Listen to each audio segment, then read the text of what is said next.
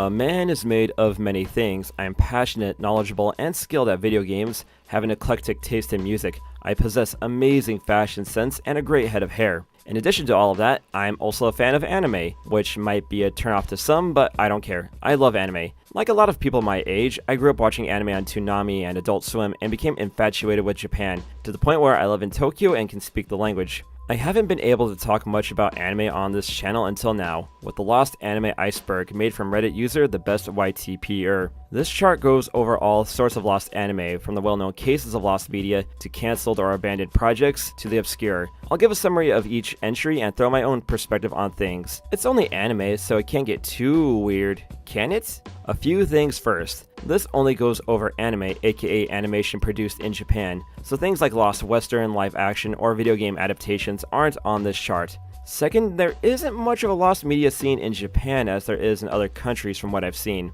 probably due to differing views, the language barrier, and archaic copyright laws. Speaking of which, due to the nature of this vid, I can't show much footage, so I'll show things like video game clips or commercials, just to keep your eyes entertained. I don't want someone like Fuji TV or Toei nuking my channel or suing me to the moon. So with that foreword out of the way, kick back, grab a snack, hold your love pillow closely, subscribe to the channel, and enjoy the lost anime Iceberg.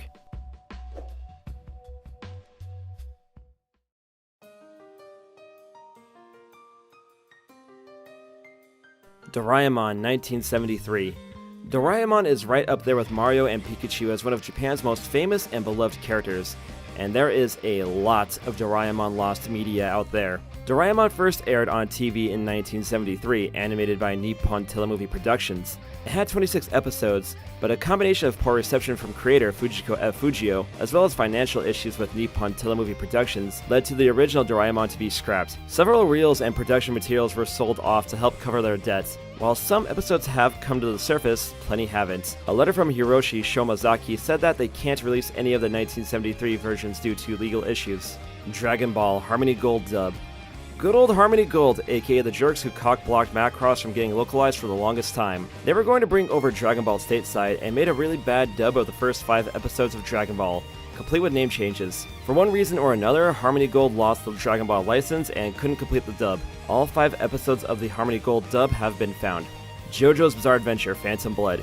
Studio APPP made a movie for the first part of JoJo's Bizarre Adventure. It was shown in theaters in 2007 and never saw a home release. While the movie was poorly received, Hirohiko Araki didn't hate the movie contrary to popular belief. The reason why it's fallen to time is that the movie is a very cut down version of the part, not even having Best Boy Speedwagon in it. A producer died during production and funding took a hit. The studio lost the IP, meaning that Phantom Blood wouldn't be able to see a home release. When asked about it, animation director Junichi Hayama said this about Phantom Blood: "I don't want you to see me get angry and pissed off, so it's better if I don't answer this question." Sweet Joseph, what happened behind the scenes? Some footage of the movie was uploaded from a student who got it from school.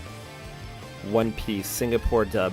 He's made a rubble! How did that happen? Yo ho ho, he took a bite of your mom. A recurring theme in this video are dubs made in Southeast Asia.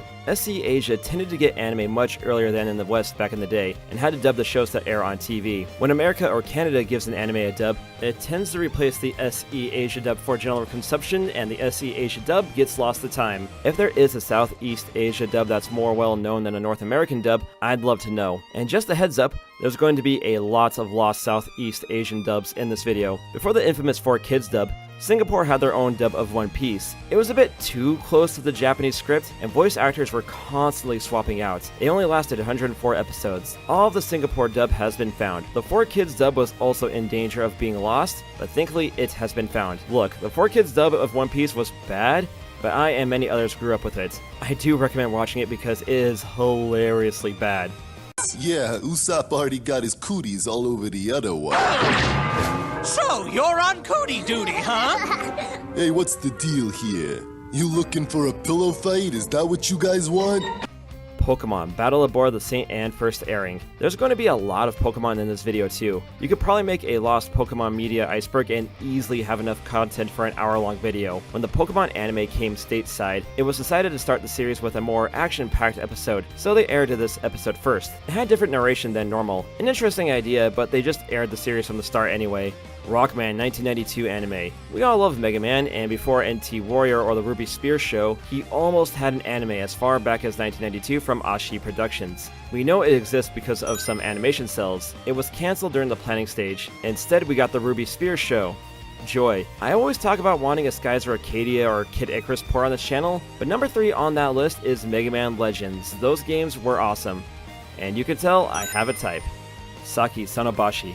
I made a joke about Saki in my Blue Reflections Second Light review, so that's why I'm showing footage of that title. A supposed lost anime brought up on 4chan. Saki Sonobashi, or Go For A Punch, is an alleged anime about 9 girls stuck in a bathroom with no exit and off themselves when they realize they have no way out. Even with a large search effort, Saki Sonobashi has never been found, and most people think it was a hoax. Jinx guitarist Justin Wang made a 3-part series about Saki that helped spread awareness about the title, but again hasn't turned up anything. My personal theory is that if it does exist, it might have been a doujinshi movie that got a super limited release. Here's an idea. Take the Saki Sonobashi plot and name and make a short film for Netflix or HBO Max. If it did exist, someone is going to go looking for some money and we'll have to show some receipts. If not, then we get an official version of Saki. For what it's worth, metal band Necronomen Idol has a music video for their song Santa Sangri that was clearly inspired by the Saki legend. Super Mario Bros. Pichihime Kyushutsu Dai Sakusen. Before the Super Mario Bros. Super Show, there was an anime that was released to help promote Super Mario Bros. 2. It's a cute movie, but didn't see a wide release in Japan. Thankfully, a tape was found, and the movie is up to enjoy. Someone should get Chris Pratt and Charlie Day to redub this movie.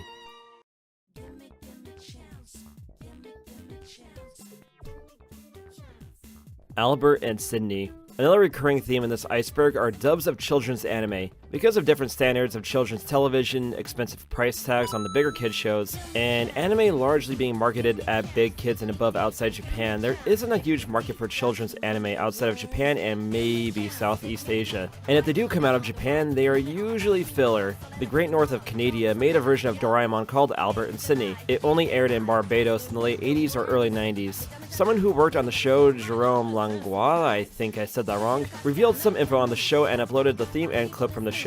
Chikara to Onna no Yo no Naka, a 1933 short movie that is the first anime to have voiceovers. While it was a success, no known prints of the movie exist today, and sadly we cannot see the first fully voiced anime. Distrust. This is the original version of Danganronpa.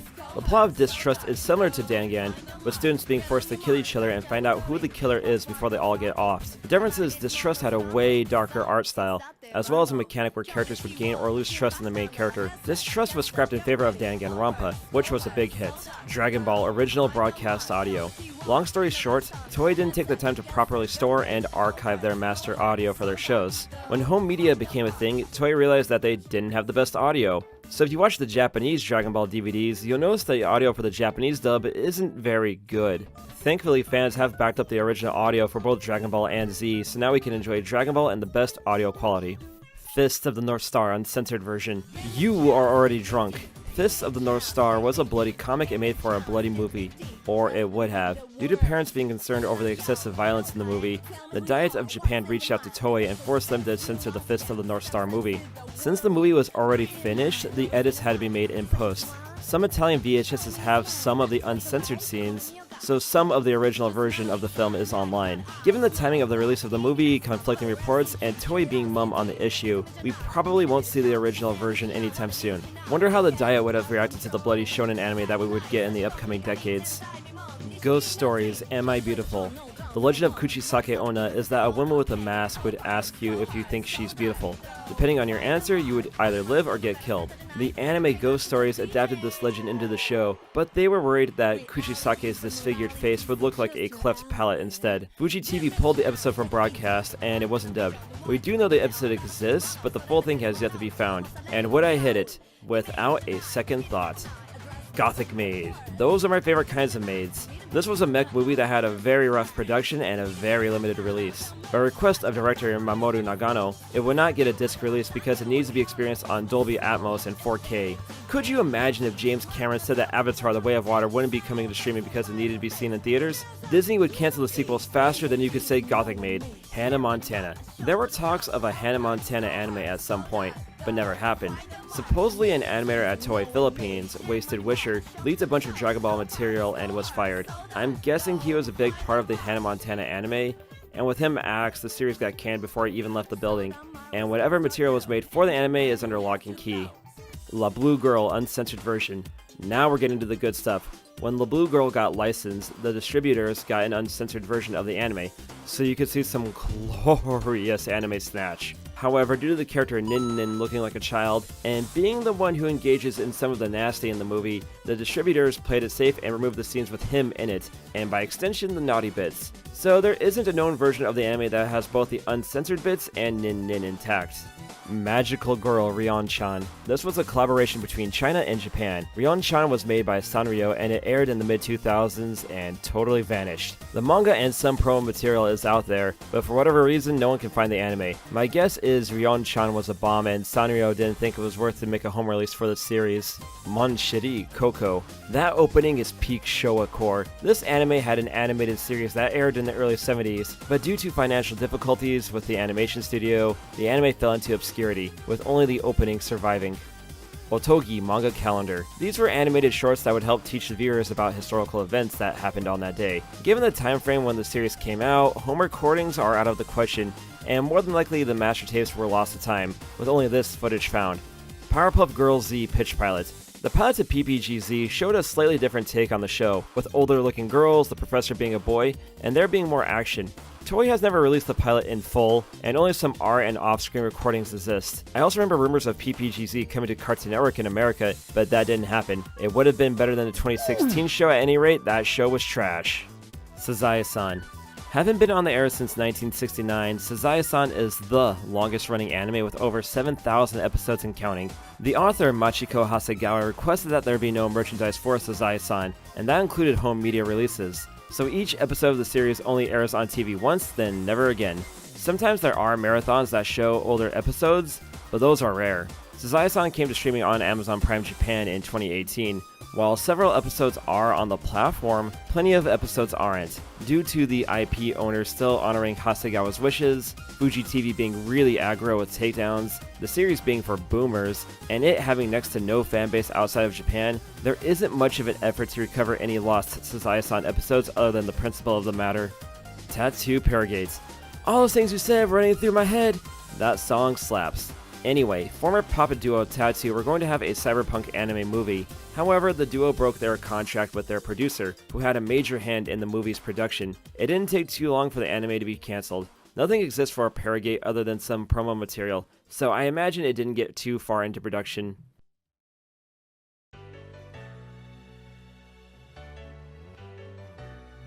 Akihabara Deep. This was a novel from Ida Ishida that was going to have a CG series, but didn't. No reason why it was cancelled. Judging from the art and premise, it might have been too expensive to make for such a niche series. Same reason why Eltonville didn't get picked up, and I can't believe I'm making that kind of reference. His Boba Fett! Not if I get the money first! Suddenly I know what pity is. Anime Tensho Cross Touhou. UFO Table produced a crossover between Anime Tensho and indie game Touhou. It was finished but hasn't seen an official release. If you don't know anything about Touhou, its creator Zun doesn't want a Touhou anime because he wants people to focus on the games. Granted, he's super cool with fan art and fan games. I think Zun was not cool with Touhou getting an anime without his involvement. Big X. One of Osamu Tezuka's series, Big X got an anime way back in 1965, and like a lot of anime from the time, not all episodes of Big X survived. Some episodes are online and can be enjoyed, but most of the series hasn't been found. Interestingly enough, one of the episodes found has the title screen in English instead of Japanese, so maybe there were plans for a Big X dub at one point. College Terra Story. This is an H game where you make it with college girls. The story behind this one is that it had a super limited release and many thought it was lost to time. Same story for Garage Bad Dream Adventure. A super obscure PC game gets released in small quantities, and someone finds a copy of it and backs it up online. In this case, a person named Do Gi uploaded the ROM for College Terra Story, and now we can all enjoy it. Crayon Shin-chan Episode 93. Episode 93 of Shin-chan only aired once in Japan and was skipped over in all the dubs. One segment has been found, and we know the names of the other two segments, but that's it. One of the segments was to promote the movie Booty Booty Kingdom, and it might make sense why a promotional segment didn't get saved, but why it took down the rest of the episode with it is very strange. Cyborg Kudo-chan canceled episodes. Kudo-chan was going to have a run of 78 episodes. 66 aired and production was going on for the remaining series, but the production company Public and Basic filed for bankruptcy. We know the names of the remaining episodes, but other than a bit of art, no production material from the remaining episodes has been found. If there was any work done on the remaining episodes, they were more than likely sold off or destroyed. Doraemon Adventures in Candyland English dub. One episode of the Doraemon anime was going to be dubbed, and it didn't happen. The rumor was Disney was worried about kids eating too much candy after watching the episode. Again, just a rumor. According to Kaiji Tang, they didn't record anything, so this episode never got dubbed in the first place. Doraemon MTV UK dub. In the early days of the anime, Doraemon was being shopped around to distributors. Unbound Creative, formerly Fuzz Entertainment, had a pilot for a Doraemon dub that was commissioned by MTV UK. A Reddit user posted the tape that their father voiced in and eventually uploaded it online. Dragon Ball Creative Productions Corporation dub. After the Harmony Gold dub failed, a dub premiered by Creative Productions Corp aired in the Philippines. Only 35 episodes and 2 movies were dubbed in English and Tagalog. Since it only aired in the Philippines, not many clips of the dub survived. Thankfully, the movie dubs were on VHS and have been archived. Dragon Ball Super Broly deleted scenes. According to director Tatsuya Nagamine, there are scenes storyboarded for Super Broly but had to get cut for time, in particular scenes that would have showed some of Vegeta's past. If they were fully animated, they probably would have been on a DVD release, so those scenes probably didn't get much further than storyboarding. It would be cool to have a director's cut of the movie that shows these scenes.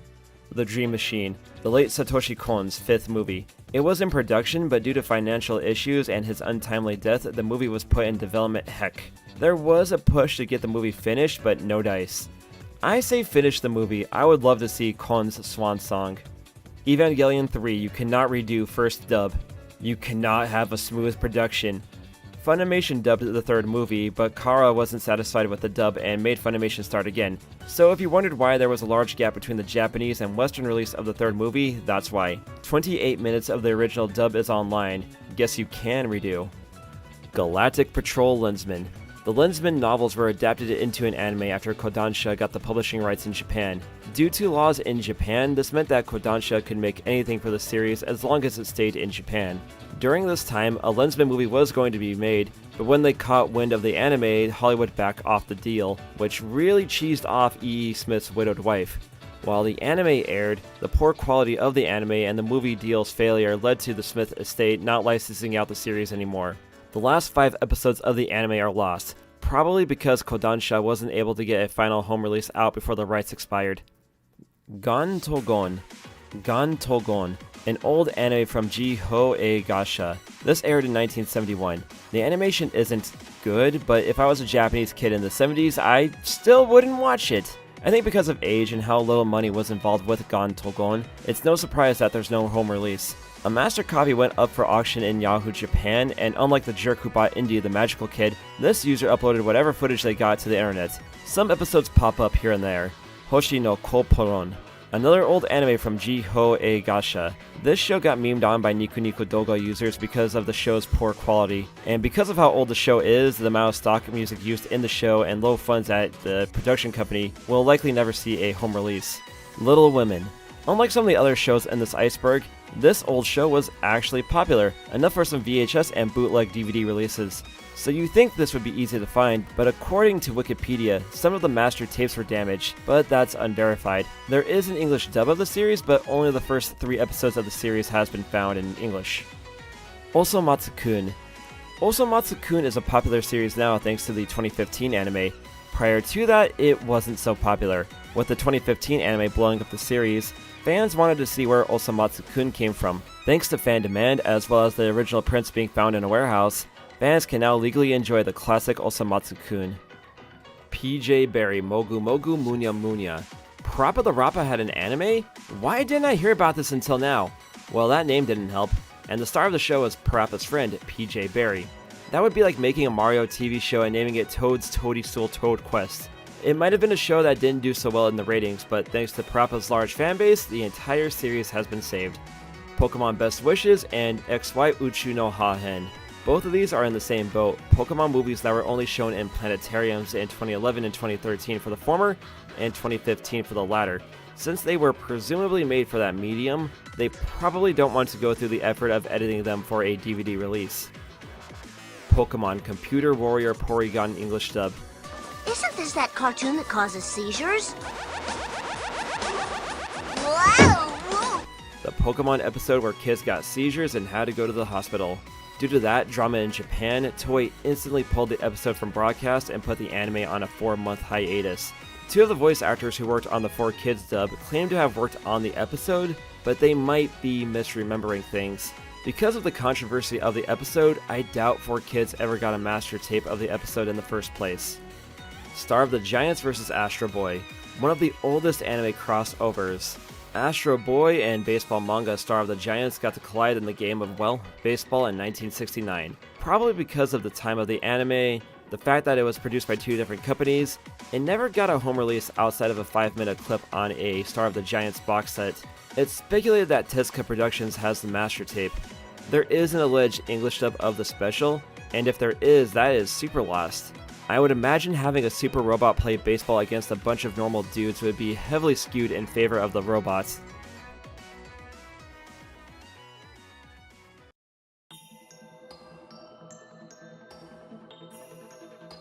Aloha Yokai Watch, Rakuen, Hawaii. Ghetto ghetto po, ghetto ghetto po. One of the most surreal moments I've had in Japan was being at a club circa 2015 and seeing an entire room of adults dance perfectly to the ending theme of Yokai Watch. Yokai Watch did a collaboration with Hawaii to educate people about the history and culture of the state. Screenshots are up, but the original short hasn't been archived. Reminds me of that Street Fighter Yomigaeru Fujiwara Kyo movie I talked about in my Street Fighter Iceberg, which was a movie to educate people about the history of Nara. Anime TV de Hakken Tamagotchi.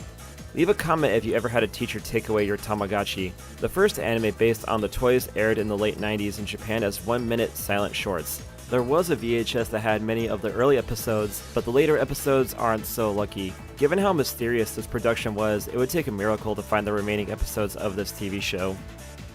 Apache Baseball Academy. A baseball anime that featured work from future Ghibli artist Isao Takahata. This is one of those cases where an anime did get an official release, but it was super expensive and super limited with no reprints. Thankfully, a fan got the DVD, and now we can all enjoy Apache Baseball Club. Arisa Good Luck.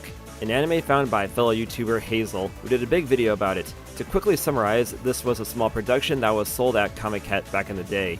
She found a low-quality rip online and set out on a quest to find a high-quality version of the thing. Long story short, she got a DVD and VHS copy of the anime, and she told the story behind this small yet troubled production. Calimero original Japanese version. Calimero was an Italian character who advertised soap. Japan heard he was popular and made an anime. The series can be found easily in other languages, but not Japanese. Given the time of the show's release, and it not really taking Japan by storm, there wasn't much of a push to give the series a complete release in Japanese. Canyonero! Hey, hey! The Federal Highway Commission has ruled the Canyonero unsafe for highway or city driving. Castle in the Sky alternate ending. Did anybody use Mixi? On that site, someone uploaded pictures from an alleged alternate ending of Castle in the Sky. The screens are from TV broadcasts of the movie. Rumors are so rampant that Ghibli had to make a comment about the alternate ending in that it doesn't exist. Still, some people are searching for it.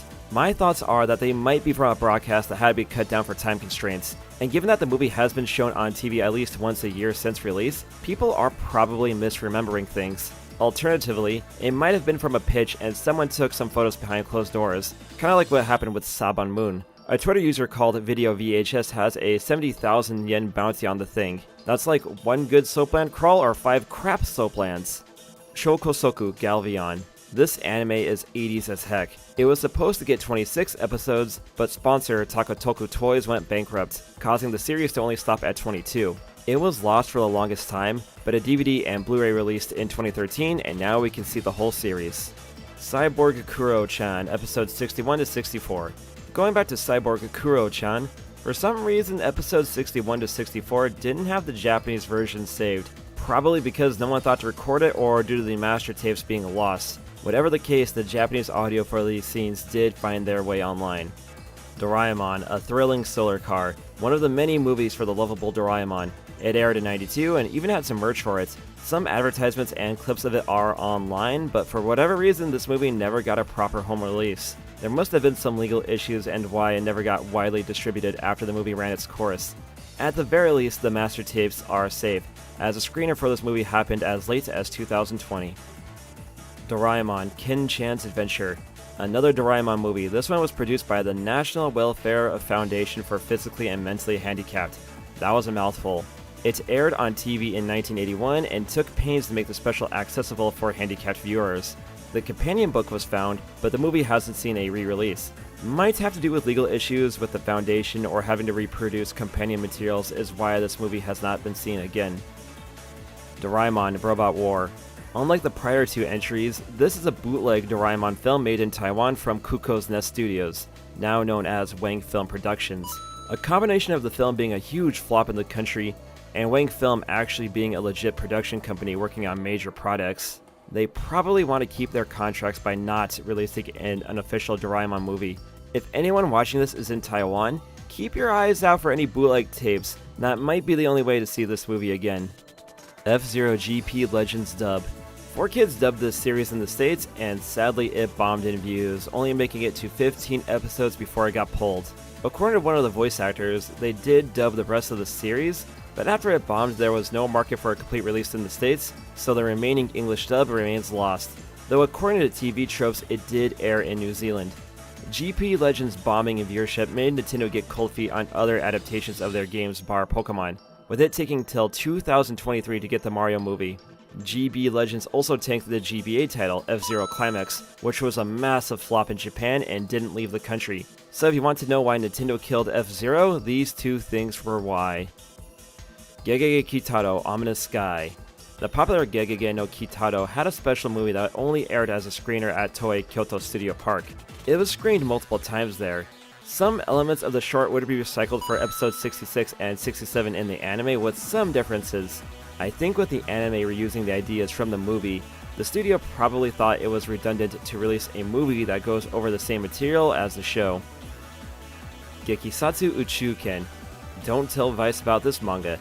Gekisatsu Uchuken was serialized in a manga magazine called Lemon People. I hate that name. It was going to get an anime, with it having an audio drama as a pilot, but the anime was cancelled early into production. The main culprits being the staff working on Macross Do You Remember Love? I certainly don't. And the nature of the manga being a turnoff to sponsors. With no money and a staff spread thin, Gekisatsu Uchuken's anime was left as some storyboards and keyframes. It's said that the anime Fight Aizer 1 was inspired by Gekisatsu. Hazeidan. Another early anime that aired in the 70s and didn't see a full home release. Some episodes have popped up online, but a good chunk of the series hasn't. Not much else to add here. Gym Button. Guten Tag, we're talking about a Japanese adaptation of a German book.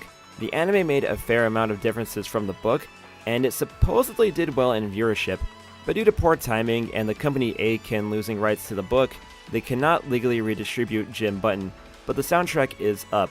Related, there was a more faithful version from the West, and funnily enough, that show has an English dub that is missing. Kuwagata Tsunami. This was a Flash animated series from creator Rareko, also behind Agretsuko. Kuwagata was an online series that sadly went lost when the site that hosted the series went down. The first 30 episodes found their way online thanks to a DVD release, but the others are still lost. Surprised this series wasn't uploaded to Nico Nico or YouTube. Also, how did a human woman and a stag beetle man breed? Actually, you know what? Don't answer that question. I've seen enough weird stuff online.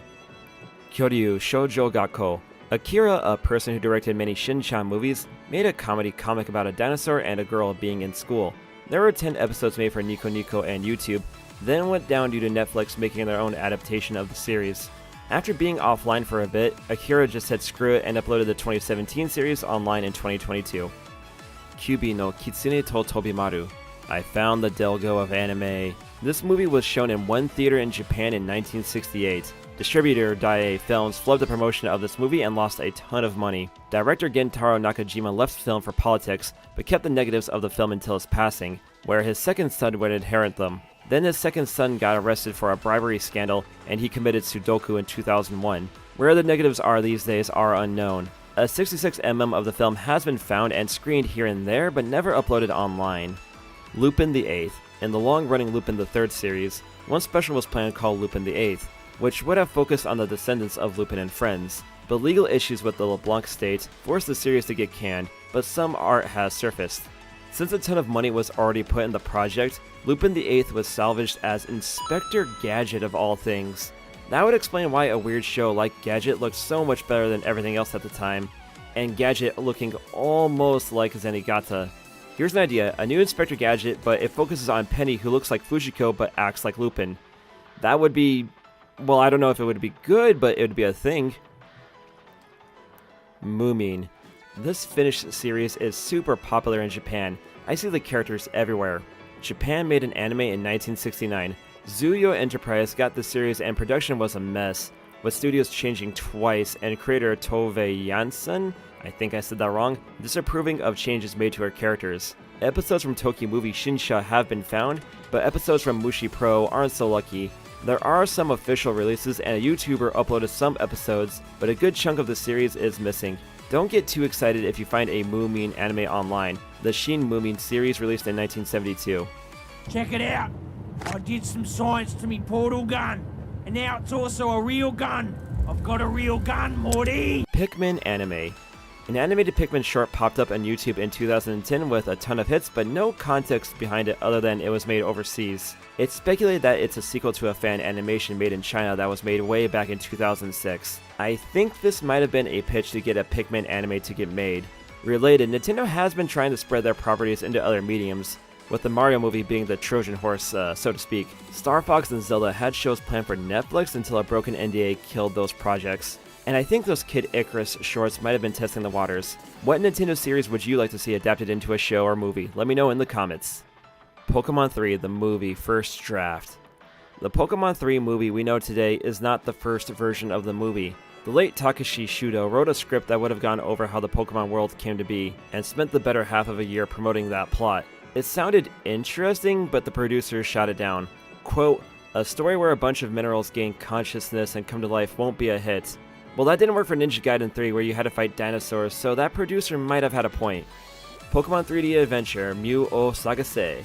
Another one of those anime that only aired at a theme park kind of lost media, this time being shown at the temporary Poke Park in Nagoya, Japan, aka Buji, Tokyo. Other than a few screeners past 2005, Search for Mew hasn't seen a release for whatever reason. I say drop it online, Pokemon fans will lap anything up. Pretty Guardian Sailor Moon, The Miracle 4D. At Universal Studios Japan, this short film was aired. It was a big hit, but it was only a temporary attraction that got replaced by, well, Shrek 4D when its run was over. Between the 4D stuff and USJ probably having some interest in the film, there hasn't been a release of The Miracle since. Can we get a Sailor Moon beat 'em up with these models? That would be pretty sick. Rail Wars, Kurizawa Yori Satsui o Nosete. This was going to be a sequel to the light novel and anime of the same name. However, constant delays and the mixed reception to the Rail Wars series led to the game getting canned. I guess you could say production went off the rails. Ranbu, a once lost gag anime based off a manga. It aired in 1984 and suffered poor ratings. Out of nowhere in 2021, the entire series got a DVD release. Probably a case of someone liking the series and didn't want to see it lost to time. Sennin Bodaku. This is what your grandparents cranked it to. Sennin Bodaku was the first ecchi anime to be produced, and it has a legacy to match. While most of the series is online, 2 episodes are missing from the official releases, and damn, she mad thick. Toriko captured the barbarian Ivy, the pilot movie to the once popular Toriko series. What's interesting about this one is that the animation studio behind the pilot hasn't been confirmed, either being UFO Table or Toei. The pilot obviously worked as Toriko did get a series made by Toei, but the pilot hasn't been seen ever since the original screeners. And I have to say, Toriko's body goals. Also, that, my friends, is one of the best mullets in fiction.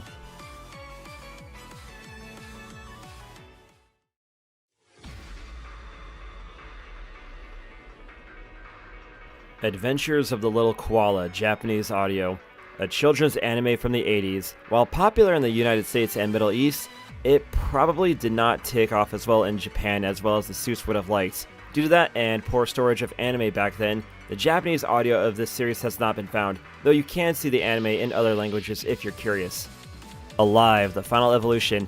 I feel so alive for the very first time.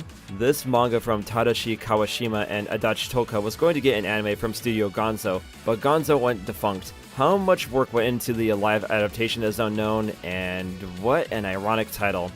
Anpanman 1979. The beloved children's show Anpanman has been on the air since 1988 and was parodied in the hit comic One Punch Man. Before the 88 anime, there was an attempt to get the anime off the ground in 1979. This anime aired a few times past the original air date, but it didn't take off. It's surprising a series as popular as Anpanman hasn't had its first anime archived. Even NHK called for more information on it. Given that the series is for young kids, they probably don't want to confuse kids with an old series that doesn't reflect the current show. A comment on the Lost Media page showed that the pilots did get Greek and Arabic dubs that are online. Wherever the Japanese version is, I don't know. Ape Escape English dub. Back when Sony made games that weren't mid-tier award baits, Ape Escape got a 3-part CG anime that got dubbed into English and aired on Nicktoons Network. For some reason, the third short's English dub is lost. Whoever recorded the first 2 shorts must have missed the third short, and there isn't much interest from Sony or Nick to release the third. Bakugan Mectanium Surge. I used to sleep with my TV on when I lived in the States, so I woke up often to Bakugan at one point. This season of Bakugan got canned in Japan in favor of Zoobles. What the heck are Zoobles? I've never heard of this until now. Whatever, I'm getting sidetracked. The Viet release of this season had a narrator talk over the Japanese dub, so it could be heard that way. It wasn't until 2018 where the Japanese dub with Chinese subtitles appeared randomly on streaming service Bilibili in China. And if I said that wrong, I don't care. Bakuso Kyodai Let's and Go English dub. Is that Robert Garcia? This series was exported to the Philippines in the year 2000 to capitalize off the Mini 4WD toy line. Like a lot of English dubs from Southeast Asia, it was never properly archived. It's such a niche series for a toy line that never went anywhere outside of Asia, so it's no surprise that there has been much of a search to find this dub. You can see the series in Spanish and Indonesian. Bible Black Latin dub. We can't have an anime Iceberg without Bible Black in it. According to a Spanish news site, there were rumors of a Latin America Spanish dub of the anime, but there's conflicting reports. Director Oscar Flores said that Bible Black was dubbed alongside another anime, Darling, but the timeline of events don't match. If it does exist, no voice actors have said anything about it because no one wants their career tied to smut. And I'll bring it up here too, Bible Black was going to have a live-action adaptation. It got cancelled because there was no way a Bible Black movie was going to be better than entertainingly bad. I made a short about that topic, and hey, YouTube, I make shorts. Actually show them to people. Bit the Cupid. One of those shows that fell under the radar. Bit the Cupid was a show that looked like old Namco Famicom art come to life. It's the closest thing to Chubby Cherub the anime, which was already based on another anime. About half the series is up on YouTube, and the English dub is pretty much gone with the wind. I'd rather have Pit the Cupid instead. Bubblegum Crisis Tokyo 2041. A sequel to the remake of Bubblegum Crisis. It was announced and put into pre-production. Supposedly production stalled out due to the creative team wanting key members to reprise their roles. But after ADV went belly up in 2009, it's thought that the series is dead. If there were any production materials, they have not been found. Cleopatra the Queen. Another erotic anime and one of the early ones to show nudity, violence, and full penetration. This is true love we're making. Given the time this movie was released, it didn't have a huge market push and was a flop. However, a DVD was released in 2018, and Discotek released the movie with English subtitles in 2020. There are some references to an English dub, but there hasn't been any proof that a dub existed. Dr. Zen. Also known as Kaito Pride, this old show was never properly archived or released on home video. 2 episodes were remade and are up on YouTube, but most of the series is lost. Eagle Sam. Of all the things to base the show off of, you based it off of a mascot for the 1984 Olympic Games. This character was big in Japan at the time, and after the Olympic Games ended, the series went into obscurity. Presumably, issues with the Olympic Committee is why this show remains obscure and lost outside of a few episodes. Also, this guy is the current head of the IOC, and what a fitting name. Golden Kids. Well, this is a new one. This series could only be seen via an iOS app where you had to pay $3 to unlock each episode. And this show had 100 episodes planned. If they kept this model up, it would have cost $300 for the whole series. My flight to Singapore cost less than that. This scheme fell apart and only 2 episodes were released, with the second episode being lost and only the English dub of the first episode remaining. Harimogu Harley. Sonic This Ain't. This kids show was supposed to be the rival to kids show Shimajiro. We know the staff behind the show, and one episode was uploaded to Nico Nico, but NHK has been super aggressive with takedowns, so maybe they are embarrassed by the series?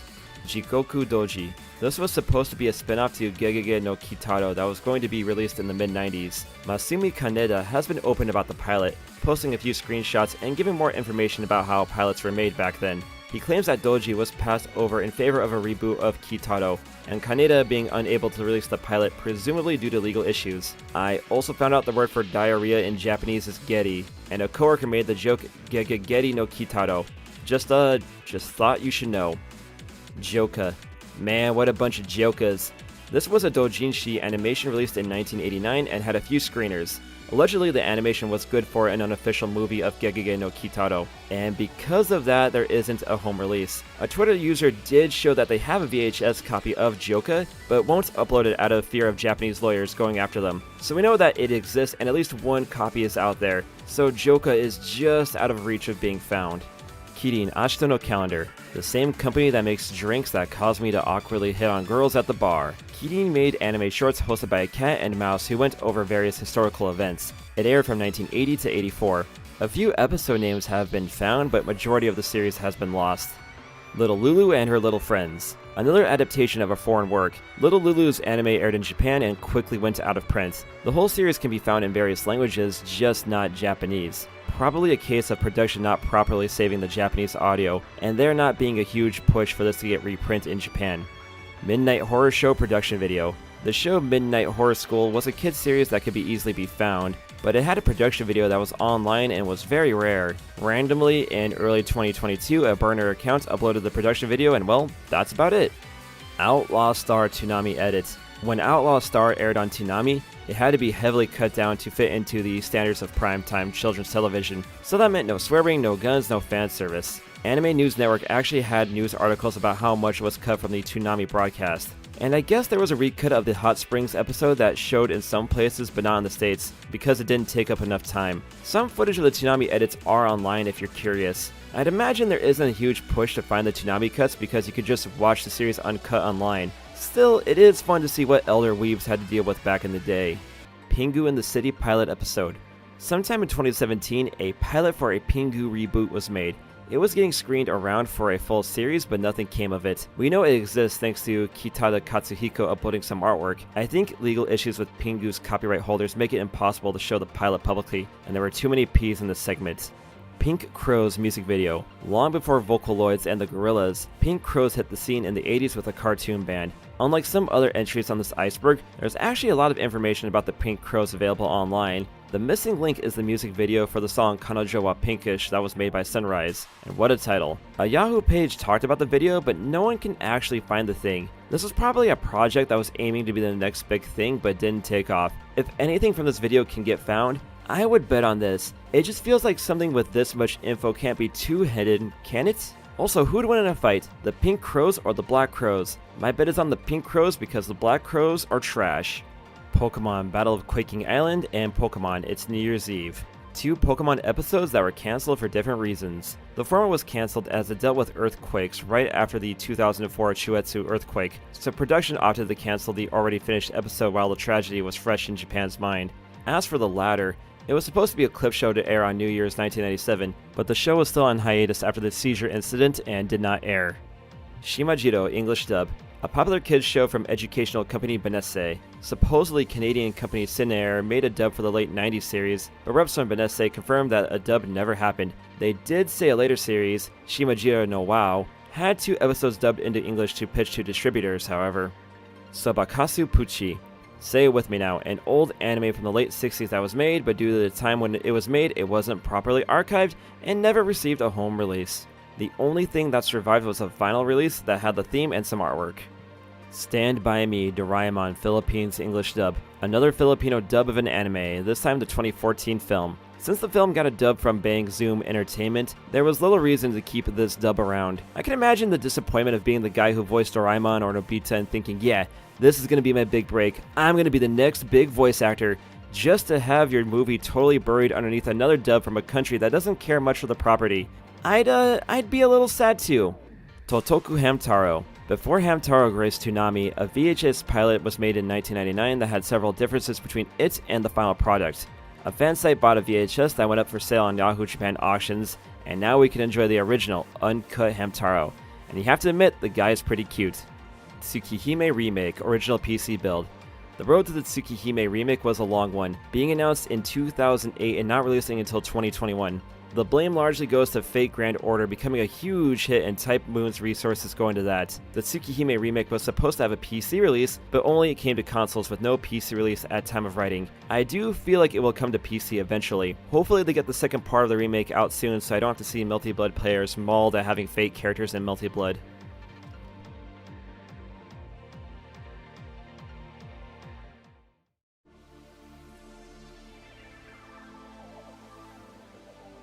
Air Cruel version. You like creepypastas? Then here's one for you. There's an alleged version of visual novel Air that has a lot more blood than normal. It's rumored that a doujinshi group published it, and whatever copies got out in the wild were quickly confiscated by Key. There's a few pieces of art floating around claiming to be from the Cruel version of Air, but anybody can use Photoshop. There is a version called Summer Death that does exist, but it isn't the alleged Cruel version.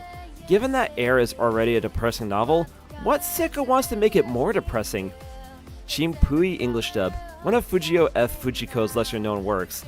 This show got broadcast on Disney Channel Asia in 2012, which is a bit late for a show that was made in 1989. Due to the obscurity of the show and probably low ratings, the dub is lost. You can find a Vietnamese version, however. Cowboy Bebop Brazilian Portuguese dub. Just let me say, Bebop is one of my favorite shows ever.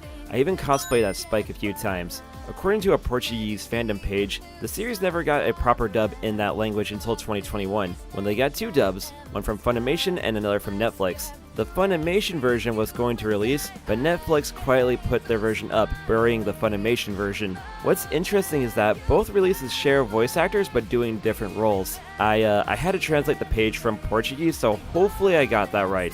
Related, Spike voice actor Steve Blum said that he recorded for a Bebop video game that never got localized, more than likely the PS2 game. Hey Sega, if you could make a Bebop game play like a Yakuza game, that would be the best game ever. Certainly the best anime game ever. Dr. Slump and Aurel Chan with Queen Millennia. A crossover between Aurel Chan and Queen Millennia that aired in the early 80s. Presumably due to unfamiliarity with both series in the West and the age of the special, not too many people knew about it. In 2020 the special was found, and with a version with subs being found later that year. Dragon Ball 9/11 Interruption.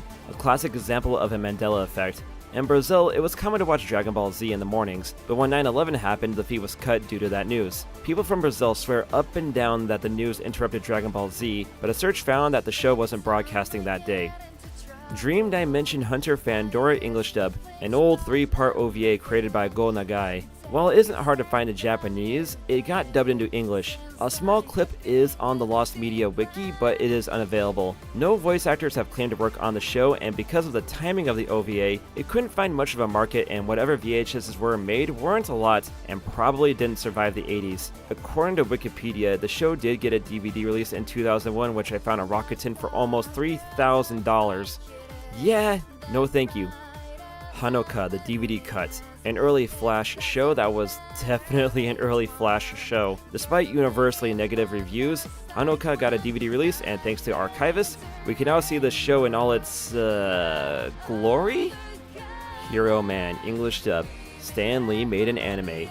It was a collaboration between Bones and Disney's Sierra Vista Studios. It aired in Japan and was supposed to get a dub, but due to creative differences between Studio Bones and Sierra Vista, this didn't happen. As a result, Hero Man never received an official dub other than a small promo. I wrote a short about this for Meepon, go give them some love too. Kaiketsu Zorori, English dub. This children's show got a dub that aired on Cartoon Network Philippines in 2010. Other than a promo and some clips of the movie, most of the series' English version is lost. Kirin Monoshiri-kan.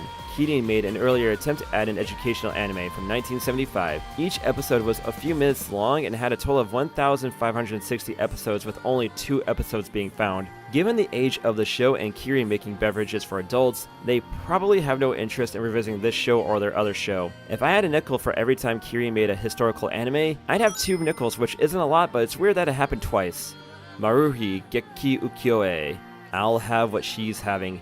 An early adult anime that was a financial bomb, only airing in theaters for 10 days. It did get a home release, but that was the censored version. Given the obscurity of the movie and poor reception, I can't imagine many copies being made. A reel was sold back in the 80s for 44,500 yen, so maybe it will show up on Rakuten or Yahoo at some point.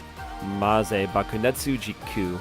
Maze is a light novel series from Satoru Akahori. It has an OVA and TV series, and those are easy to find. What has been found is the sequel movie. According to this post on the Lost Media forums, the series was censored in the home releases.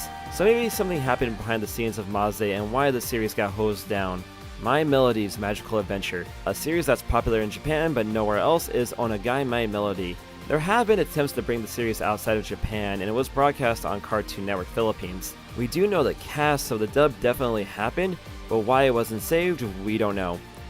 No Man pilot episode. An Osamu Tezuka manga that was supposed to have an anime, and to get the anime off the ground, Mushi Pro made a 12-minute pilot. A few stills have been released, and screeners for an alleged duplicate reel have happened. Mushi Pro was also trying to get another show, Zero Man, off the ground, but a lack of cash killed that show, and was one of the reasons why No Man never got picked up. Overheat Over Heart music video. To promote the anime Cutie Honey universe, buying a CD for the anime would get you a card that had a code to see an animated music video for one of the songs on the album. The site is still up, but the site to the music video is down, and no one managed to archive the music video when it was still live. I did find this picture of the video, so clearly hunters have their priorities straight. Robocrosser. You're watching Robocrosser on Jetix. Not really. Telecom and Jetix had a plan for a Robocrosser anime that was going to air in 2009, and they had a pilot screened at the Tokyo International Anime Fair in 2008. It was screened there and never again as the show got cancelled. Robocrosser was going to air as early as 2004 but entered development limbo. Telecom did share some storyboards, but those weren't archived. Samurai Pizza Cats Brazilian Portuguese dub. This Tatsunoko show did air in Brazil and had a Portuguese dub, which has sadly fallen to time outside of one episode. Gonna assume home recording steps weren't readily available when the show aired, and now the master tapes are just sitting somewhere in Brazil. Shiden English dub. The last show worked on by the creator of Speed Racer, Kimio Ikeda. He wanted to bring back car anime for a younger generation with Shiden. Since the show was going to be a Japanese and American collaboration, it had an English dub for the pilot, which has been seen. Sadly, due to the passing of Ikeda-san in 2007, the project fizzled out, and the team moved on to other things. Suzumi Bune. This is what people crank their hogs to before WW2, as it was the first H animation. Sadly, police seized the film before it could be finished, and it never properly released. The Tokyo Police donated the remaining film to the National Film Center in 2000, and it hasn't been screened since. Given the age of the movie, it would take a miracle if any prints survived. Remember, the police are not your friends. The Cradle of Thorns, a visual novel released in 2014 that didn't have much interaction. You had to play every day or use microtransactions to unlock the story. The servers are down and other games from the developer Koyon Pleat are gone, but thankfully YouTube channel Doll Prince has all 9 chapters on their YouTube. As far as I know, this game is as complete as it's gonna get. The Slayers Fox Kids version. Way back in the day, Fox outbid Toonami on Slayers, Escaflown, and Magical Knight Rayearth. Lisa Ortiz, who voiced Lena, was called back in to redo some lines. Somewhere along the chain of command, Fox canceled the airings of the Slayers, so the Fox Kids version of the show remains a mystery. Given the amount of edits Escaflown had to go through to air, and they ended up pulling the plug on that show, Fox just didn't see hardcore anime as the direction of their network. In the end, Fox sat on the rights to those shows, much to the disappointment of Jason DeMarco and young anime fans across America.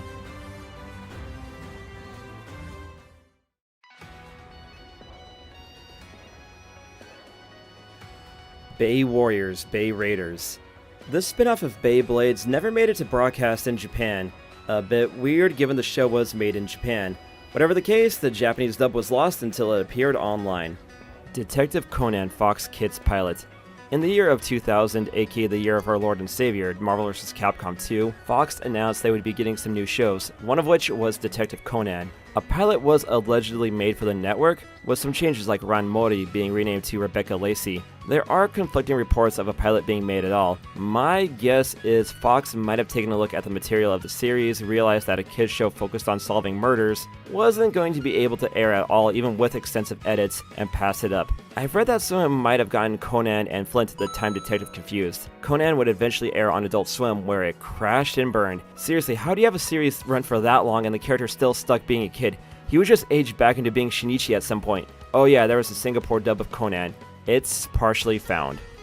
Kaiji Hakai Rokuen original scene. Kaiji, a man who wishes his mullet was as good as Toriko's. In the second episode of the anime, there's a spot of Kaiji imagining himself being thrown around by strong gusts of wind. In the manga, it was him drowning instead. The Tohoku earthquake hit Japan a month before the second episode was supposed to air. It was altered to wind in the show to separate itself from the tsunamis that hit Japan at the time. Given the timing of the episode, there's next to no chance of the original version of Kaiji falling to water being seen. Jonkin Man, English dub. Jonkin Man, saving the day. That's not how the theme song goes at all. This kids show aired on Nick India with an English dub. One voice actor, Sharanya Menon, said that they worked on the show. But other than that, not much else is known about the dub. Who would win in a rock, paper, scissors fight? Jonkin Man, Gon, or Alex Kidd? Let me know in the comments. Shoujo Tsubaki deleted scenes. The Japanese equivalent to Cannibal Holocaust. Shoujo Tsubaki is brutal, exploitative, grotesque, and not for the faint of heart, but I do recommend it for those who like dark art. The story of this movie is a long one, taking forever to make and getting banned in Japan for 14 years. There was a rumor of a deleted scene, but an interview cleared the air. The only things that were cut were some narration and a fade to black from the theatrical run. If you buy a copy of the movie these days, it will be the uncensored version. Mojako, English dub. That is a terrible name for a website. Another Fujiko F. Fujio property that got a dub for CN Asia, and like all children's anime in this video, it never got properly backed up or recorded.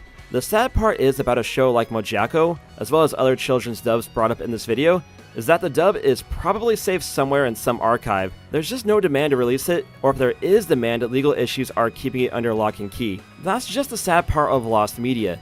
Suits would rather sit on something forever than risk a few bucks over an old series. Olgon Bat, English dub. Prior to Superman or Batman, Olgon Bat was one of the first Japanese superheroes that was created in 1930. Bat got an anime in 1967, and that's fine. It came to the States and Australia as Phantoma Phantom Man, Warrior of Justice. The series never made it to air in the States, but it did air in Australia. I can't imagine it was a big hit, and given the time when it aired, home recording setups weren't readily available, and all that remains is a very brief and very low quality clip. Vibri on Vusic. Anyone remember Vib Ribbon? I remember seeing it on Cinematech on G4 way back in the day. The star of Vib Ribbon, Vibri, did a guest feature on the show Vusic Countdown 20, where Vibri would introduce the next song on the list. We have an image of the event, but any footage has yet to be discovered.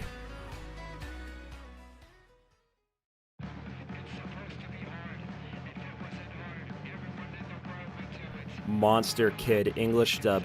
Brand new, eh?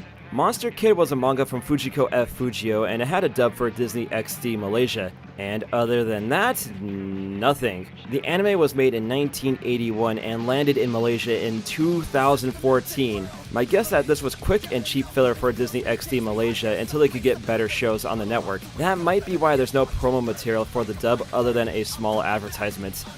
One Piece, Funimation Toonami Edit. Level 8 only had 4 entries, so I threw this in here to give it 5. When 4Kids lost the rights to One Piece, Funimation picked up the slack. When Toonami aired the Funimation version, Funimation kept in some of the edits from the 4Kids dub, such as calling Zoro Zolo. When Toonami was cancelled the first time, Funimation redid these episodes to be faithful to the Japanese version. I don't think there's much of a push to find the Funimation Toonami edit, partly because not many people know about it, nor want to acknowledge the changes 4Kids made to the series. I remember coming home from Homecoming in 2007 and watching this version of One Piece on Toonami. Needless to say, I did not lose my V card that night. Tensai Bakobon, colored pilot. Before the 1971 anime, there was a color pilot for gag comic Tensai Bakobon. It was supposed to air on Nippon TV in 1968, but got pulled from air and hasn't been seen since. Bakobon got a series off the ground in 1971, and that pilot has been preserved. I guess legal issues, age, and the likelihood that the 68 pilot doesn't represent what the series would become means that this pilot will remain lost. Gonna be real, I've lived in Japan for 7 years at this point and seen this dude around, and I had no idea what the series was called until now. Vib Ripple OVA. When you research lost media, most things you find have something to confirm it existed, like a logo or some documentation or even an interview. Not the case with this OVA. A Discord user claimed to have seen a Vib Ripple OVA, which if you don't know, Vib Ripple was a sequel to the PS1 game Vib Ribbon. If there was an OVA, no one knows anything about it. The Wikipedia article has nothing on it, and the Japanese wiki has even less info. My only theory is that the OVA could have been a pre-order bonus to something, or it was one of those things that just appeared in stores and no one noticed it. Until we get concrete proof on the thing, its existence is unconfirmed. Yatterman English dub. The 2008 remake of Yatterman had an English dub that aired on Cartoon Network Southeast Asia. Gloria Ansel was allegedly Doronjo, and that's all we know about the dub. The only thing I could find was C in Asia having a page for Yatterman, so we do know it aired. Beyond that, there's no recordings, promotional material, nothing. Similar to the Monster Kid dub, it was probably just quick filler for the channel, and when it ran its course, they were all too ready to abandon Yatterman. Surprised the 2008 anime never got a proper dub from Viz or Funimation. I used to main Yatterman and Mega Man Volna in Tatsunoko vs. Capcom. If we can't get a proper Marvel vs. Capcom 4, can we please get a new Tatsunoko vs. Capcom? Evangelion live action footage.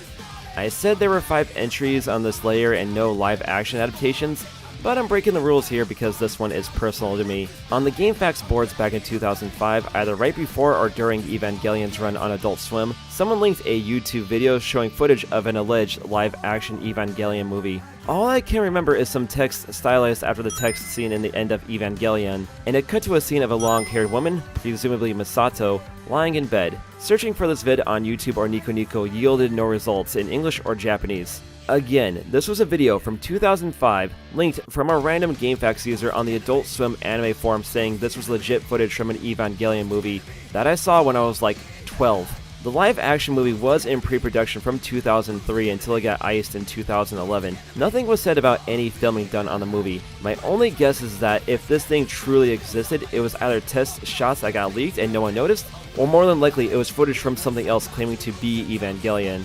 Most likely this is just me getting memories confused, but hey, that's just a part of lost media. And that is the Lost Anime Iceberg finished, and I hope you enjoyed it.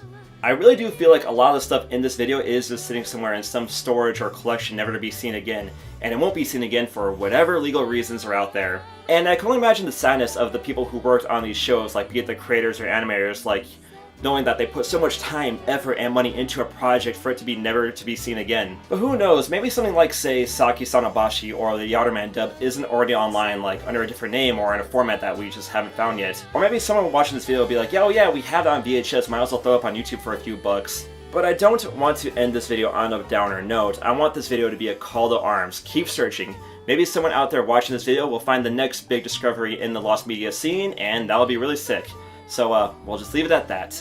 A few more thoughts before we wrap up here. I gotta give a shout out to the best YouTuber for making this iceberg chart. It was really nice, really well laid out, and it was very fun to research this stuff. And of course, I gotta give a shout out to the Lost Media Wiki for being a treasure trove of information. And of course, shouts to you for making it all the way to the end of the video. I get comments here and there asking for a new iceberg video, and well, here you go. I've noticed the iceberg trend has really died off in the past year, but hey, who knows, maybe this one will do well in views, and if it does well in views, well, we'll get more iceberg videos in the future. So of course, if you want to see more iceberg charts or just want to see more videos from me, you know what to do. Hit the subscribe button and the bell bell for notifications on future videos. And I'm very active on the social media, Twitter, Instagram, TikTok, at ZMan, because you know what it is, and we'll see you in the next video. Later everybody, take care.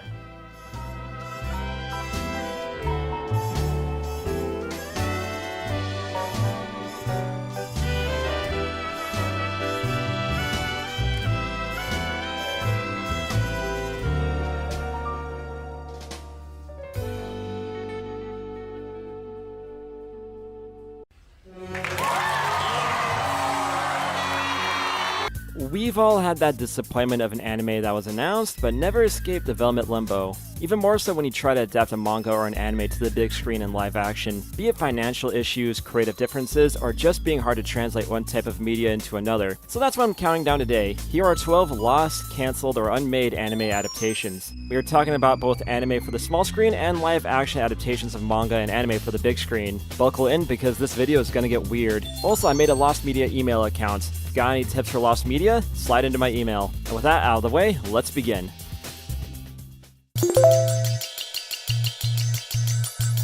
Cast in the name of the fool, ye not pitied. Big O was a staple of early 2000s anime. It was sleek, stylish, and awesome. Imagine Batman cross 007 cross Get a Robo, and you'd have Big O. The series was a flop in Japan, but a hit in the States. Adult Swim financed the second season, and it ended on a very...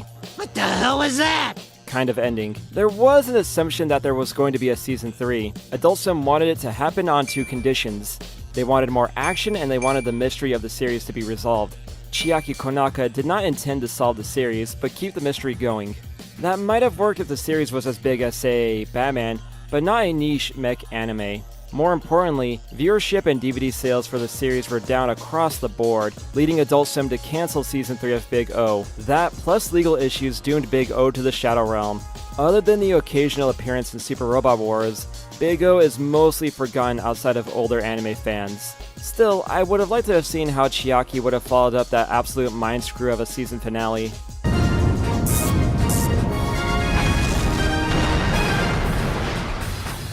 Negotiation もこれで終わりね。 When you think of mid-2000s Disney Channel, you think of Hannah Montana. I just think of awkward family get-togethers where I was horribly bored, and all the TVs were either sports for the adults or Disney Channel for the millions of kids that my extended family had because people from Albuquerque did not know how to work a condom. Where was I going? Oh yeah, Hannah Montana. From what I understand, there was a user of the Daizenshu forums named Wasted Wisher, who was an animator at Toei Studios Philippines. He had been low-key admitting then upcoming projects, such as Dragon Ball, Digimon, and Hannah Montana. One of these things is not like the others. One of these things doesn't belong. Wasted Wisher was the first to mention anything about a Hannah Montana anime. It was in pre-production around 2009 or 2010, which was right about the time the series was wrapping up. This was also right before Miley wanted to escape her Disney image and started going ratchet and writing amazing bars such as... Why they put the dick in a pussy? Why they put the dick in a pussy? Why they put the dick in a pussy? As of the making of this video, no R or anything of Hannah Montana has come to the surface, but it's been verified that the show does exist and it's deep within the Toei archives. It was hinted that the show would have been something like another Toei adaptation, Powerpuff Girls Z, which means very uncomfortable transformation sequences. I do wonder what a Hannah Montana anime would have been about, but at this point, unless there's a major leak at Toei, all we're left to do is wonder about what could have been. Every Hannah ever made in order. Beginning Sunday, April 18th at 7:30, 6:30 Central. Akira was a groundbreaking animated film for its time, and it still holds up. Akira, along with Ghost in the Shell, proved that there's so much more to animation than just kid stuff. Animation allows for creativity and storytelling that just cannot be replicated in live action. As a result, Hollywood has been trying to replicate Akira into a live action movie. Because it would make money, maybe, even though these ones definitely did not.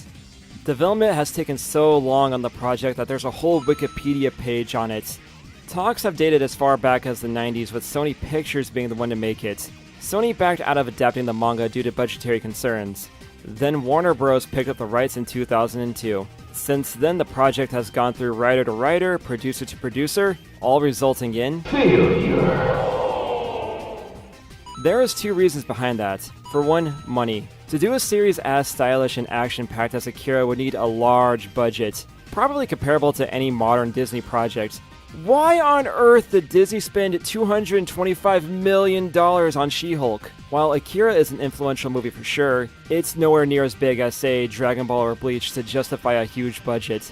Second, while Hollywood has gotten better about this, there is a legit concern that the very Japanese cast of Akira will be played by a bunch of non-Japanese actors, unless they decide to rename Akira to Kevin and have the movie set in Neo-Bushwick. Neo-Bushwick is about to explode. It has a nice ring to it, doesn't it? As of 2017, Taika Waititi is attached to Akira. Yeah, wait. We should be worried. As of the making of this video, Akira is still in pre-production. Waititi had to finish Love and Thunder first, and is now working on a Star Wars movie. That sounds fantastic. So he has the easy job of making a movie better than The Rise of Skywalker, but the difficult job of attempting to match a masterpiece like Akira. I kind of feel like Japan feels the same way about Akira, as there's been no attempt that I know of to adapt the whole manga into animation. If Waititi's Akira gets off the ground, I will shotgun a strong zero. But you know what? I might as well do it anyway. Fucking love lost media. The movie's gonna suck. Sometimes you have to wait to get your project made. Under the Dog was an anime created by Jiro Ishii as far back as the late 90s, but it didn't release until 2016. Not a case of development hell, but a case of waiting for the right time to make it.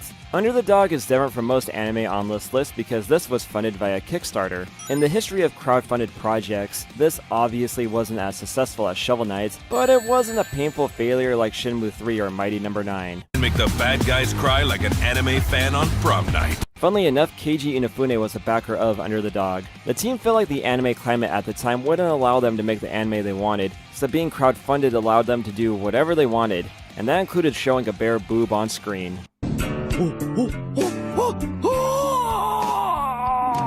Nice! Under the Dog is set in 2025, 5 years after the 2020 Tokyo Olympics were hit with a terrorist attack. Yeah, Under the Dog was made before 2020. That was when there was still hope in the world. The United Nations then started a special anti-terrorism unit which has many women in it, and one of them is Hana. She's tasked with protecting a boy named Nanase as things go horribly wrong for the both of them. I watched the OVA for this video, and you can rent it on Amazon or YouTube if you wish, but it is... It's well made, and there are some cool shootouts, and I do like the really drab color palette, but the OVA ends on a total Kawa bummer that makes the adventure mean nothing. The OVA went through production issues and it shows. The Kickstarter closed in September 2014, but didn't have any news until January 2015. One of the studios that was involved with the anime left the project, leaving only Kinema Citrus on it. And they must have fired their budget guy because Under the Dog went nearly $270K in the red, despite going above their goal on Kickstarter. In 2016, it was announced that Under the Dog entered a partnership to expand the scope of the series. What sponsor, I don't know because that site is down. In 2017, another Kickstarter was started to fund a special edition, which was successful. Reception to the special edition was better, but the embers never made a fire, so to speak. Maybe it was the downer ending that made the anime hard to get invested in, or maybe it was the name, because Under the Dog sounds like something you would say to your spouse when they are searching for their vape. There were plans to expand Under the Dog into a full TV series, but between production difficulties, the middling reception to the OVA, and everyone on the project moving on to different things doomed Under the Dog. The premise alone being undermined by how real-world events played out didn't help either. Still, it's a curious note in anime history.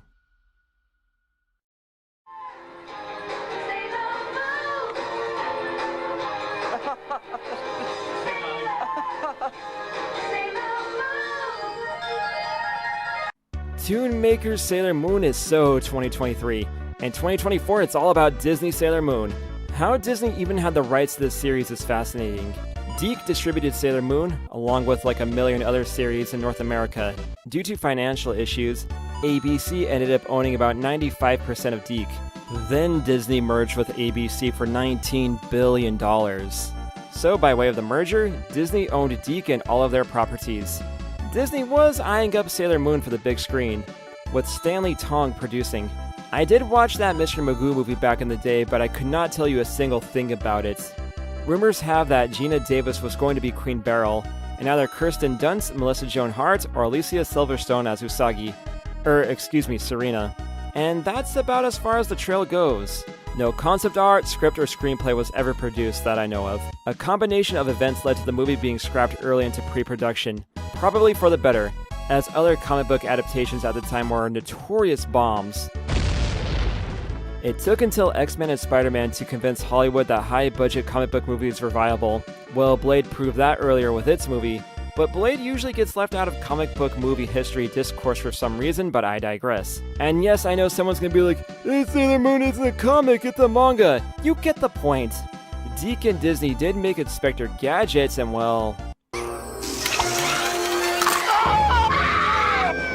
I loved Inspector Gadget as a kid, but this movie would have traumatized me. Still, a bizarre 90s fever dream for Sailor Moon is something that should have existed, and I think Usagi would have fit in well with the Disney princess line.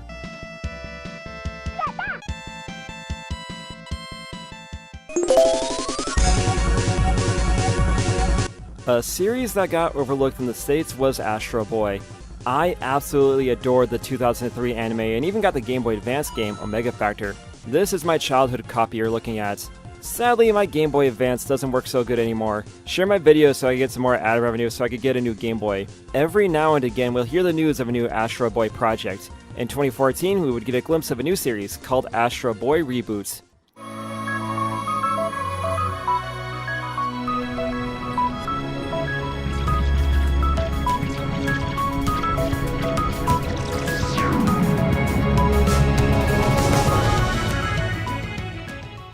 It was the collaboration between France's Karibara Productions and Monaco's Shibuya Productions. We get a teaser, some concept art, and that's about it.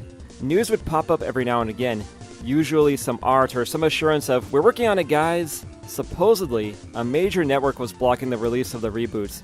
In 2022, it was confirmed that the show is going from 2D to 3D. Good God, what a downgrade. And as of 2024, no Astro Boy reboot. It's been 10 years, bros. Either release the project or move on. Shit or get off the pot. There have been other Astro Boy projects released in those 10 years. Why can't this one get off the ground? This is pure speculation on my end. I think the box office flop that was the 2009 movie might have scared Tezuka Productions and how third parties are representing their properties. I've seen the 2009 movie and it is average. Only really worth it for Nicolas Cage as Dr. Tenma. The movie might have done damage to the Tetsuwan Atamu name, enough to make Tezuka Productions cautious. Case in point, Pluto was in development hell from 2017 until 2023. Apparently Naoki Urasawa made production difficult. Pluto is a fantastic show, by the way. Far better than the cool material that most modern anime has devolved into. That said, they really should have gotten Nicolas Cage back as Tenma. And apparently there's an animated movie greenlit for Pluto from Illumination and Universal? That ain't getting made, fam. Anyway, back to Astro Boy Reboot. Whatever the case is, it's been stuck in development for 10 years now. We can officially say the 2D version of Reboot is lost media. If the show comes out at all at this point, I'll be shocked. Shocked, I say. Well, not that shocked. Outlaw Star is one of my favorite shows of all time. Not just anime, shows in general. It ended on a perfect note, but does allow for more adventures for the Starwind crew. Thus we got the proposal of Outlaw Star 2, Sword of the Wind, which would have been a one-episode OVA. In the OVA, Gene was the star of the show again, and it would have been him piloting a new ship called the Sword of the Wind. Gene hears of Fred Duo's disappearance and goes out on a search for him. Jim would have his own girl, but he and Gene would have a falling out. Melfina wouldn't have been much more than a cameo, and Suzuka and Aisha would not have been there at all. So you take an anime where one of the best aspects is the character dynamics, then you make a sequel that removes most of the characters. Genius idea! That would be like drinking a strong zero without the alcohol content. This proposal was quickly rejected. Creator Takehito Ito tried to salvage the idea as a sequel manga, but it never got off the ground either. We got another series set in the same universe, Angel Links instead. More importantly, Outlaw Star was an absolute bomb in Japan. People think that Cowboy Bebop and Trigun were duds in Japan, but that's not the case. Whenever I wear this baller spike shirt out in public, I often get compliments on it from the locals, but when I show them pictures of Outlaw Star, they have no idea what I'm talking about. At the end of the day, I am glad that Outlaw Star Sword of the Wind never got picked up. It would have been a total mess, like me after I finished this case of strong zeros.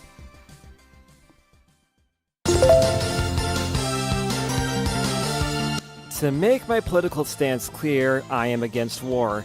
That said, being able to pilot a Gundam in real life is a tempting proposition.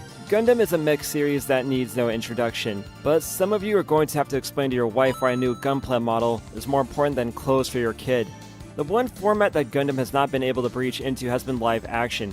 G Savior does not count. Not to say there haven't been attempts to bring the action to reality. One pitch goes as far back as 1983. Then newly appointed president of Bandai, Makoto Yamashina, wanted Gundam to hit the big screen, and contacted Lionsgate, not that one, on a film. Pre-production started, and it would have used CG in the 80s. I can only imagine how great that would have looked. It was going to be a loose adaptation of the first Gundam series. We got some bits of concept art and a film treatment that thankfully survived the 80s. It never got much further than pre-production, as the project was cancelled as Bandai was not able to properly clear the rights for Gundam. And that's as far as this early attempt of live-action Gundam goes. It would not be until the 90s when Bandai bought Sunrise where they owned the franchise, lock, stock, and barrel. Did you know there's a position at Bandai Namco called Chief Officer Gundam? That must be the best bring your parent to school day ever. The other early attempt to bring Gundam stateside, Doozy Bots, never got past the pilot stage. Hey, being a doozy bot is fun! Even cleaning up Scuzzy's mess is no problem! We'll be back! The black and paraplegic kid getting a gun tank is both a racial and disability hate crime. Us proud Americans would not see Gundam until Wing graced TV screens. Then Bandai killed Gundam momentum by making Toonami air the first series instead of Turn A or After War X like what Toonami wanted to do. As of the making of this video, Legendary and Netflix are planning a Gundam movie. Given how good Legendary's Monsterverse series is, I can see Legendary doing the mech series justice. Imagine a movie that has Godzilla, King Kong, and Gundam in it, and obviously has Ryan Gosling, Keanu Reeves, and Timothée Chalamet in it. That would win the Academy Award for best movie ever made. The late Satoshi Kon made some insane shows, and he worked on the JoJo's Bizarre Adventure OVA. Classic Kon. His final movie was titled The Dream Machine or Dreaming Machine or Yume Miru Kikai if you want to be a weeb. It would have been a road trip movie about robots and be a light-hearted movie. Unfortunately, Kon was battling pancreatic cancer during the development of The Dreaming Machine, and it would eventually claim his life on August 24th, 2010. Production came to a halt, said to have 600 of 1,500 shots animated.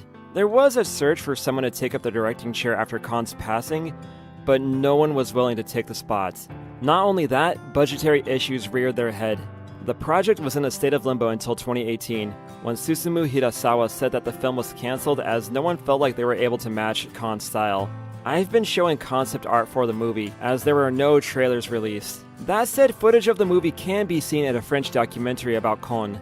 The silver lining about The Dreaming Machine is that MAPPA producer, Masao Maruyama, has said that if someone from overseas wants to try to finish the film, there is a chance that Dreaming Machine could be finished. A similar situation happened with a Gundam Seed movie. It was announced in 2006, but faced multiple issues, including the death of its producer, Chiaki Morosawa. However, a Gundam Seed movie, Freedom, eventually released in 2024 to a massive success. I do not see why that can't happen with The Dreaming Machine. So this is a call to arms. Finish the movie. It's the least we could do to honor Kon's legacy.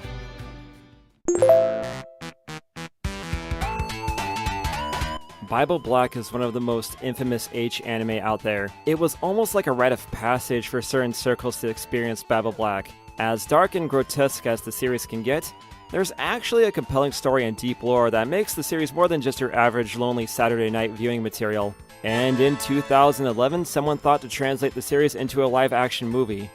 Obviously, because cranking your hog to animation is degrading, but making a live-action adaptation of the animation isn't. But you want to know the punchline is about Bible Black live-action?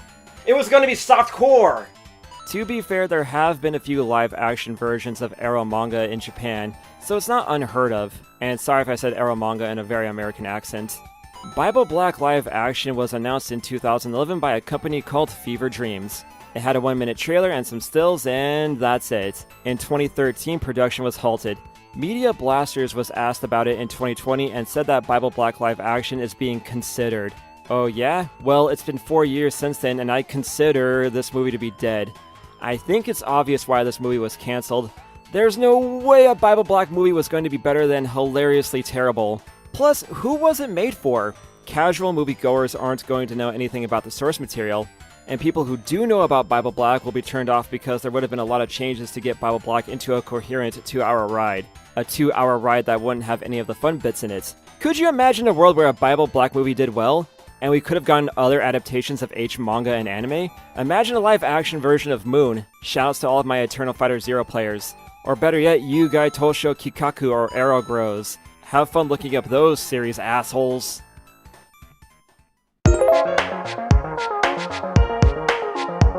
The legal situation that Robotech and Macross were in could best be described as a sheep body show gone horribly wrong. A tangled mess that took decades to unravel. Always remember the safe word. To quickly go over it, Super Dimension Fortress Macross was made by Studio Nue with Big West as a sponsor. Due to budgetary issues, Tatsunoko was brought in to help finish the series. Harmony Gold wanted to bring Macross stateside, however it wasn't long enough for a TV broadcast. So Carl Masek Frankensteined Macross, Super Dimension Cavalry Southern Cross, and Genesis Clamor Most Speeda together to make Robotech. And Robotech ended up being a decent hit.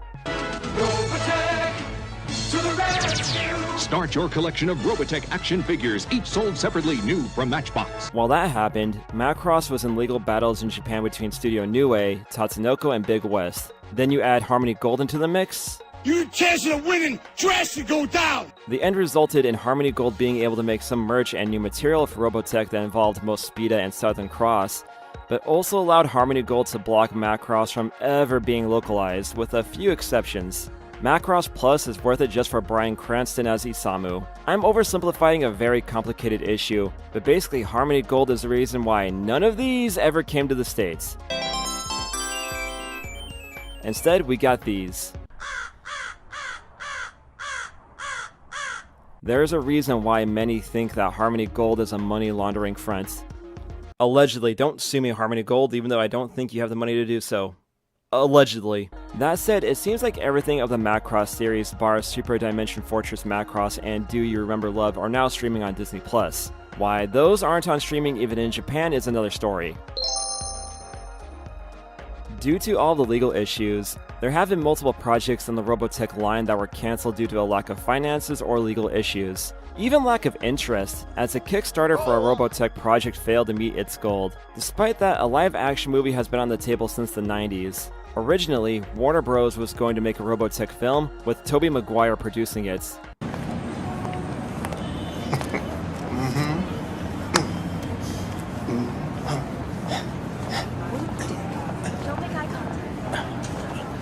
Lawrence Kasdan wrote the script, sounds pretty good to me. Then the script was handed over to Alfred Goh and Miles Miller for rewrites. Then to someone named Tom Rob Smith. Wow. You went from the guy who wrote Star Wars and Indiana Jones to some nobodies. Then the rights expired from Warner Bros. To Sony. Sony had James Wan on to direct, but due to various issues, it ended up getting cancelled. Sony, being hell-bent on throwing random franchises to the wall in the vain hope that something will be the next Spider-Man, is absolutely determined to get the project made. After Studio Nue, Big West, Tatsunoko, and Harmony Gold solved their issues, Sony once again announced the movie was on the cards. I wonder if the thought of a Robotech movie motivated all parties to solve their issues. At the time of making this video, Hawkeye director Rhys Thomas is on board. Hollywood must be getting desperate for franchises if they're going to Robotech instead of anything more culturally relevant for a movie. Sorry to all the boomer-ass weebs out there who grew up with Robotech, but this series has not been relevant in years. To give credit where credit is due, Sony is tenacity incarnate. This is the company that greenlit Morbius and Madame Web. If anyone was going to be bold enough to bring back Robotech for modern audiences, it would be Sony. But only if they get Bryan Cranston on the project, then things would have come full circle. Anyway, here are some honorable mentions.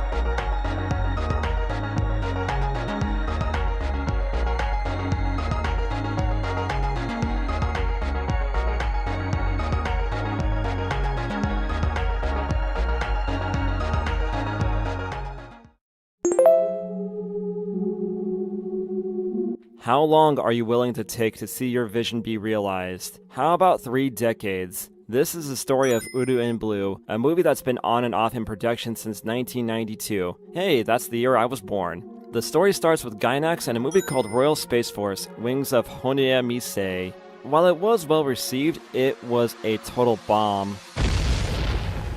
Probably because of the terrible name. It, along with the underperformance of Akira in Japan, nearly killed the anime industry.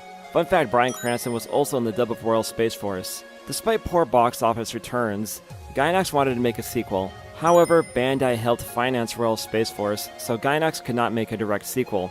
The compromise was Udu in Blue, or Aoki Udu, a sequel in all but name. There's been concept art, storyboards, and a partial script. However, the state of Gainax in the early 90s wasn't so good. Between Royal Space Force losing lots of money and Nadia being a total headache to make, led to Gainax being in financial trouble. Gainax was entertaining the idea of going to games full-time, given that Princess Maker was a huge hit for the company. Hideaki Anno was slated to direct Udu, but his mental health took a beating thanks to the difficulties of Nadia. Quote, a broken man who could do nothing for 4 years, a man who ran away for 4 years, one who was simply not dead. Anno was to direct Udu in Blue, but a combination of stress and financial issues led to the project being put on hold in 1993. Producer Akai Takeda thought that this was a good thing for Anno's mental health. Gainax then made Evangelion, which was a massive hit but ran into its own issues, such as these. With that said, Udu in Blue was always in the back of Gainax's mind. They tried to rebrand Udu into a multimedia franchise in the later 90s, with plans for a webcomic and a PlayStation game. It did get a CD-ROM and an EP, plus an Aoki Udu add-on for Microsoft Flight Simulator. That said, the planned PlayStation title was cancelled, and Gainax opted to work on other projects, once again putting Udu in Blue into limbo. In March 2013, Gainax would confirm that Udu in Blue is back in production, with a pilot pitch aimed at a 2014 release. Then 2014 turned into 15, and so on and so forth. According to director Hiroyuki Yamaga, development on the movie has been slowed due to, you guessed it, money issues. A lawsuit between Kara and Gainax also put a kneecap in production. The legal scuffle resulted in Gaina, formerly Fukushima Gainax, being saddled with Udu in Blue. Gaina had the movie planned for a 2022 release, which came and went. They knew they could not compete with Doctor Strange in the Multiverse of Madness at the box office. A report in December 2022 said that Yamaga is still working on the movie, and we're still waiting. And that's where the story ends for Udu in Blue so far. There is something admirable about someone sticking with a project for so long. That's a level of devotion most of us won't know. I would like to see that devotion on the big screen, but I'm not holding my breath. And there you have it. Those were 12 lost, unproduced, and unmade anime and anime adaptations. And when I say that, I sound like King Kill. To me at least, there's a difference between something that was lost and we just can't find anymore, and stuff that just wasn't made in the first place. But there can be overlap. And to be honest with you, the story of how stuff doesn't get made can be just as interesting as the stuff that does get made, so that's why I wanted to make this video. Plus, some of the projects I've talked about in this video are still on the table. Maybe we'll come here maybe like 2 or 3 years from now and be like, ha, the Zemo was wrong about that, but I'm not holding my breath. So that does it for me. So here's today's question. What's an anime or manga you think would be really good on the big screen? Let me know down there in the comments. And when you're down there, make sure you subscribe to the channel and hit the bell as well for notifications on future videos. Hit me up on all social media like Twitter, Instagram, TikTok at ZMangs. And with that, I will see you in the next video. Later, everybody. Take care.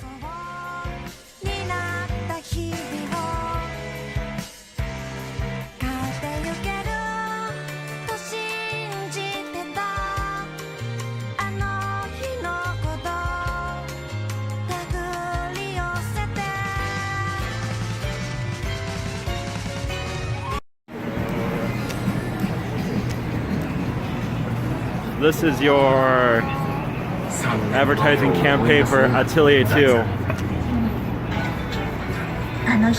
They certainly know their demographic.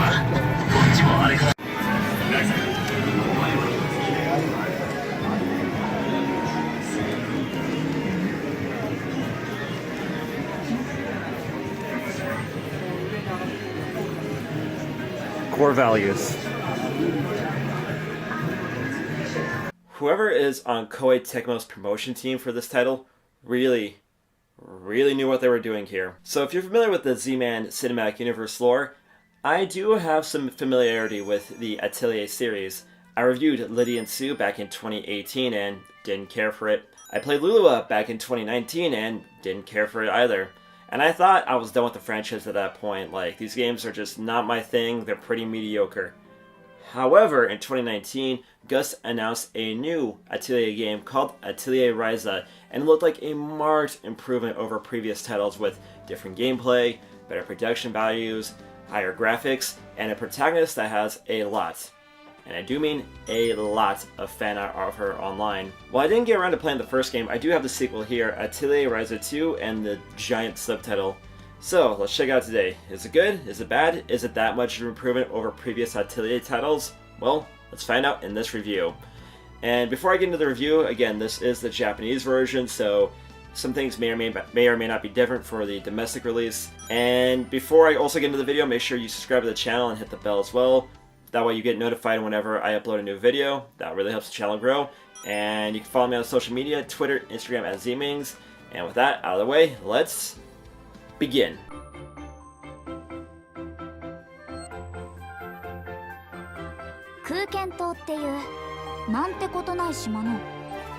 So, what's the plot of Atelier Ryza 2? And at first, for the Atelier series, we have a direct sequel, where we continue the story of, well, Ryza. After 3 years from the events of Ryza 1, Ryza's crew split up and went their own paths. After hitting a wall with her alchemy, Ryza is giving a mysterious egg, and she decides to venture into the capital of Ashrambard to reunite with her friends and go on another journey and tie up the loose ends from Ryza 1. I did not play Ryza 1. I wanted to review it, but I was going through some stuff at the time and didn't get around to it because I just couldn't be bothered. I was a bit lost going into this title, but I did get oriented fairly quickly, but the game does assume you know who these returning characters are. And it didn't help that I skipped a lot of cutscenes because I wanted to get through this game faster, but it does have a text log if you are impatient like me. But first things first, I gotta give Gust credit here. They really stepped up the graphical presentation in Ryza 2. The previous Atelier games I've played on the Switch looked like Dreamcast games upscaled to HD, and that was not a compliment. Ryza 2 really buffs up the technical side of things, and it shows. Really nice lighting, really big environments that have a lot of color and look really cool in places. And one little thing I like is that after it rains, there's puddles on the ground. Little stuff like that really helps with immersion. Remember kids, if you don't have a huge budget, focus on making your game visually appealing with a great art style. And I like how the models look. Their faces are really nice and expressive, and the camera is clearly in love with Ryza's curves. R/bless the cameraman. That said, the models are as stiff as ever. Everybody still does that Gust pose, but it looks like they forgot to put on their deodorant. I have yet to see anyone in real life stand like this as their default position of comfort. That aside, the art style and character designs are very nice. I love the costume designs from Gust. It's pretty clear who is an important character because they are the only characters who look like they shop at stores that isn't the Walmart bargain bin. In any of the Gust games I've played, the voice acting and music are never the weak points. All the music fits the game well, and I find myself listening to it outside the context of the game, and that goes for the other Gust titles I've played. But I will say I found the little monster thing Fee's voice really annoying. Was it with characters named Fee that just love to piss me the heck off? Combat is a little bit different this time around. And by a little bit different, I mean a lot of bit different from previous Atelier games. The previous games were a classic turn-based RPG system, but now it's a real-time system that is vaguely reminiscent of Xenoblade Chronicles 1 and Blue Reflection, except not really. Everything is on a timer, and when your character moves to the center of that timer, then they attack. If you have enough AP, you can do special attacks. Your party has 3 active party members, and if you do special attacks at the right time, you can combo off of each other for huge damage. But if you do special attacks, you move further back in the timeline, making it longer for you to attack again. So there is a bit of strategy involved in when to use a special move, when to use an item, or just use your default attack. Battles move super quick, and honestly, it was kind of a lot. It felt like stuff was just happening, but hey, it looked pretty cool. I think I would have preferred something like Blue Reflection, where in that game, when your characters went into the timer, the game paused so you can choose your action. One thing that is annoying is that it's hard to know what bad guy is going to attack what character. I found myself just kind of going between characters and making sure that they weren't going to get attacked next. I took a lot of unnecessary damage and lost a few battles just because my characters kept getting hit when I think in another game I could have probably defended myself. Still, with a bit of practice, you do get used to the combat. Or just dial it down to easy, that's fine too. But the focus of the Atelier games isn't the combat, it's the crafting. And boy howdy, did they really make crafting not a chore this time. You just pick the ingredients, put them in the pot, and boom, you get your product. I don't think you can fail crafting this time, unlike other Atelier titles. Crafting is actually kind of fun in this game. And while leveling up is important, your big damage comes from crafting and upgrading your gear and making consumables such as bombs for battle. You also need to craft things such as ropes to get around, or fishing rods or pickaxes to gather more material. So it's in your best interest to gather as much stuff as possible and craft what you can to get through the title.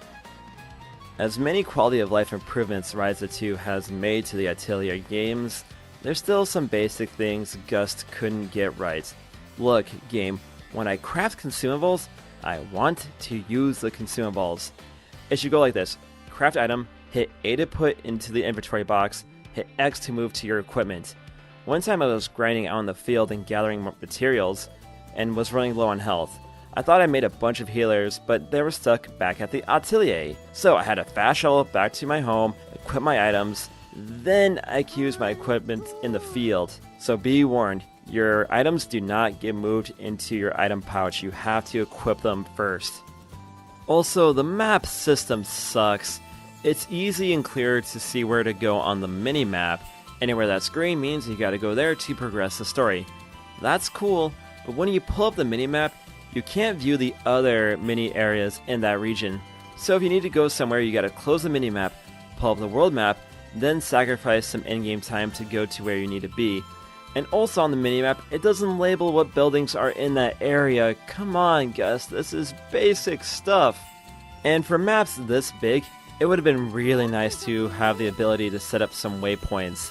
One of the easiest ways for me to get cheesed off at a game is to be fiddling around with the map too much. And I was definitely map fiddling in this game. On the upside, fast travel is super convenient and only costs a little bit of in-game time to use, and that isn't much of an issue. So you're probably thinking, hey Zima, you've been mostly positive on this game. You're going to give it a good review. You're a huge Atelier fan now, right? Right? Let's just finish the review. When I was playing Ryza 2, I was thinking to myself, what are my favorite RPGs, and why do I like them? Some of my favorite RPGs have unforgettable plots, such as Final Fantasy X, have amazing gameplay loops and exploration, such as Xenoblade Chronicles X, amazing characters, such as Skies of Arcadia, or have all the above, such as Yakuza Like a Dragon. Ryza doesn't quite have any of that stuff. The combat is interesting, but nothing amazing. The core gameplay loop of questing, collecting, and crafting is serviceable, but not my cup of tea. Ryza is well written, but nothing about this game is terribly standout other than maybe Ryza's curves. Plus, Ryza is really low energy. Like, the hub town has people, but they all look dead on the inside. Same with the monsters in the open world. It's like they are here for the paycheck, much like Gust pumping out these games year after year.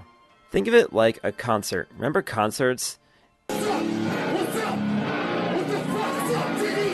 Anyway, what makes the difference between a good band and a great band is their performance. Ryza has some pretty good songs, but it doesn't have the performance. Meanwhile, someone like Dragon Quest XI not only has better songs, but a better performance and a better personality that makes it a top-tier experience. And look, I know this, Atelier games have fans who like it for that core gameplay loop, they like it for that character, but a game like Dragon Quest XI will get bigger overall because not only does it have the songs, it has the promotion, it has the personality, it has the performance, it has the things that make it stand out. Ryza is just serviceable. So with that said, is Ryza 2 a bad game? Honestly, I don't think so. Everything it does competently. And those who do like that laid-back style of gameplay will find a lot to like here. It does have that feeling of embarking with your friends on a summer adventure and growing up together and just enjoying life. There's a reason why this series has been going strong since 1997.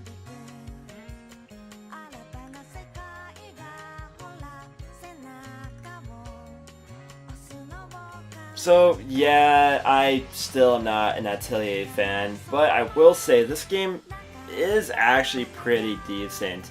Even if it doesn't appeal to me, I still think that, hey, if the footage looks cool, if you do want something a bit more laid back, I think that those of you who are looking for that kind of experience will find it here with Atelier Ryza 2.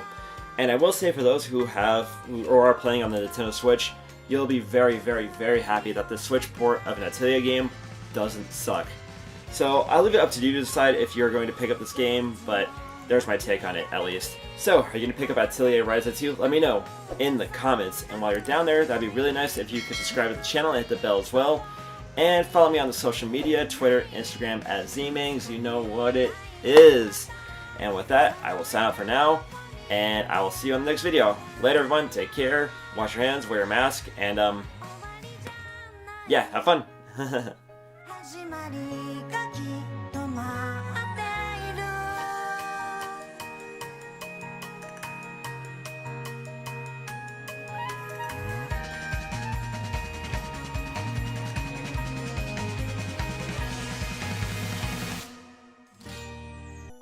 Last up is a Japan-only title, Senran Kagura Shinobi Replay, a massaging simulator. It's called a dating sim, but that would need stuff like, I don't know, a dialogue tree. Here, you just massage Asuka from Senran Kagura, that's all. Obviously, being a kick-ass ninja who does a lot of fighting, does a lot of acrobats, carrying a lot of weapons around with her, she might get sore from time to time. But instead of going to a chiropractor or walking around Dotonbori at 1 o'clock in the morning, she comes to us, her trusty classmates, to give her a massage and make her feel better. This is the only game on this list that requires the dual Joy-Con setup, and I'll explain why in a little bit. Gameplay involves trying to understand what Asuka is saying, but if you're playing this game, you probably don't care. She sticks out her hands, then you rub her hands, okay? Then she goes into a dreamlike state where she changes outfits and backgrounds. Then you get access to her full body. And then when you do that, you go for the climax and then you feel like a pervert. If you own a Silk anime shirt, then do I have the game for you. Now, what kind of person owns a Silk anime t-shirt? Shit. Really, this is just a guessing game where her favorite spots are. Does she want her thighs rubbed, or does she want her shoulders to be massaged? Does she want her middle finger rubbed, or her thumb? And while you use the analog sticks to move your hands around, that works fine enough. Some douchebag thought pressing the analog sticks down should be the way where you actually initiate a massage. Like, why that? That's so awkward. Pressing down the analog sticks should be used for stuff like, I don't know, resetting the camera, not a basic action that you need to play the goddamn game. It's like playing Super Mario Odyssey if you had to use the right analog stick to jump by pressing it down. That would be really annoying, really fast. Okay, so we got our dual Joy-Cons up. We use this for the climax place. I don't think it's called climax, but it might as well be. You can do several things to her, for her own comfort obviously, like slap her thighs or use a massage roller. You can use the Joy-Cons here to replicate the same movements. Slapping her thighs works well enough, but screw me if I couldn't figure out how the massage roller works. It just did not work with the motion controls. Thankfully, you can use the analog stick and buttons if you so choose. So, get done with one scenario, then rinse and repeat.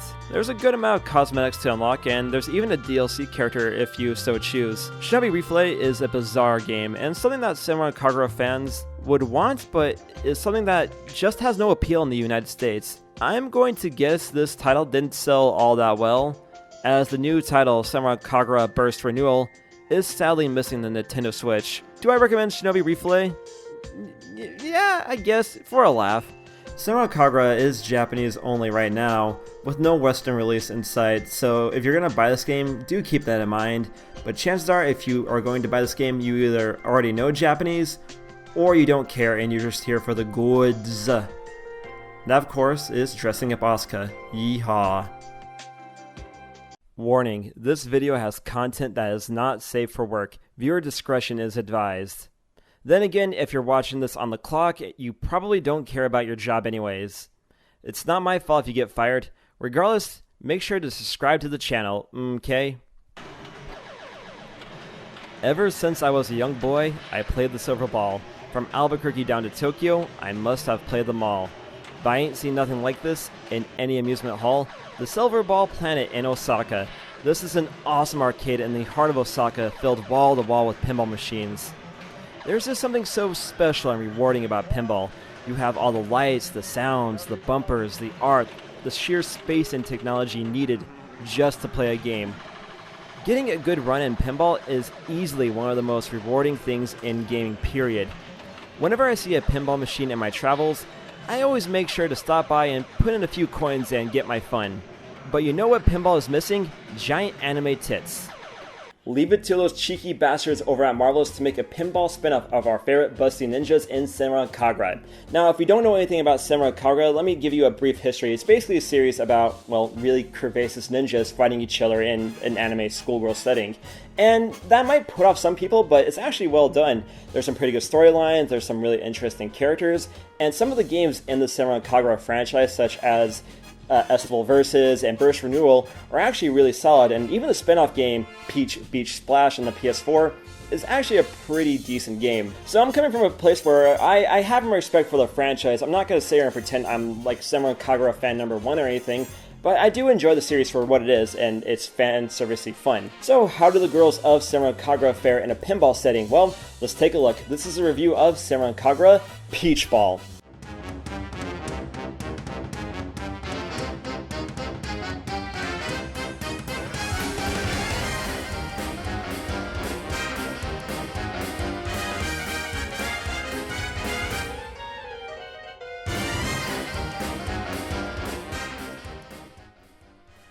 What's pinball without a plot? In Senran Kagura Peach Ball, everyone's favorite wacky psycho-scientist Haruka is at it again! While working her part-time job at an arcade, the girls of Senran Kagura get possessed and start acting like animals. So, how do we cure our lovely lady friends of their furry attitudes? By playing pinball, or as it is known in universe, Peach Ball. We can now add furries and animal play to the long list of fetishes that Senran Kagura plays to.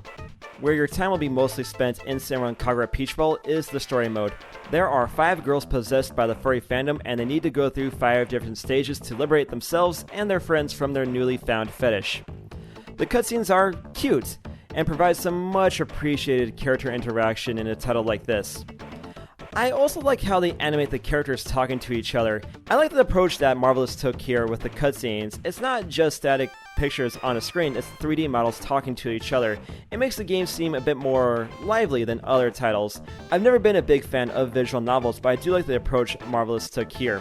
The voice acting is really good, and the vibe of the story is very lighthearted.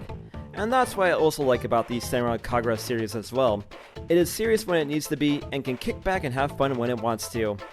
I mean, it's a series about girls with breasts bigger than their heads. Not everyone will be able to take it seriously. Your rewards for clearing each story mission and clearing the bonus objectives for each level are clothes and in-game currency, which can be used to buy more clothes and bonus items such as music.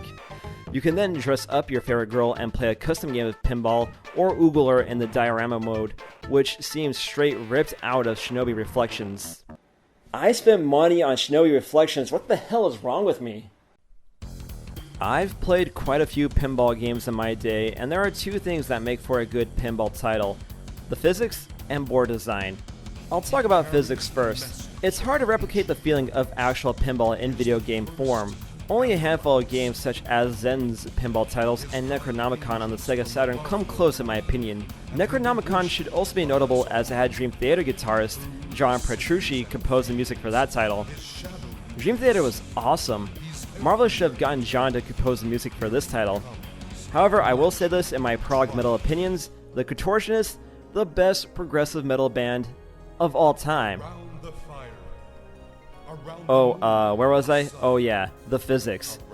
You can't really apply pressure to the flippers like you can in actual pinball, but that's normal for a lot of digital pinball titles. The flippers are responsive, but the ball on the other hand is very floaty.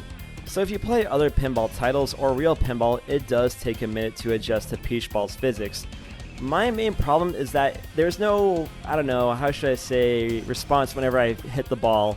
There just feels like there's no weight to the ball itself, and that's my main problem with the physics, but again, you can get adjusted to it. It's both easy and hard in this title to make your targets, and let me explain.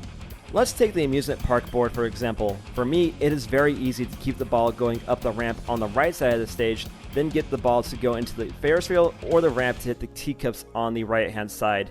But hitting that ride on the upper right hand corner, it felt like pure luck if I got it in there. When certain objectives are cleared or if the ball goes into the dolphin's hole twice, items are granted to the player that can help out with aiming shots or grant you things such as a score multiplier. One thing I should note is that there is no launcher. When a ball gets knocked out of play, just hit the X button and it drops in the same spot every time. It's a bit of a letdown. I much prefer having a launcher. Before each game, you can select a ball, which, again, in my playtime, didn't have any notable effects on the physics. The main goal in a game of Peach Ball is to rack up that meter on the right hand side of the screen and then start a sexy challenge to strip the fur right off the girls. Build the bar, launch the ball into the girl, play a challenge, do that 3 times, and you win the level! The key to racking up massive points in Peach Ball is just to keep the ball in play as long as possible. I can't believe I'm going to say this, but avoid sexy challenge as long as possible. As long as the girl is awake and the meter is full, sexy time can activate with even the slightest tap of the ball. To get around this, hitting certain targets on the board or killing all the bad guys on screen can stun the girl.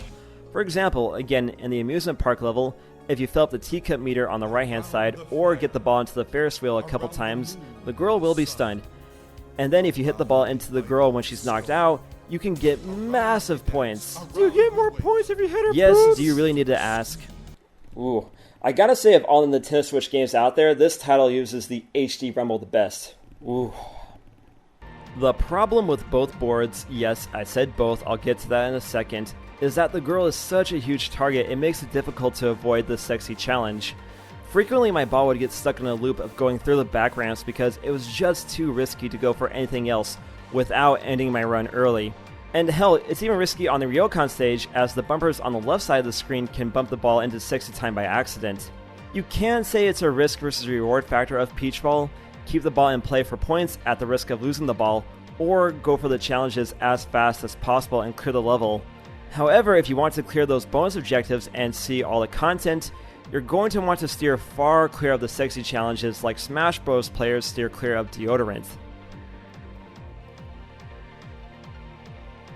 There are 2 boards in the game. That's right, 2. Don't get it confused. It might look like there are multiple boards, but the only thing that changes is the time of day. And neither board is particularly engaging. The amusement park level is too easy to cheese, as it is too easy to get the ball into the Ferris wheel and stun the girl, whereas on the Ryokan level, it is too risky as the bumpers can ruin a good run. Even though the Ryokan level has a second stage to play on, it's still too risky to do, as setting up for it does take time and puts you at risk of activating Sexy Challenge, making your run, well, useless. The advantage that digital pinball has over actual pinball is that the possibilities are endless. Look at other titles such as Yoku's Island Express with its Metroid-inspired gameplay, or Odama with its strategy elements. Does anybody else remember Odama? No? I thought so. Peach Ball doesn't really have anything to make it stand out other than, well, breasts.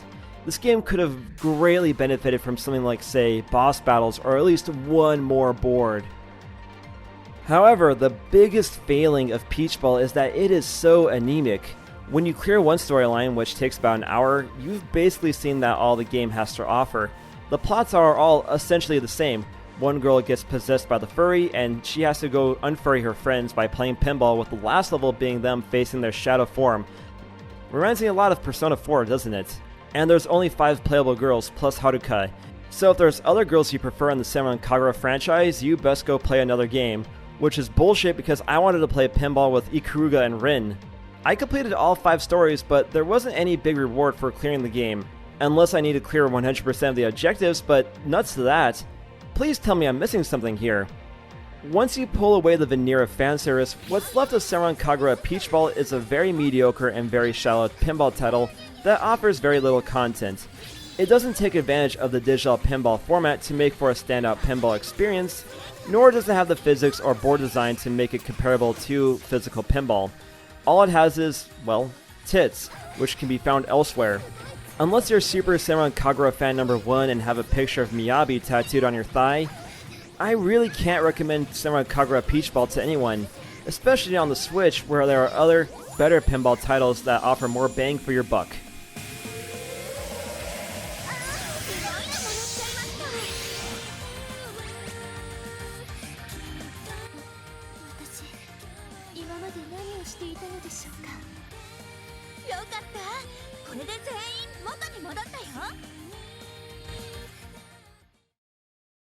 So those are my thoughts on Senran Kagura Peach Ball, and overall, I'm very disappointed in this title. I thought that taking the universe of Senran Kagura and putting it into a pinball setting would create for some wacky fun.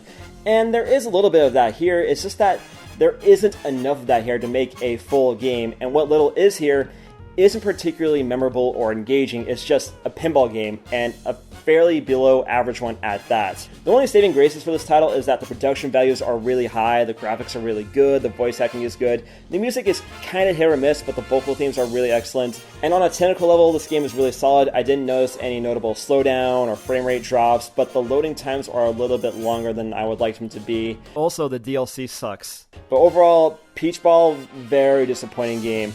I'm going to give Senran Kagura Peach Ball a 3 out of 10.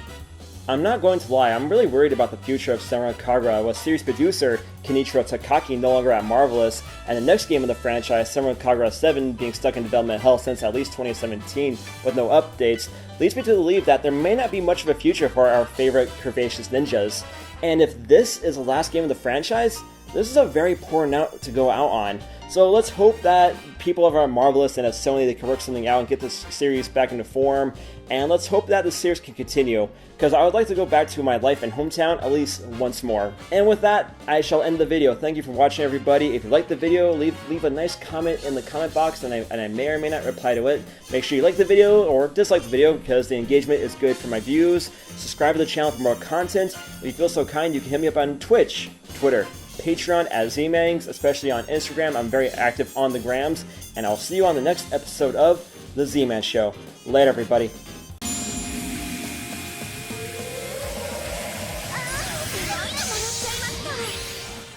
This video contains material not suitable for all ages. Viewer discretion is advised. Senran Kagura, a franchise that some of you love, some of you hate, some of you are different to, and some of you don't know what I'm going to be talking about, but hey, I'll explain in this video. For those of you who are fans of the franchise, you've probably noticed that the series has been pretty quiet for the past few years, and I was really hesitant to make this video until I saw this. If you can't tell, that is a pachinko game for Senran Kagura, and that is not a good sign. If the newest thing for your franchise is a pachinko title, that probably means your series is dead. So what happened here? In this video, I'll explain what happened to Senran Kagura, and I even have my Silk anime shirt on for the occasion. But before I get into the video, make sure you subscribe to the channel and hit the bell as well for notifications on future videos. Again, those two simple clicks really helps this channel and any channel you watch grow. And if you're curious about me and my personal life, my social life here in Tokyo, you can follow me on the social media, Twitter, Instagram at ZMangs. And with that out of the way, let's begin.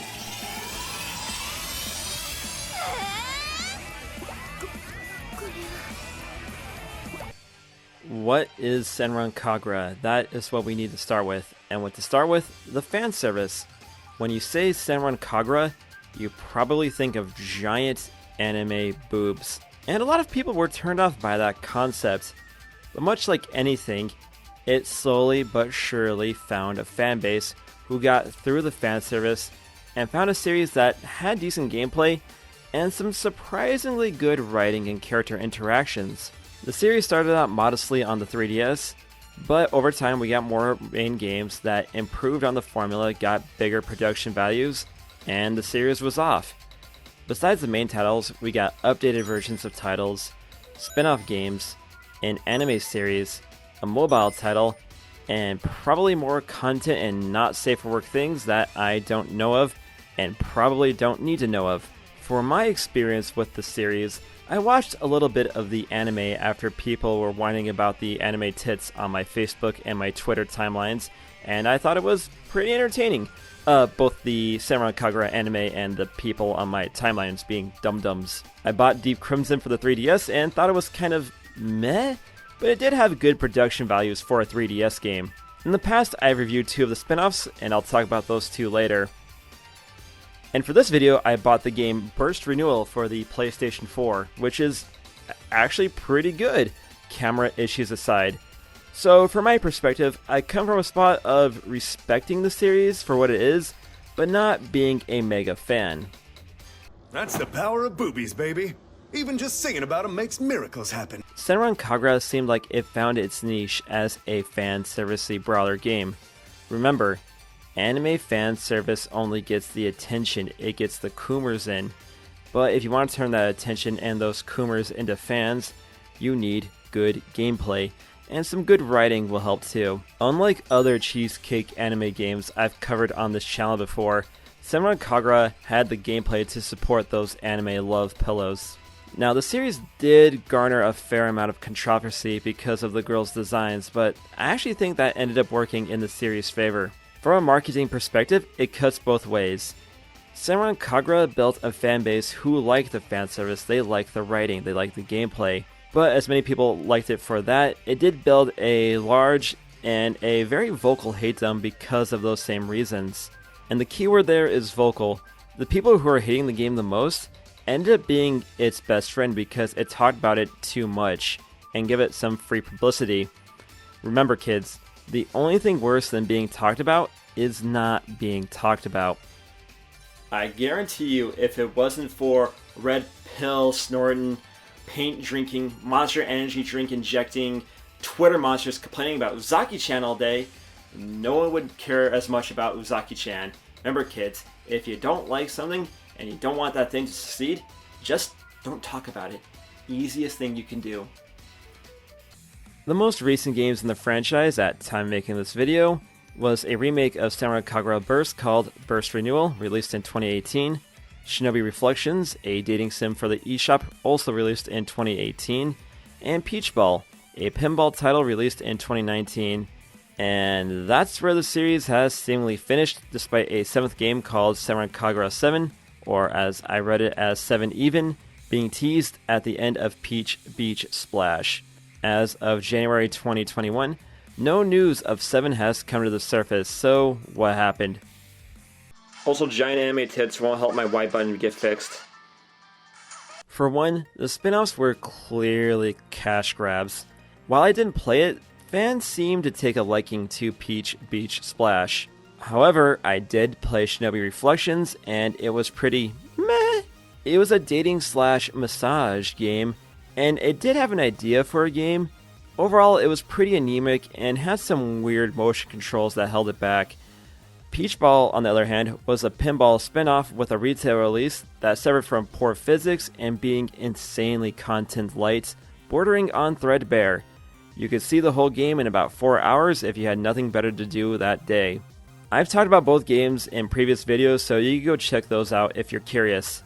And honestly, before I recorded this video, I totally forgot about the rhythm game on the Vita.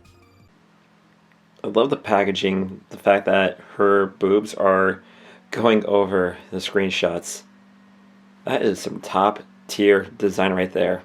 Even if those spin-offs didn't exist, what really did the series in is censorship. Now, I don't like that word because I feel like it gets thrown around a lot without any meaning or context, and I will do a video about censorship in the future. But for now, all I'll say is that Senran Kagura is definitely a textbook example of censorship killing a franchise. When Burst Renewal dropped in the States, Sony forced XZ to remove the intimacy mode from the game for the domestic release.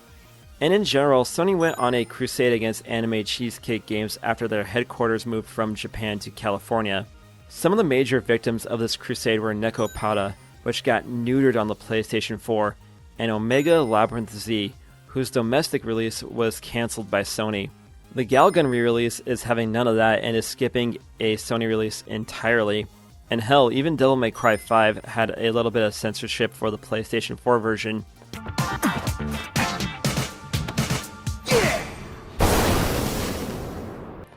Being arguably the face of anime cheesecake, Senran Kagura was probably facing a lot of pressure from Sony to tone down some things to their standards.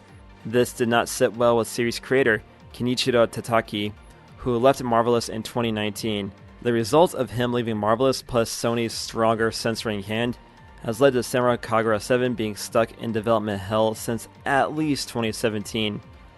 Tataki, for his part, joined Side Games and has started a few other projects, but I don't really think they took off like Senran Kagura. So, with Senran Kagura 7 being stuck in development hell, is this the end of the franchise? Probably, but there are faint rays of hope. The mobile game is still active, and Yumi was featured in BlazBlue Cross Tag Battle. They really should have picked Rin or Ikuruga over her because those characters are so much cooler. So there is that strand of hope that the series could come back, but it's looking grim. Like I said in the intro, when the only thing you have to announce after years of silence is a pachinko game, that's not a good sign. It's a shame because the series did what other cheesecake games failed at. Senran Kagura gave gamers glorious anime boobs, as well as fun games and lore to keep the players coming back for more. So maybe a new series will come and take that mantle, and maybe we'll return to our lives in hometown once more. Man, my mom and dad watch my videos. Hi Mom, hi Dad. I was really hesitant to make this video because there is that sliver of hope that the series could continue. At the time of making this video, Senran Kagura 7 hasn't been officially cancelled, at least not that I know of. So there is that chance it could come out, but it's looking grim. Then again, when I made my Virtua Fighter video, Sega announced Virtua Fighter X Esports, and it got that video a nice boost in views, so marvelous. If you're watching this video, just say something about Senran Kagura 7, and that will really help this video out too. But anyway guys, thank you for watching. Let me know down there in the comments, what's your favorite Senran Kagura game, and who's your waifu? That should be a good discussion. And while you're down there, make sure you subscribe to the channel and hit the bell as well for notifications on future videos. And follow me on the social media, Twitter, Instagram @Zmings. And with that, I am going to sign off. Everybody take it easy and yeah, have a great day. Later.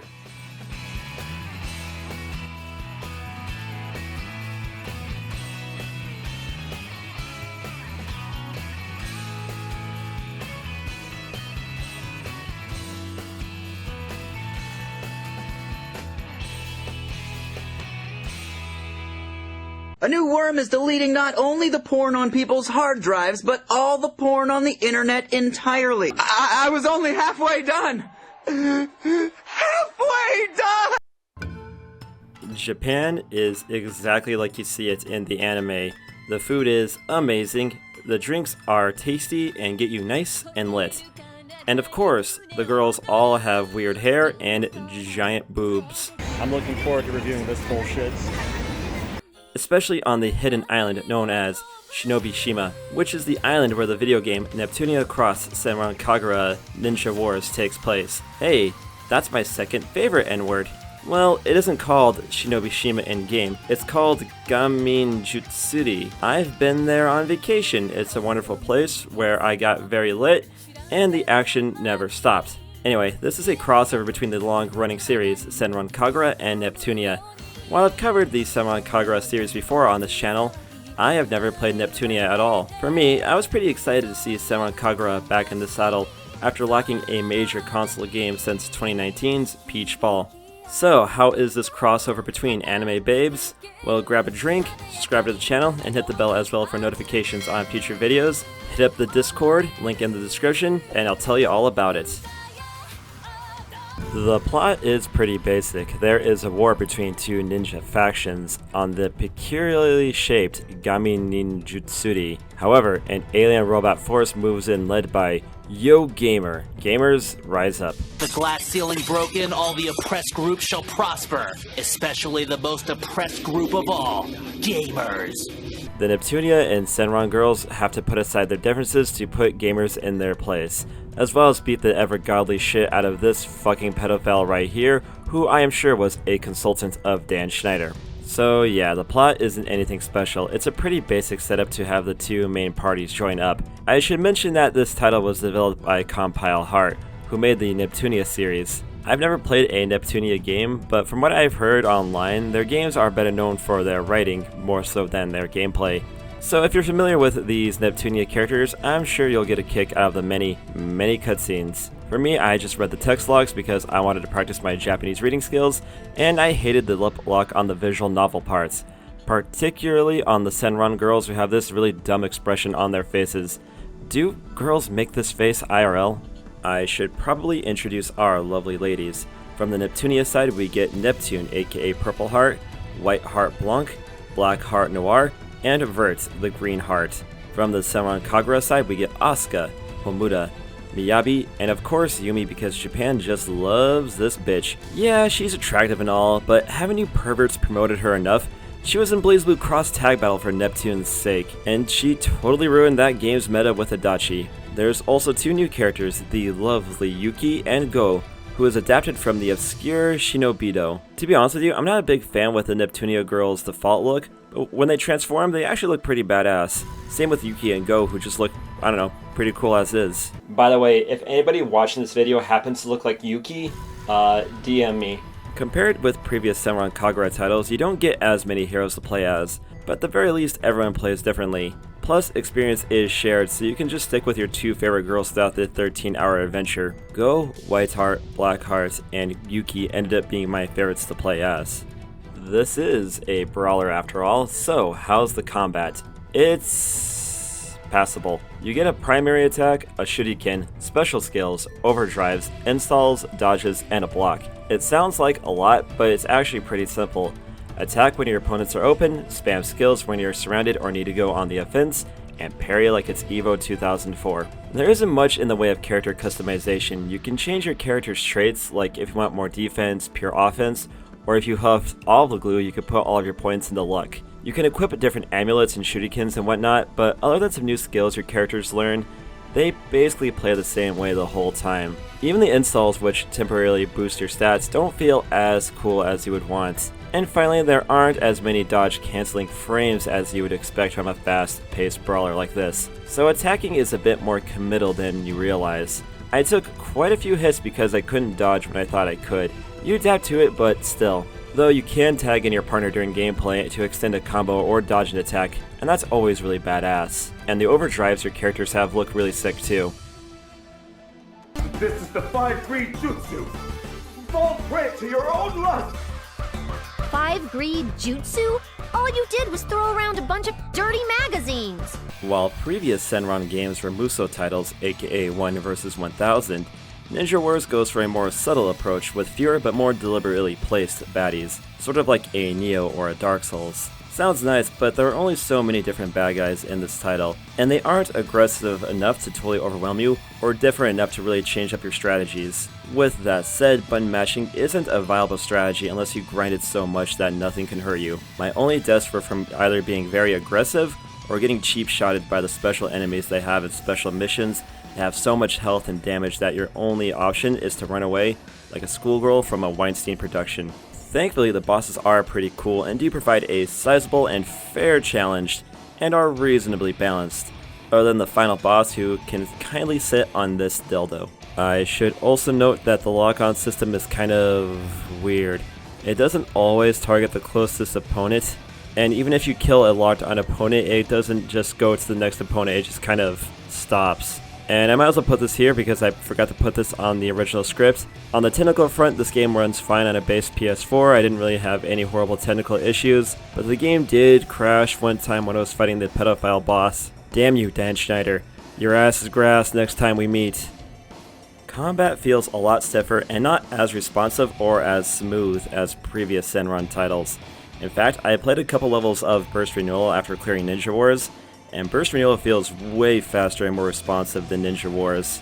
I do think the character models in Ninja Wars look a smidge better, but like I said, this title was developed by Compile Heart, not Marvelous, so they might not have had the talent or experience to make a full-on console brawler like previous Senran games.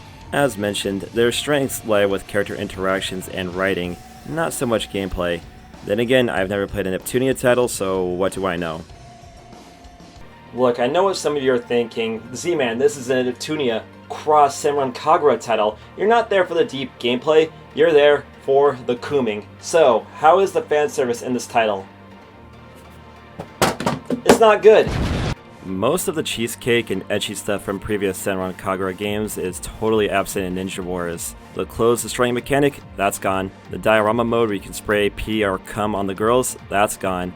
That weird massage thing from Peach Ball and Shinobi Reflections, that's gone too. In fact, there's no cosmetics here either, which is a huge letdown. About the most fan service you'll get here is a bath scene, which doesn't really show much, and Homura, who doesn't know what underwear is. I should mention that there is this weird peach minigame thing where I'm sure the top of the peach is going straight up their ass. Here you have to balance the girls as they meditate on this peach, and well, you don't really see much. I'm not sure if the lack of fan service was a deliberate choice on Compile Heart's end, or if Sony clamped down, but removing the ecchi from a game like Neptunia Cross Senran Kagura is like drinking a monster without the caffeine or terrible sugar that is slowly killing you. You might as well drink a mug of cum at that point, but wait a minute, you can't cum because they took the loot out of this bullshit. But I've been dancing around the main issue long enough. This game is fucking boring. You go to the same environments multiple times, fighting the same bad guys with nearly the same moveset all game, and it gets repetitive, fast. Hack and slashers need some kind of variety to keep things fresh, different levels, different bad guys that need special strategies, or even something as simple as changing the starting position on the stage really goes in a long way to keeping things fresh. Unfortunately, you don't get that here with Ninja Wars. This is one of those games where you actually have to do a bit of grinding with side missions to stand a chance against the bosses, and the side missions are more or less the same thing each time. Either eliminate the threat or collect the thing.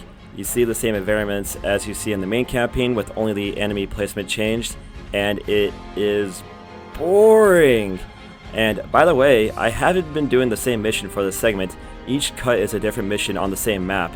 Fatigue set in pretty hard about halfway through Ninja Wars, and it was hard seeing it through to the end. Every time I went into a new mission or level and wandered around killing bad guys, my mind kept going to a game I loved, Nioh 2. I never got a chance to talk about Nioh 2 on my channel, but I freaking loved that game. Great combat and progression, as well as hella cosmetics and bosses to keep you motivated to see the game to the end. The reason why I bring up Nioh 2 in this review about Ninja Wars is that the two games actually have a few commonalities between them. They are both hack and slashers with fewer bad guys, but deliberately placed. You see many of the same maps, and really at the end of the day, the whole adventure is just you beating up dudes. But what makes Nioh 2 a great game is that it keeps things fresh, with bad guys who need different strategies to defeat, as well as cleverly designed maps that kept you on your toes. Even going back to the same map in a different mission felt different enough to not feel like the game was running out of ideas.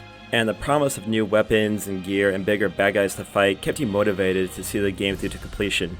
Ninja Wars, on the other hand, shows its hand early on, and by the time you get to the 3rd or 4th chapter, you've more or less seen everything the game has to offer, and without the promise of loot or a deep plot or even some fan service means that you're only there for the sake of being there. While the ending credits sequence was cool, the slog to get there wasn't.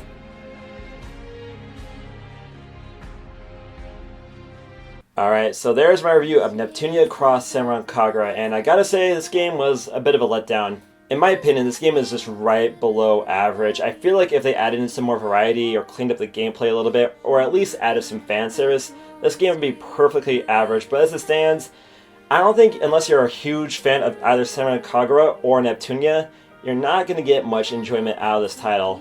I did a video earlier this year about the death of Senran Kagura, what killed the series, and this came as a pleasant surprise that they actually, are doing something with the franchise. But I'm not sure if this is the jolt of life this series needed. But hey, you know what? I'm glad they did it, and hopefully there's something in the background cooking up, but on the upside, at least you still have the mobile game. Also, there's been construction happening outside my apartment. That means I have to record this at night where the lighting isn't as good. So, yeah, just garbage all around. But hey, you know what? We make it do here on the Z-Man Show. So, leave me some comments. Are you going to pick up this game? Are you a Neptunia fan? Which game should I try in the Neptunia series? And while you're down there, you should, subscribe to the channel and hit the bell as well for notifications on future videos. That's cool. I would really appreciate that. You can also follow me on the social media, Twitter, Instagram at ZMix. I'm on TikTok too. And now I have my own Discord. Feel free to hit that up and come join in the ship posting. And yeah, I think that does it for me. And I'll see you in the next video, everybody. Take care. See you later.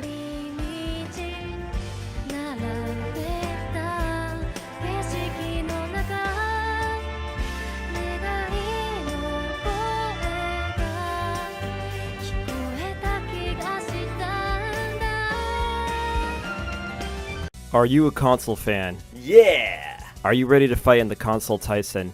Yeah!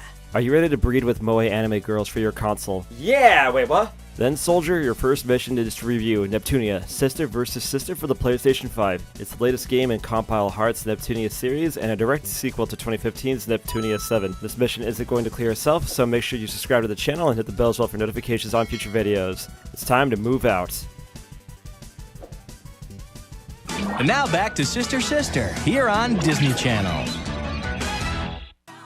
Neptunia has been around since 2010 and has become Compile Heart's flagship franchise. It's a series about moe girls who represent various game platforms, companies, and series. It's a fun concept that led to many games, spin-offs, crossovers, and even an anime. My only experience with the series besides this title was 2021's Neptunia Cross Senran Kagura, which I reviewed and thought was resoundingly boring. So keep that in mind, I'm reviewing this game as a relative newcomer to the series. From what I've read online, people enjoy the characters and world of Neptunia, not so much the gameplay. Maybe Sister vs. Sister will entice me to check out the other games in the series. First things first, I want to talk about the presentation, and it is not good. The dungeons are all very bare bones, the animations are stiff, and there isn't a whole lot of color in the world. It honestly looks like a budget PS2 game that got dusted off for a re-release. The music is also forgettable. I'm pretty sure I'm using something better for the background of this video. I know some people will say that these games are made with a small budget or whatever. As someone who is new to the series, it comes across as a bad first impression. It's like dressing like this for your job interview. What the heck, man? My fit's fire tonight! The one thing I will say is that there were no performance issues. If you see any issues, that was with my capture equipment, not the game. The star of the show is Neptunia, who is supposed to represent the Game Gear, and if she was based on the Game Gear, she'd be a lot thicker than that. She's joined by Ram and Rom, not to be confused with Ramrod, who represented the 3DS. The main girls are investigating something, but get thrown into a cryogenic pod, not unlike Fry from Futurama. Icy wiener? Oh, crud. I always thought by this point in my life, I'd be the one making the crank calls. They wake up 2 years into the future, where in the land of game industry, something called the trendy outbreaks have been hitting the land, keeping people inside. Neptunia must find her lost sisters and find the truth behind the trendy outbreaks. Sounds a bit heavy, but it doesn't take itself too seriously. It's just moe girls talking. It's not like Sonic Adventure 2 where you have Shadow say weapons of mass destruction with the pretentiousness of a Christopher Nolan film. For the most part, it's Neptunia and friends trying to hang out and reunite the squad. And I think for people who are into these kinds of games, that's probably what they were looking for. Personally, I'm not much into moe girls. I like my women like I like my milkshakes. Thick and ready to take advantage of me when I'm very vulnerable in life. For the record, outside of the character designs, there isn't too much fan service in this title, and I definitely feel like that was a deliberate choice on Compile's end. So if you want to crank your hog, guess what? The internet is there with plenty of free, lewd images to enjoy. Like I said, I am coming into this game as a relative newcomer, but I could get a feel for the plot and characters without much issue. I did get a feel for each character, their personalities, and their relationships to each other. It helps that the visual novel segments are fully voiced. The writing also really fleshes out everybody. Everybody has their own quirks, like the girl that represents Higurashi is always trying to kidnap Ram and Rom because they are cute. You know things have gone out of hand if the Toho girl has to rein you in. I'm not much of a fan of visual novel games because I feel like I could read a manga and get the same experience.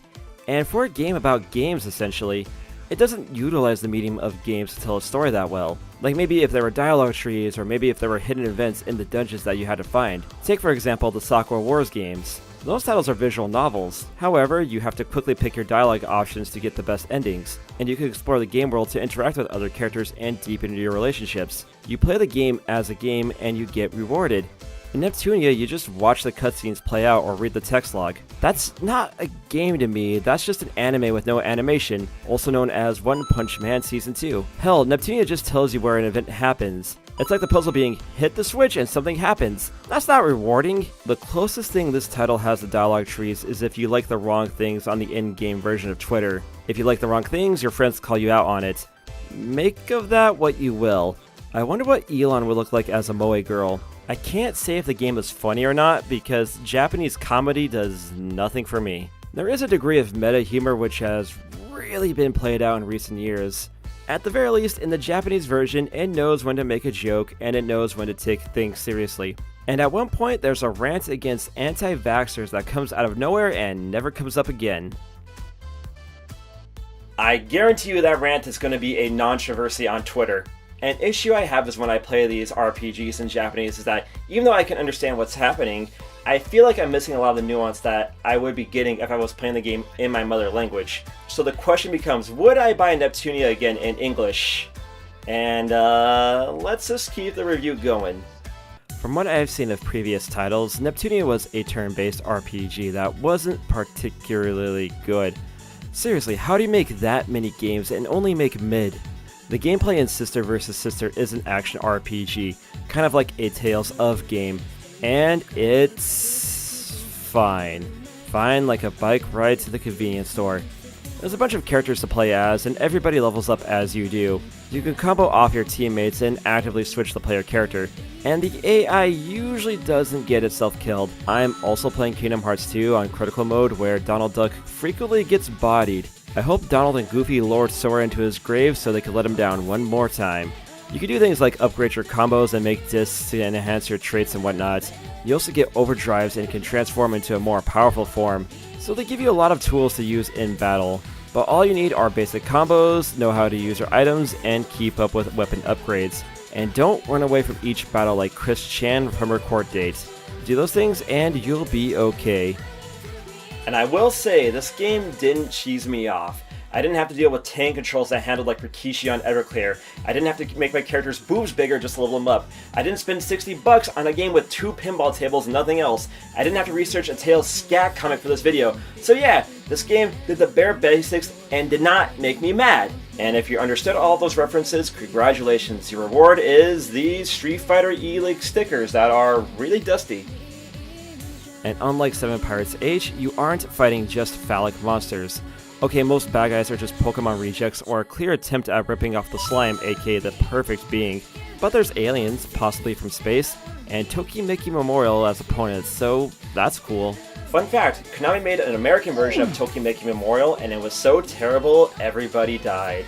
Unfortunately, Sister vs. Sister runs into that issue I've had with a lot of these kinds of games where they just have no money or are too lazy to make different levels. You run around the same maps with only the color palette changed, and the bad guys don't present much of a challenge. The main challenge is balancing out your CPU shares to get the best ending. Too low, you get the bad ending. Too high, you get a less bad ending. Get it just right, then you get the true ending. In between that, there's a lot of visual novel storytelling and button mashing gameplay.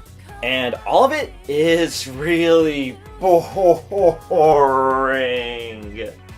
And I cannot stress it enough that this game is insanely boring.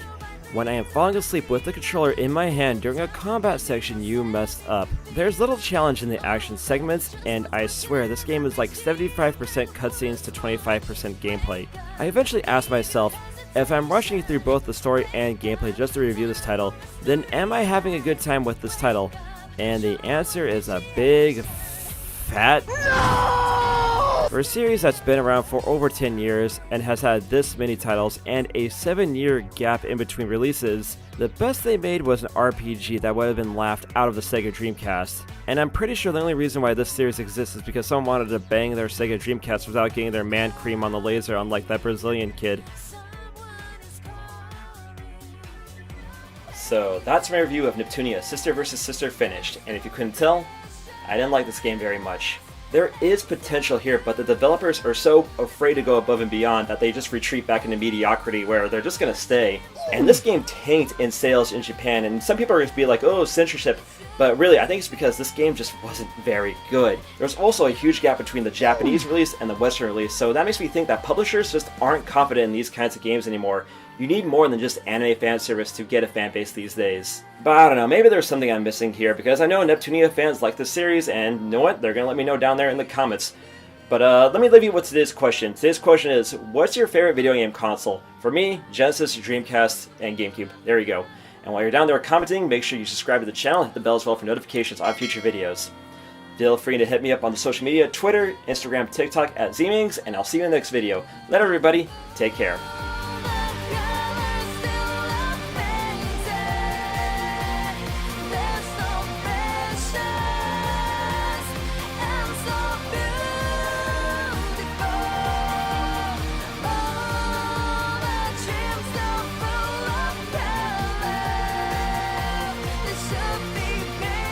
I love sushi. I love Japan, period. The tea ceremonies. J-Rock! Yeah! Garuga mess! Oh.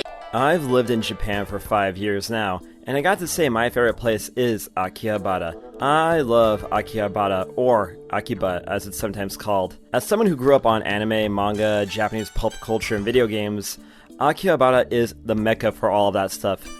Seriously, if you are into anime or games at all, Akihabara needs to be on your bucket list. You could spend a whole day here cruising the streets, checking out the stores, slamming strong zeros, and having a great time. What if there was a whole game based upon this awesome town? Well, thankfully we have one here with Akiba's Trip. The Akiba series has been going on for a while, with a few sequels and even an anime series. The first game released in 2011 for the PSP, but never left Japan until this year, and that's this title here. This is Akiba's Trip, Hellbound and Debriefed for the Nintendo Switch and PS4. This is my first time experiencing the Akiba series of games, so let's see what it's about. Before we hit up the streets and game centers, it'd be killer if you subscribe to the channel and hit the bell as well for notifications on future videos. With that out of the way, let's begin. Also, I'm not wearing a shirt as I record this. You don't need to know that, but I felt I should say that. I put on this fedora, I wear my best Naruto shirt, and I act like a gentleman, and these VAPID jerks just rush right over to the cool guy and leave me here. But this is gonna be the best part. But not my anime girlfriend. The plot is simple. Your player character Nanashi, or Z-Mangs in my case, gets into a scuffle in an Akihabara back alley. It leaves him nearly dead, but thankfully a shadow soul named Rui gives Nanashi a kiss of life and saves Nanashi's life. Nanashi wakes up restrained in his underwear by an attractive businesswoman. Listen kid, count yourself lucky. Normally you have to pay about $500 to wake up like that. You learn that the streets of Akiba are being infested with non-vampires called shadow souls. They walk among us normally, but if too much of their skin is exposed to sunlight, they vanish. After some dialogue, you're drafted into an organization known as Nero to help rid the streets of vampires. You then meet up with your ground squad, aka the Freedom Fighters, which consists of an old otaku, a maid, and 2 chronic masturbators. Afterwards, things get a bit blurry, but we'll leave it at that. Despite the description sounding like a weeaboo version of True Blood, Akiba's Trip knows its limits and definitely does not take itself too seriously, and has fun with anime tropes. Complete with having a little sister you can dress up. It's as weird as it sounds, and there is a side quest where some dude is totally enamored with having a little sister. Cannot wait for the next season of Johnny Incest. Make no mistake, this is definitely a budget game. This is a port of a PSP title from 2011, and it shows! The graphics aren't all that impressive, and despite Akihabara being a very lively place in real life, I low-key wish Akiba wasn't so busy in real life, but I digress. Akiba's Trip makes the scene look dead, like the mall in Gallup, New Mexico. A mall that did not have doors in the stalls in the men's restroom, and someone tried to sell me drugs in the restroom while I was having a python piss. Gallup, New Mexico. Not even once. Despite Akiba being obviously smaller and not as busy as the actual thing, they did recreate it well enough as seen here in some of these comparison photos I took. If you want to see more Japan pics, hit up my Instagram, yo.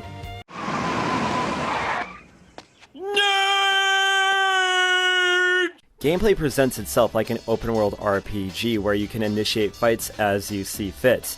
The fights themselves are close-range brawling fights similar to Yakuza. Don't get it confused, Akiba's Trip is nowhere near as good as Yakuza. The goal isn't to totally beat your opponents into submission, but to rip the clothes off their backs. As mentioned, shadow souls can walk into the sunlight with a fair amount of clothing on, but if you rip their clothes off, they disintegrate into nothing. So it is an interesting gimmick. Yeah, bitch, give me that Gucci. Fuck you, dog, I want them babe shorts. I ain't paying $100 for that shit. And for a game about tearing the clothes off people, this game isn't terribly fan-servicey. If I were to put it on my fan service tier list, Akiba's Trip would probably land in the C rank. If I had to describe the combat in a few adjectives, clunky and repetitive are the words I would use. Your character attacks pretty slow and they move like they have weights in their shoes. It seems like everybody else moves the same way, as the majority of your opponents have the same moveset as you. Yeah, some people have weapons, but it's all the same strategy. Just hold the R button to auto dodge, then go for a counter hit, and back off if they go for an unblockable attack.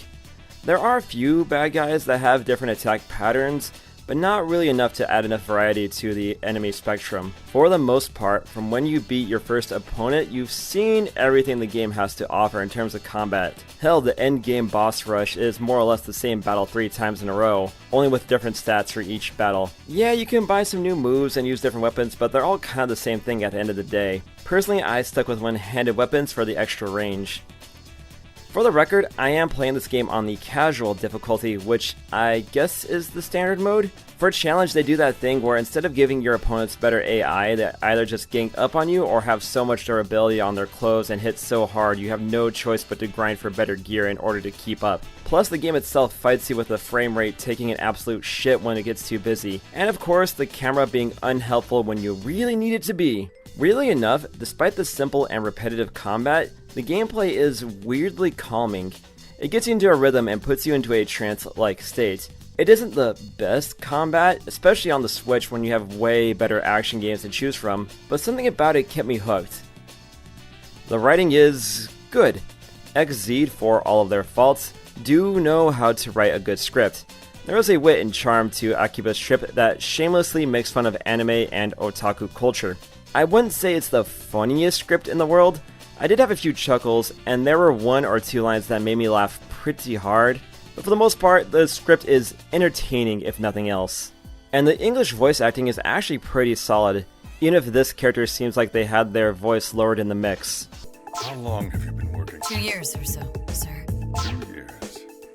With all that talent and combat experience. There is a post-game where you can play as different characters and try some of the branching paths for the dialogue options, but I didn't really feel compelled to play beyond what was necessary to complete the game the first time around. And for the record, I did not get a review copy from XZ on this game.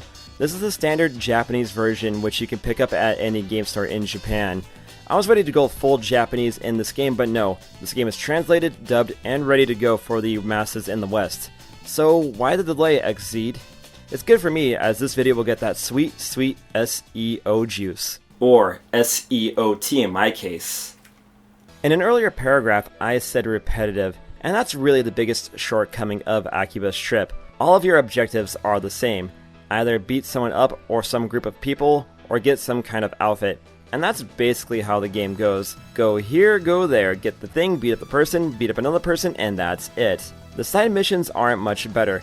They really are just the same thing, just beating up someone or getting items for people. You get stronger through buying better gear, upgrades, and techniques, so you actually do need to do a bit of grinding if you don't want the later battles to drag on. The sad punchline is, no matter how much you grind for better equipment, Nanashi doesn't feel any stronger late game as he did in the beginning of the game, other than dressing like a grade A jackass. Even worse than that, Akiba's trip on Switch has a lot of technical issues.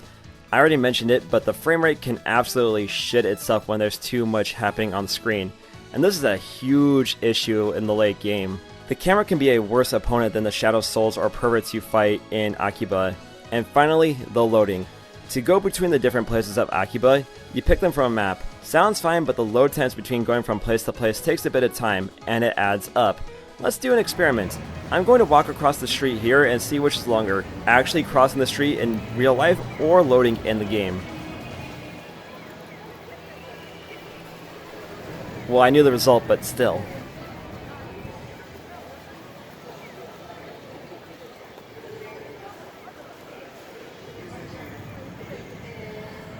Not long at all. Despite me whining about the game for the past X amount of minutes, there was some kind of charm to Akiba's trip.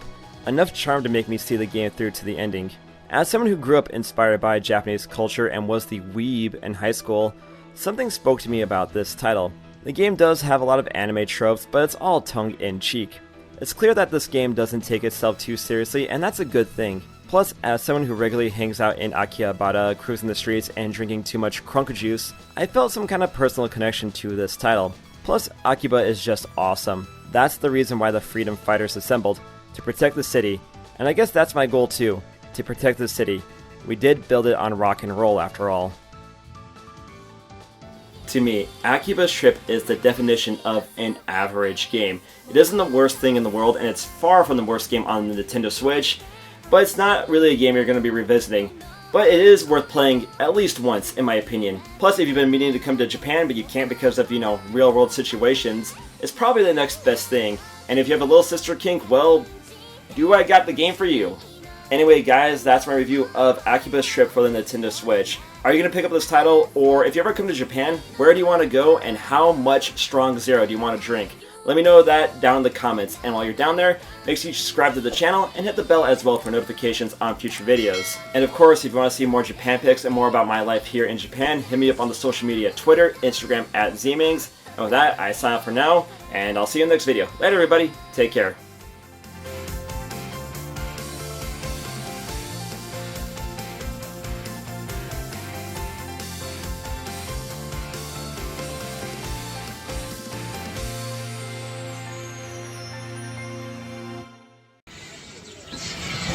Only in Japan you would see this kind of advertisement for your game outside the gaming store. I love this country so much. What up, it's your Mangs Z-Mangs here, letting you know it's no neutral November. That's right, everybody, time to start hitting some buttons and throw caution to the wind and play a game about Yuri schoolgirls with Blue Reflection Second Light. I was actually pretty excited for this title. I enjoyed the first game, but it had some issues, mainly being repetitive and lacking some serious quality of life features. However, it had such a cool aesthetic, setting, plot, and music that I couldn't help but see it through to the end. I thought the Blue Reflection series had some potential as a franchise, and it seems like Gust thought so too, as they launched an anime that no one watched, a mobile game that isn't out, and now the sequel, Blue Reflection Second Light. This is the Nintendo Switch version you're looking at here in Japanese. I've played it, so is it worth picking up? Let's find out. Before we start, make sure you subscribe to the channel and hit the bell as well for notifications on future vids. And with that out of the way, class is in session. The plot is pretty simple. The player character is a friendly schoolgirl named Ao Hoshizaki. She bombed her exams and had to go to summer school, but instead of sweating her ass off in a Japanese school with crappy AC, she finds herself trapped in another world called the Heartscape, with no memory of how she got there. She meets three other girls, Kokoro, Rena, and Yuki, all of whom found themselves in this alternate world with no recollection of how they got there. The only things they have to go on are their wits, their phones, and mysterious rings that turn them into reflectors, which is this game's version of magical girls. Together they must explore this new world, gathering their memories and piecing together the why and the how of how they got there. As the girls explore the Heartscape, they are joined by even more suspiciously curvy schoolgirls. Add in some fan service, some cool looking weapons, and some lesbian undertones, and you got Blue Reflection Second Light. Wait a minute, I've heard this before. Schoolgirls wake up in a place with no memory of how they got there, lesbian undertones, there's a bathroom, well, anywhere could be a bathroom if you believe, and they wonder if they can get out of there. Does this sound familiar to you? We did it!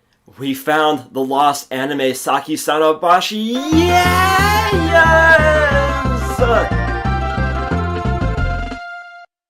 Granted, there is no head-smashing scene here. While the plot itself isn't all that unique, there is enough mystery and intrigue to keep you motivated to see this game through to completion. The characters are likable enough and do go through some development as the game progresses. Even the previous Blue Reflection heroine, Hinako, makes her return here. Don't worry if you didn't play the first title and good luck finding a copy, you can jump into Second Light raw dog style. Do be warned, there is a lot of cutscenes in this game. At a certain point I had to read the text log because otherwise this review was going to take forever. Grab a beverage and watch some anime schoolgirl bullshit. While the main goal is to figure out how and why the girls are stuck in the alternate world, the bulk of the game is spending time with the girls and getting to know them. There are many scenarios where the girls are just talking, hanging out, and having some fun dialogue between each other. You can even take out each girl on a date. Yes, it's called a date in-game. The first game had a lot of Yuri undertones, and you can also date in that game, but this game throws subtlety out the window. If you play your cards right, you can do the unthinkable and actually hold hands with a girl, and at one point you even craft a bed surrounded by flowers. I'm surprised there wasn't a scene where the girls just take off their clothes and shag on the floor just to get it out of their systems. And whoever's toe that is, I appreciate your enthusiasm, but I think you can stop. There was even one day where you take a girl out, and she straight up sniffs Ao's hair in her sleep, much to Ao's dismay. Could you imagine going on a date with someone and the first thing they do is sniff your hair? Would you go out with them again? Actually, knowing me, I probably would. I do got to say, even if Second Light isn't the most graphically intensive Switch game around, the art style is nice.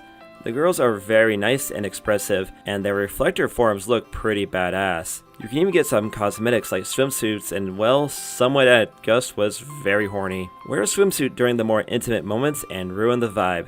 The environments are really what steal the show here. As someone who has worked in Japanese schools before, Gust really captured the look and feel of a typical school. You can just feel that there were a ton of students here at one point, but now it's just you and the handful of girls stuck in the Heartscape. Speaking of which, the Heartscape environments are just something else. They are so abstract, yet so familiar. I attribute it to the strong color palette and creative use of assets here. Each environment really stands out and has a distinct personality, and the music is top notch. It's soothing enough to make it seem familiar, but ominous enough to let you know something is wrong. I've seen the phrase liminal space used before, and I'm not sure if I'm using the phrase correctly here, but that's the vibe I get from the environment. Things glitch out, text flies across the screen, it all adds to this surreal feeling of being in the Heartscape. Remember kids, even if you don't have the strongest graphical engine, or maybe you don't have the highest budget, you can make up for those shortcomings with a strong graphical style. You can see that here with Blue Reflection. I think this game looks pretty good, all things considered. Or be like Astral Chain, that game, that game is just fantastic. Well, just watching schoolgirls hang out all day probably wouldn't make for a compelling RPG. So what are the main objectives here? You have to go out into the Heartscape, explore what's out there, and try to regain your memories. And this being a Gust game, expect a lot of combat and item gathering. Gathering is really easy, all you do is walk up to the thing, hit the button, and you get the thing. There isn't a limit to how much you can carry, and crafting is very simple, so there's no reason not to pick up everything you see lying around. Eventually you can create small attractions around the school, such as a takoyaki stand or a vending machine. Might as well live a little if you're going to survive, and girls just want to have fun. How they manage to build and stock a vending machine is a total mystery to me. I hope they have monsters and strong zero. Building stuff is easy as long as you have the materials, and it's crucial to seeing more dates as well as summoning more girls to this realm. And guess what, when you craft consumables, you can just use them as soon as you leave the school. What a novel fucking idea, right Atelier? As for the combat, Gust has been trying to rework the turn-based formula to some interesting results. Second Light goes for an active time battle system where you wait for your character to generate enough points on the timeline, then they can act. The more you wait, the more powerful your attack will be, or you can chain together multiple attacks. So it's a case of spending your points as soon as you can, or saving up for multiple strikes. It's pretty fun, and when you are in a tough battle, struggling to survive, it can make for some tense situations. You're casting buffs and debuffs, engaging with these weird one-on-one battles that took a bit of time for me to wrap my head around.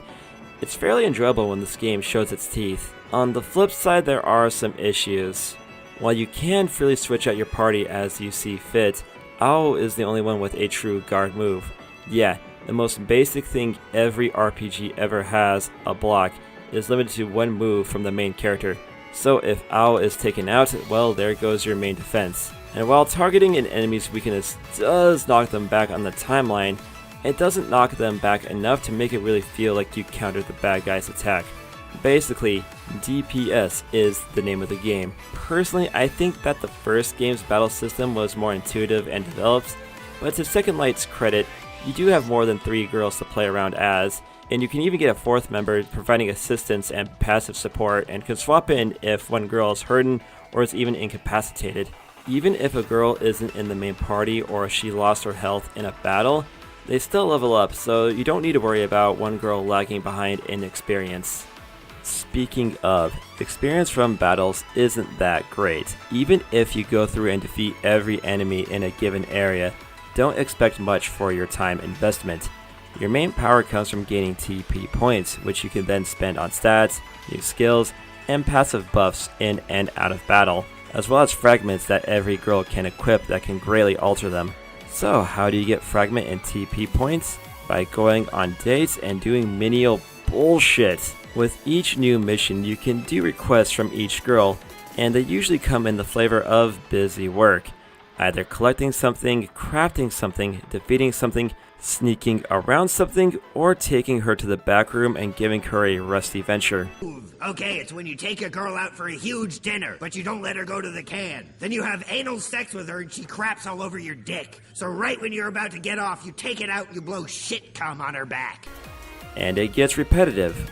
fast. This was the biggest issue with the first game, and Gust didn't learn how to make a game where you don't do busy work to progress. Given how slow experience gain is, you more or less have to do all the requests to gain more power. Padding is the word I would use. Some new areas open up as you progress through the story, and you can make new equipment like an axe or a hammer to open up areas, but for the most part there isn't much new when you go back to earlier parts of the game. So yeah, there is some backtracking and it's not very fun, especially because you actually do have to farm some bad guys for certain drops, and they're just not fun to fight against when you're that much stronger than them. Plus, if a girl transforms into the reflector form in battle, the fight temporarily pauses to show the transformation. It's cool the first time, but not so cool the 1000th. Also, these stealth missions can fuck right off. They aren't hard, they are annoying. Partially because the camera won't move when you want it to, and girl, we were just here, we just wasted these dudes, why do we need to sneak around? God damn it, I need a drink. Don't worry boyos, no strong zeros at this time of day. I'm drinking this surprisingly tasty chocolate cafe au lait. With the focus of this game being on finding memories, something clicked in my mind about this title. Without wanting to get into details, 2021 has not been a good year for me, though there have been a lot of great times this year. We all have phones with cameras, so it's easy to capture the moment, but what about before then? What about the moments in between when memories are just kind of slipping away? I've had plenty of good times, but nothing remains of those good times besides memories. In a game where you run around and collect memories, it's kind of reflective of how it is in real life. Sometimes you're just having a normal day, but then a song comes up on Spotify, you see an old toy or game at a store, or maybe you walk down a familiar street and something triggers in your mind. It's quite a feeling to have a core memory come up out of nowhere and fill you with some kind of comforting nostalgia. If you're going through some tough times like I am, sometimes reflecting on the good times can be that morale boost. It's an escape for sure, and you and I still have to go through our daily bullshit, but that boost might be what you need to get through the day and see to better times. You can't return to your past, but those experiences will always be with you. The things that you've done, the people that you've spent time with, the media that you've consumed, all of those things make you, you. What I'm trying to say here is that life has ups and downs, but remember, no matter how crap life can get, there will always be better times ahead. More importantly, why is a game about lesbian schoolgirls making me so philosophical? What the heck did they put in this thing to make me so philosophical? Blue Reflection Second Light is an interesting game. For what it gets right in the art and story, it falls short in structure. A good part of the game kept me hooked and wanted to see more, but a good part of the game made me bored out of my mind hoping something interesting would happen. I guess it has to do with the developer, Gust. It's clear they have talent, but their multiple game a year strategy comes at the price of making their games feel less memorable than other titles.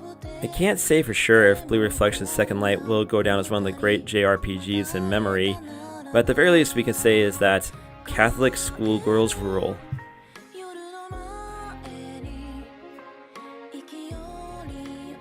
So there's my review of Blue Reflection Second Light on the Nintendo Switch, and I gotta say this game is pretty average. While it's definitely a flawed game, I do think it has its strong points like the art, like the aesthetic, like the plot, like the music. So if you think those strong points are worth investing into, I would say check out Blue Reflection Second Light. It's far from the worst game in the world, and it's not even the worst game to release this year in the JRPG genre. Bravely Default 2, that game was pretty whack, I gotta say.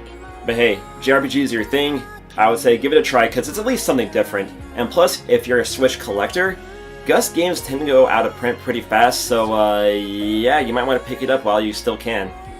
And just some more things before we wrap up here. This game is actually pretty easy to read in Japanese for a JRPG, so hey, I got some studying in me, and you got some more internet content too, so everybody wins. And don't get used to the new hair. My hair's probably going to grow back in a week, so yeah, I think that does it for this video. So hit me some buttons. Are you going to pick up this game, or what was your best subject in high school? For me, I was really good at writing and digital arts, so let me know in the comments. And while you're down there, make sure you subscribe to the channel and hit the bell as well for notifications on future videos. Of course, I am on the social media, Twitter, Instagram at ZMangs. Hit up the Discord too and share some nice memories with all of us there. and we'll see you in the next video. Later, everybody. Take care.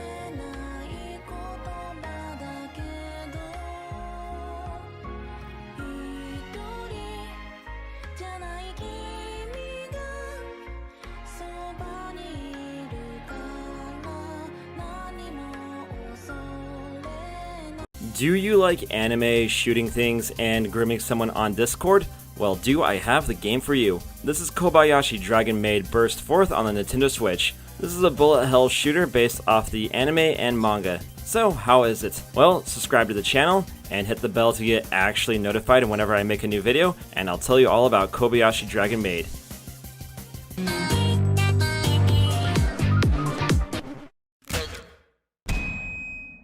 If you get this game, there are two things you have to do right away. First, change the controls. Who thought it would be a good idea to have the R button be the default shot? Second, change the audio settings. It sounds like someone who hates ears did the audio mix.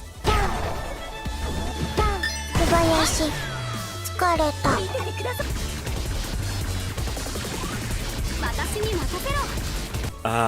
Much better. If you couldn't tell, this game is based off the anime from Kyoto Animation, which is based off the manga from Cool Kyonshinsha. What a pen name. Dragon Maid seems to be popular enough with 2 anime seasons and now a game. And full disclosure, I'm not too knowledgeable about the series. I've seen clips here and there, enough to know that the series just isn't for me. But I do like bullet hell shooters, and I decided to check out this title. The story is the main character, Miss Kobayashi, gets sucked into a computer with her Dragon Maid buddies, Toru, Elma, not that one, and Kana, who help fight to protect Miss Kobayashi. And there's Lukua, who's there for the ride but doesn't do anything to help. At least Kobayashi has the excuse of being a normal woman. What's Lukua's excuse? Lazy ass jerk, god, you're lucky you're thick. You fight through 5 levels, actually 6, to find a way out of the computer. So basically, this is Scooby-Doo and the Cyber Chase if Scooby-Doo had underage looking girls with uncomfortably large curves. Yep, as you see, here's the spine and the back, and it says, like Capuzoids! That's me doing Shaggy. And this is a pretty good movie, Scoob! There's a story mode, a practice mode, a boss rush mode, as well as leaderboards to enjoy. While you play, you unlock treasures and pieces of artwork, kind of like Puzzle Swap from 3DS Street Pass, but with anime tits.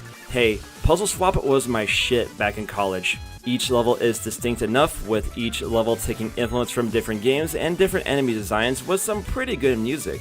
And the writing is okay? Again, not into the anime, but I got a good feel for each character. While nothing is laugh out loud funny, it gets the job done. I'm sure fans of the Kobayashi cinematic universe will get a kick out of the writing, even if it's a bit hard to focus on what they're saying when scat is flying all over the screen. But hey, we're talking about a bullet hell shooter here. We're not here for the story, we're here for the shooting. In gameplay, you take 3 dragon girls out in each level and can swap between them at any time. They have separate life bars that recharge when not in use, and have unique shots. Toru has a powerful beam, Elma has a spread shot, and Kana has a homing shot. The key to getting through Dragon Maid is just to keep each dragon alive. Each girl can take a bit of damage, but when you lose all of your health for one girl, they are out until you either clear the game or lose the other girls. To be honest, if you lose a dragon, you might as well restart the level. You do level up and gain a powerful attack, but very slowly. There's also a dodge move which you need to master to get out of tight spots, as well as a ramming attack that's a bit tricky to use. I've seen videos of people using it effectively, but I could never use it with any sort of success. Basically, the devs give you as many tools as possible to survive the bullet hell that is Burst Forth. And bullet hell is the name of the game here. It's clear that the devs took influence from otaku favorite shooting series Toho. Now, I'm not too fond of that series, but I do respect Zune for his creativity. The bullet patterns in those titles come across as art. Murderous art, but art nonetheless. Burst Forth takes a lot from Toho, but it's nowhere near as well designed. Bullets fly from all over the place, enemies flank you from all sides, and much like downtown Albuquerque on Saturday night, it's a total mess. It was like the designers just thought more bullets equals harder without understanding what makes that style of game so fun. While easy mode isn't too difficult, unfortunately it does that thing where clearing it on easy doesn't actually unlock the true ending, so you have to clear the game on normal to see everything. and the jump from easy mode to normal is quite large. There's a fine line between challenging and frustrating, and unfortunately Burst Forth leans way too hard on frustrating to be enjoyable. Not helping are the hitboxes being very hard to make out at times. After getting cheap shot by snipers while getting my ears pegged by enemy voice clips and Kana's "Kobayashi-san, tsukareta," I told myself, you know what? I have better things to do than to grind at this game. And it's not like there's much reward for clearing this game on normal and above. It's not like there's a pot of gold hiding behind your TV. It's not like Lukoa's going to come from the game and just start smothering you. All there is some art that you can probably find online for free and for far less effort. I do think if this game was just a bit better balanced, it'd be a solid, if not outstanding, bullet hell shooter. But as it stands, if you want to get the most out of this title, you have to be really into bullet hell shooters like Toho and be really into Kobayashi Dragon Maid. But if your favorite anime is Kobayashi Dragon Maid, to be honest with you, I do not want to meet you. But please keep watching the channel. That's always a good thing. And I think we'll just leave it at that. So thank you for watching, everybody. So who's your anime waifu? Let me know down there in the comments. For me, Yoruichi from Bleach. She's really nice. And while you're down there commenting, make sure you subscribe to the channel and hit the bell as well for notifications on future videos. Hit me up on the social media, Twitter, Instagram, TikTok at ZMangs. And with that, I will see you in the next video. Later, everybody. Take care.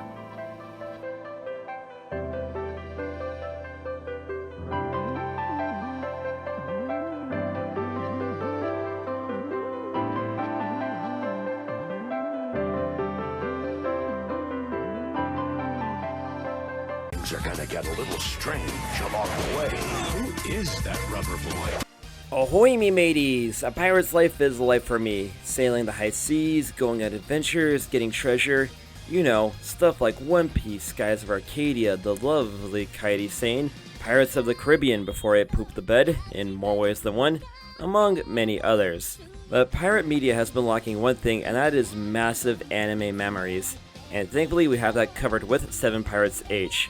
This was a JRPG exclusive to the PlayStation Vita in Japan, but thanks to East Asia Soft and Compile Heart, it's being brought out to the Switch internationally. This is the Japanese version we're looking at here. So, I've played it, and is this a game by hidden treasure, or should we sail to bigger things? Let's take a look. Before we hit the high seas, it'd be killer if you subscribe to me channel, and hit the bell as well for notifications on future videos. And with that out of the way, let's set sail. That kid in the straw hat is no ordinary human. One Piece will continue in a moment on Toonami. 7 Pirates H is the 4th title in the Genkai Toki series, after Monster and One Piece, Moero Chronicle, and Moedo Crystal. 3 games I've never played. Developed by Philly Stella and published by Compile Heart, well, more like Compile Heart in this case. This is a port of the 2016 Vita title, being brought outside Japan for the first time. Wow, how did the Vita fail with, quality titles like this? So what's the plot? The main heroine, Parute, sets sail for the Grand Line, hearing the final words of Gold Roger before they hung him from the gallows. My fortune is yours for the taking, but you'll have to find it first. I left everything I own in one piece. Nah, not really. You wake up in the Monsu PC in search of 7 treasures. You quickly rally up 6 monster girls with humongous knockers to get treasure and explore the high seas. My favorite character has to be this chick, Jewel. She has poison which can be very helpful in boss battles, and she vaguely reminds me of General Jelly Jiggler if someone wanted to jerk their jelly genitals to General Jelly Jiggler. Yeah, try saying that 5 times really fast. Also, Bobo, that show was top tier. I'd like to try out for the football team too, but I can't because I've already told the home ec teacher that I'd be captain of the cooking team. Anyone want to try my corn chowder? No! Cooking Heights! Oh! 7 Pirates H, being a Vita game, one with a presumably low budget, couldn't be as big as other pirate titles, so concessions had to be made. The Monsu PC is pretty small, without a whole lot to see besides the primary dungeons and the occasional event or hidden goodie. As you progress, you do see more of the Monsu PC, but again, nothing really new outside the main dungeons. Speaking of which, each dungeon is pretty small, and when you go through them once, there isn't much else to explore besides going back to farm for materials and backtracking.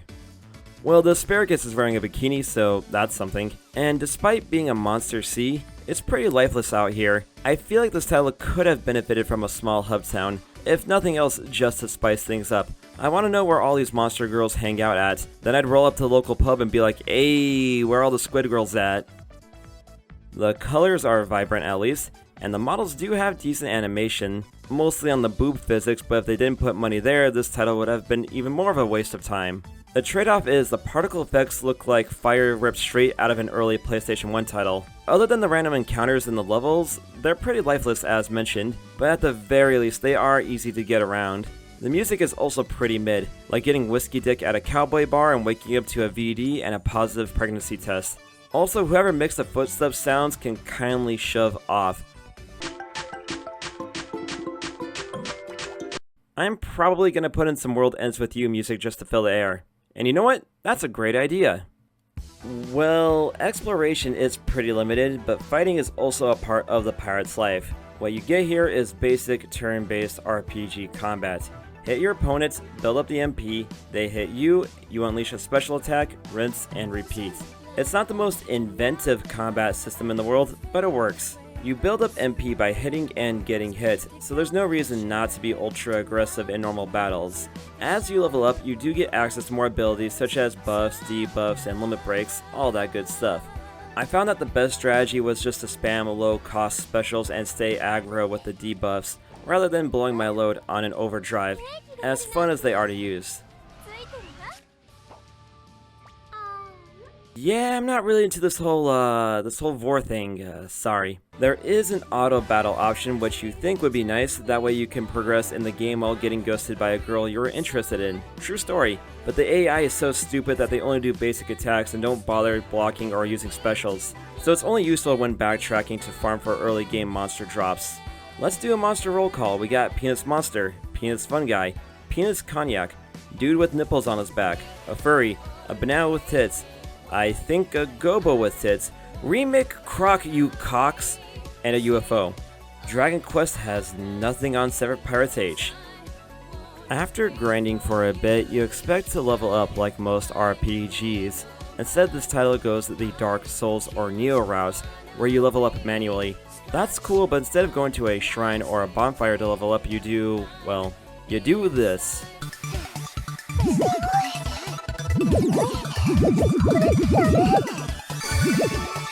The big gimmick of 7 Pirates H is that you adjust your character's boob size to alter their stats, like size and height and stuff like that. So bigger boobs means more power, but a smaller chest means better agility. And with an O cup, that chick is gonna have hella back issues. And you know what? I figured out what the H in the title stands for. The H stands for horny. The boob size gimmick adjuster thing is a gimmick for sure, and a very creepy one. Initially anyway, after seeing this thing for the millionth goddamn time, the novelty wore out very quickly. And there aren't any new weapons or cosmetics to get, only some underwear that doesn't even affect your appearance. So there isn't much variance in gameplay besides heavy hitting but slow, or faster but weaker, with the characters looking the same the whole way through. Normal encounters are pretty easy, but boss battles are where the game shows its teeth. Bosses have a grip of health and can take a hot minute to whittle down. You have to worry about things like status shifting, resource management, reviving, kind of like, you know, a good RPG. The brief serotonin I got quickly fell apart when I figured out how you finish off some of the bosses. Sometimes the bosses will have this red meter, and that's fine, but after you get that down, the boss still isn't finished off. Turns out you have to charge the second meter by playing a little minigame, and by play a little minigame, I mean mash the A button while looking at these tits for the pink fucked riding on a dildo, and blow up the boss. Oh yeah, the pink dildo missile thing is totally worthless in normal attacks and boss fights, and some of these battles can drag on forever. One endgame boss has a self-heal buff that drags things out for way too long. So the best part of the game runs out of fun about halfway through the title. Thankfully this game is only about 15 hours long, so not that long, but still. But I've been avoiding the main issues of this game, like you avoiding your child support payments and eviction notices. 7 Pirates H has to be one of the most tedious, padded, and most importantly, boring games I have ever played. You get a long list of missions, some of which are required to progress, and it's either get the material from the bad guys or kill the bad guys. And yeah, there are boss battles, but a good chunk of the game is just running around finding shit. And you need to do missions for gold so you can have healers and revive for the bosses.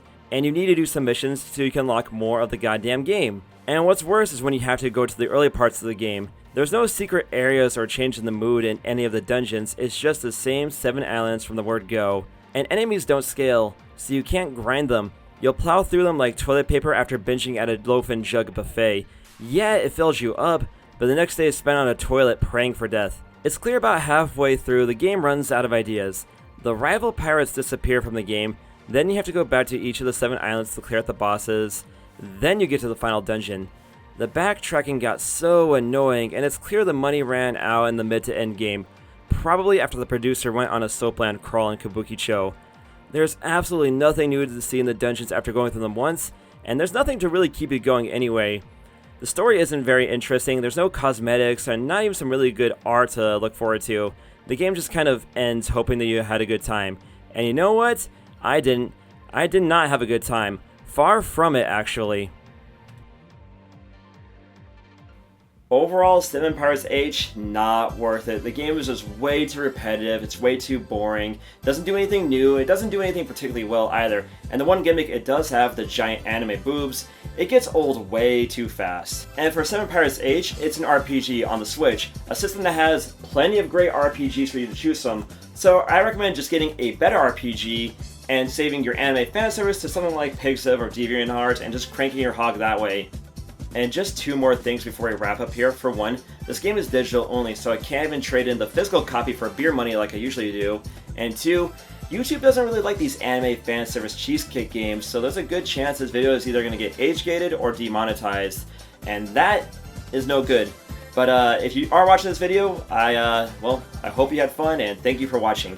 So leave me some comments. What is your favorite pirate-themed media, be it a game or a movie or whatever? For me, you already know, Skies of Arcadia. And while you're down there, make sure you subscribe to the channel and hit the bell as well for notifications on future videos. Hit me up on the social media, Twitter, Instagram @ZMigs. And with that out of the way, I'll see you in the next video. Later everybody, take care.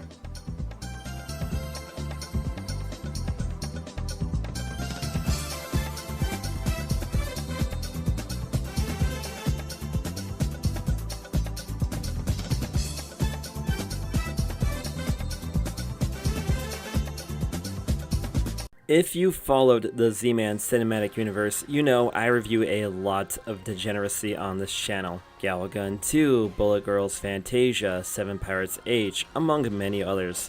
But the degeneracy has mostly been aimed at a male demographic, a demographic that likes big honkin' anime chests. But I have female viewers too. Not really, but bear with me. There's a demographic for those who like pretty boys, and thankfully we have that covered with Touken Ranbu Warriors on the Nintendo Switch. This is another installment in Koei Tecmo's Warrior series with the pretty boy swordsman of Touken Ranbu. It's a huge franchise in Japan that just recently crossed the borders. So what is Touken Ranbu, and is this title worth it? Well, don't worry, I'll tell you all about it. Before we begin this Sengoku tale, it would be killer if you subscribe to the channel and hit the bell as well for notifications on future videos. I got a lot of fun videos planned, so stay tuned for more content. And with that out of the way, let's begin.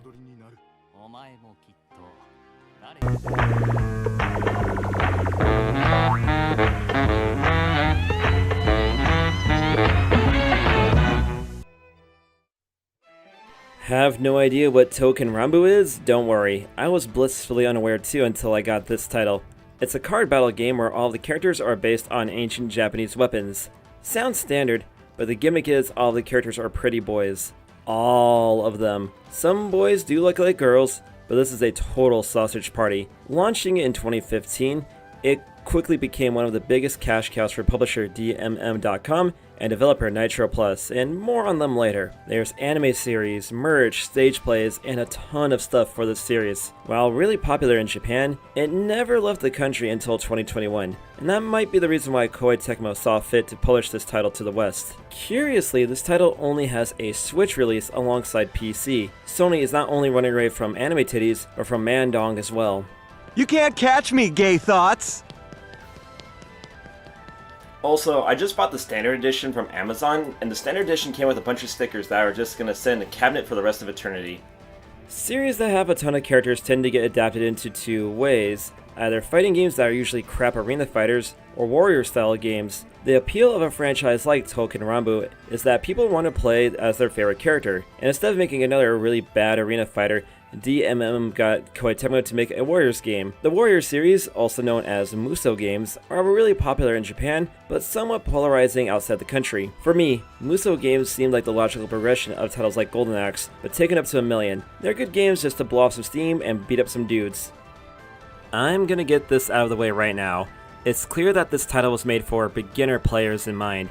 The difficulty is set to easy by default, the lock-on is set to auto, and the bad guys have the range on their attacks telegraphed, so it isn't too hard to avoid taking damage. Some things can be adjusted in the settings, but even on hard, this game is a breeze for action game vets, so keep that in mind.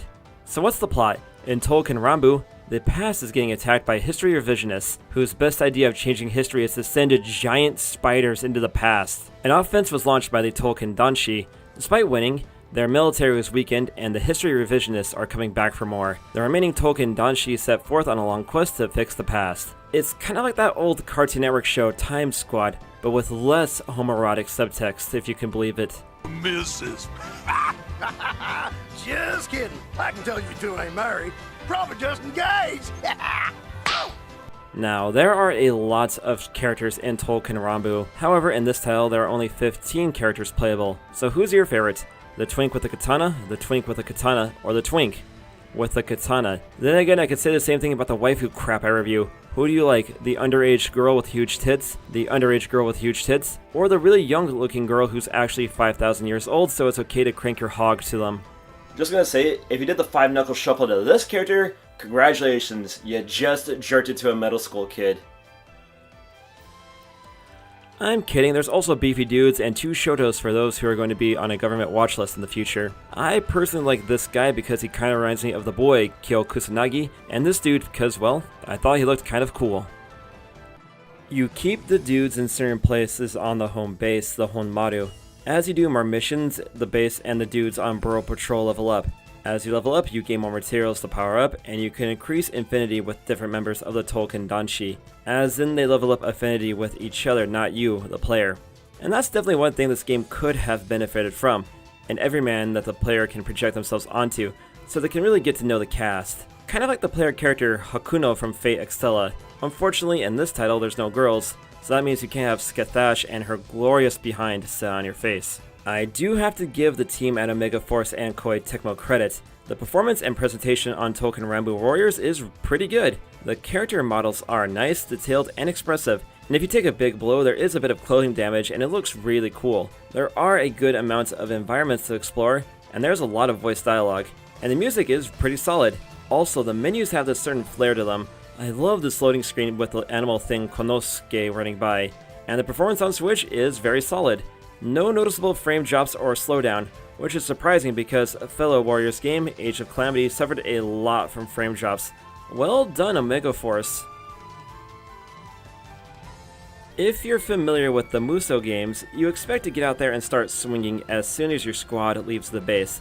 And that's the case majority of the time. However, this can get kind of boring. So Touken Ranbu Warriors tries to mix things up with different mission objectives, like protecting someone or destroying something. Sometimes they keep the objective hidden and they only tell you what to do after you fail the mission. It's a bit annoying, but at the very least the missions are short. So you don't have to spend 10 minutes just learning that you're supposed to give a warlord a Cleveland steamer instead of a handy.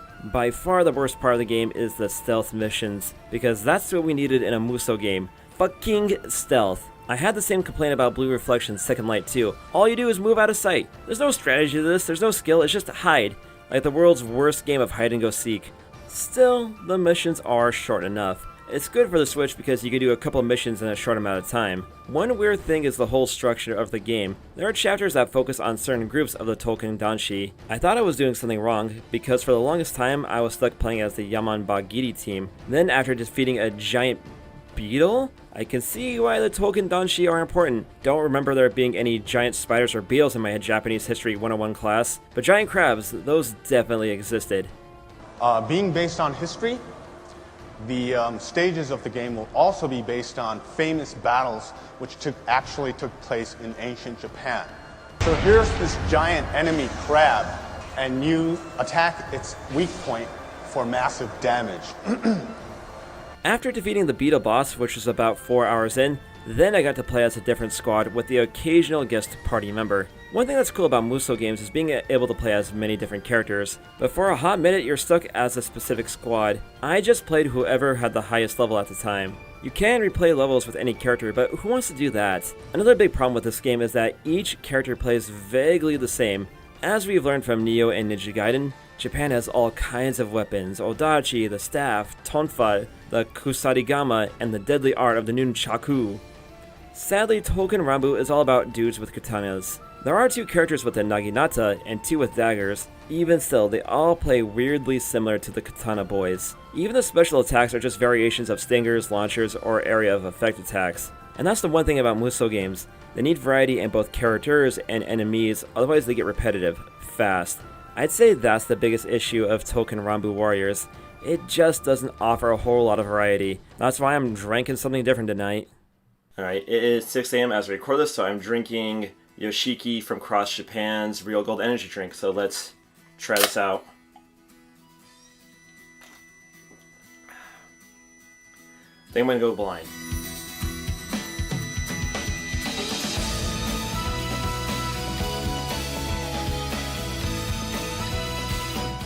Now to talk about the companies behind Touken Ranbu, Nitro Plus and DMM. Some of you might be familiar with Nitro Plus.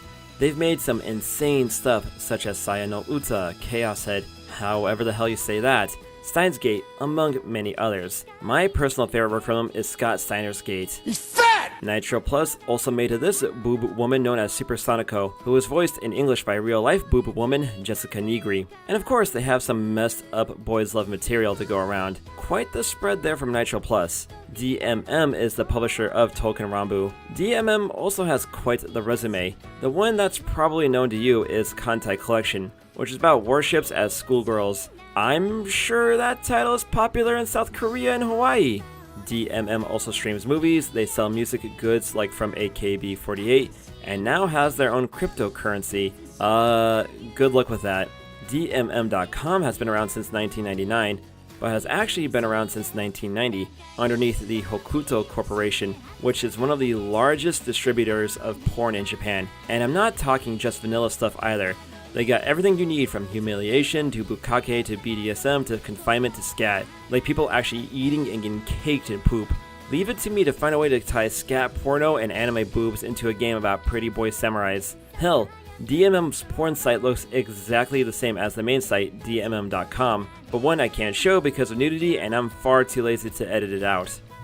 To be honest, researching Nitro Plus and DMM was far more interesting than actually playing Touken Ranbu Warriors. It isn't a bad game, far from it. It's just another Warriors game on a system that already has a lot of them, let alone action games in general.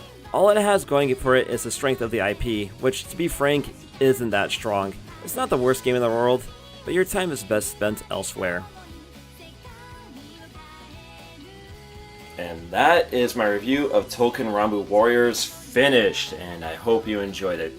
Just to reiterate, I don't think this game is bad, far from it. It's just that it doesn't stand out in the sea of action games that are on the Switch, let alone the Warriors games that are on the Switch. In fact, this year they're coming out with a new Warriors game, Fire Emblem 3 Hopes on the Switch, and I'm sure that game's going to be fantastic because it's going to have all that Nintendo money on it. So I recommend just saving your money for that or getting one of the many other action games that are on the Switch. I personally recommend Astral Chain. That game is chef's kiss. But I guess that does it for this video, so leave some comments. If there's going to be a new Warriors game, like an adaptation, which do you think should get a Warriors game next? I think that they should make either a Xenoblade Warriors or Kid Icarus Warriors. Or do you remember that movie from the 70s, The Warriors? They should make a Warriors game.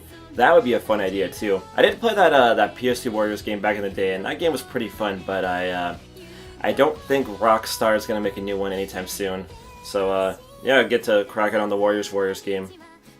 But while you're down there commenting, make sure you're subscribing to the channel and hitting the bell as well for notifications on future videos. Got a lot of videos planned for the future, and you should definitely be sticking around for those. Remember to follow me on social media at Twitter, Instagram at ZMags, and with that, I will see you in the next video. Later, everybody. Take care.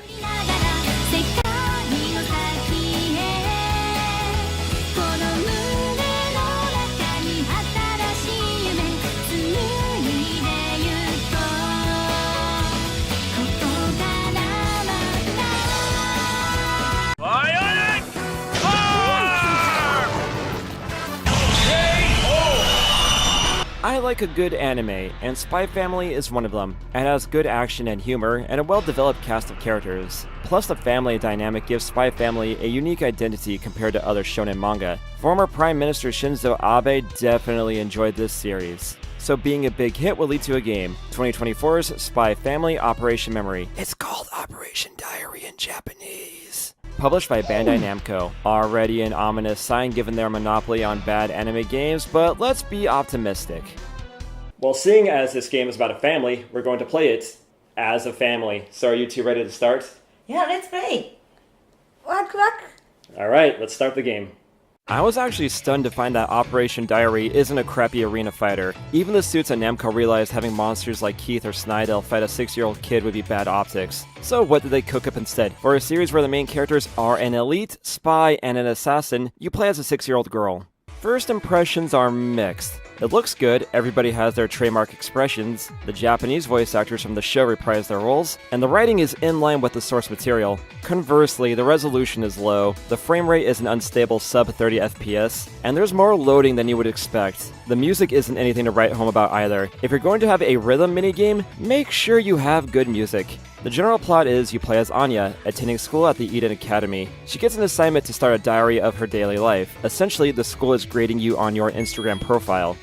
And that's about all the plot you get. The conspiracy to start a war between Ostania and Westalis and the political drama? We could deal with that another day. Progress is tied to filling out your photo diary. You grade it on the angle, focus, and timing of the picture. The game is nice enough to tell you when you have each category down, so you aren't just blindly guessing at what constitutes a 3-star photo. It's like a beginner's friendly version of Pokemon Snap.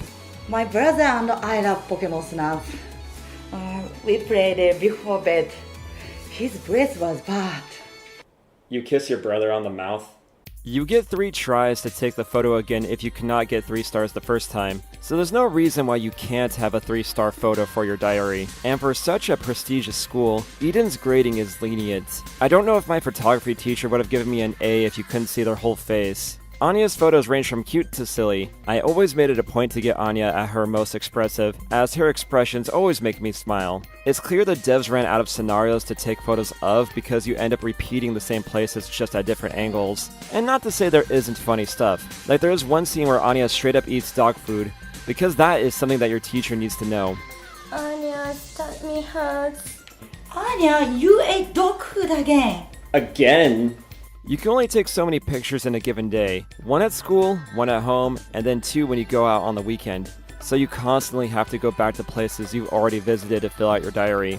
And to unlock the main photo that actually progresses the story, you have to take pictures with special items. So that means to clear a location, that means going back to it a minimum of 2 times. Even more if you are a completionist. And there's not like there's much difference in the spot when you go back to it multiple times. You might find a familiar face like Yuri or Fiona, but they are just kinda there. I wonder what adventures they are going on. Hell, Frankie doesn't even appear in this game. What's he up to? Spending money on gacha games and whippets? There's a total of 8 characters you can level up your bonds with by chatting with them, and there is an occasional choice, but nothing substantial such as Persona. The only reward for leveling up bonds is seeing some admittedly cute and funny cutscenes with Anya and pals.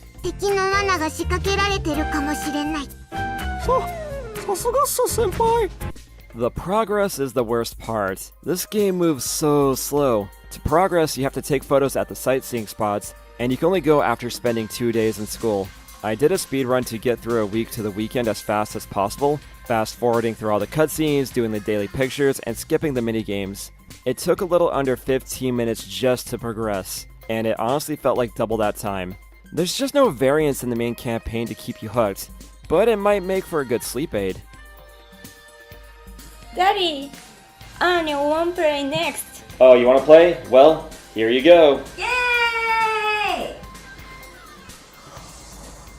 Well, that's one issue solved.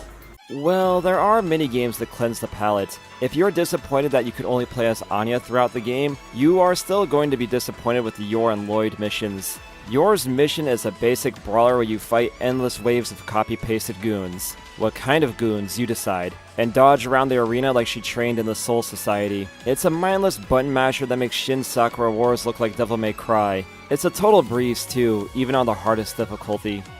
Lloyd, meanwhile, still surrounded a randomly generated mansion hiding away from the world's worst guards while he jacks off a painting, I think? Very slowly, I might add. Snail, back off, because you're just mashing it now. I owe Blue Reflection's second lay an apology. I thought that game had some bad stealth levels, but this is way worse. Or more accurately, annoying. The guards just wander around randomly and have an inconsistent spotlight. Lloyd is also unarmed. In case you do get spotted, your only response is to run away. And just to top this mess, there's a time limit. So in missions when you need patience, you can't because you're in a hurry. And in case you thought the Lloyd and your missions were too easy, there are 2 more difficulties to unlock. And to unlock them, you have to clear each level at least 3 times and spend 100 light bulbs each time to do so. I cleared easy mode once, why do I need to do it 2 more times? This applies to all of the minigames. Speaking of which, the other minigames could best be described as it's not good. The first flavor are match the button kind of minigames that would be laughed out of the worst Mario Party, which is all the Mario Party titles, but I digress. Thankfully, there are no minigames that will give you the wound of Christ like Mario Party 1. That said, that could be a good filler episode for the show. I think Yora's cooking would be a bit better if she used a cutting board instead of throwing the food in the air like Fruit Ninja. Maybe that's why her brother loves her cooking so much. Yuri's diarrhea must be considered a nuclear hazard after eating Yora's cooking all of his life. What in the hell is wrong with you? Dude, my porcelain melted. I gotta go somewhere. The other flavor of minigame are ripoffs of other titles. The bowling game makes you yearn for the simple days of Wii bowling. Dodgeball handles like everybody in school pounded a fifth of Jaeger before class. Same with the Switch itself because the framerate took an absolute dive here. Namco got so desperate for ideas they put games based off Mappyland and Pac-Mania in the game. I can only assume that Anya is fighting child predators here. And of all the ways you could play Pac-Man on the Switch, are you really going to go out of your way to play a version that stars Anya? Now that I think about it, why did they rip off Pac-Mania of all titles? I have that Pac-Man collection on Game Boy Advance, and Pac-Mania was easily my least played of that collection. And Eden Academy must not be strict with the kids if they can play President in class. I guess they learned how to play blackjack in their second year. Daddy, Mommy, let's go to Vegas. That sounds lovely. Let's get ready now. Anya is 6 years old. Oh, you're right.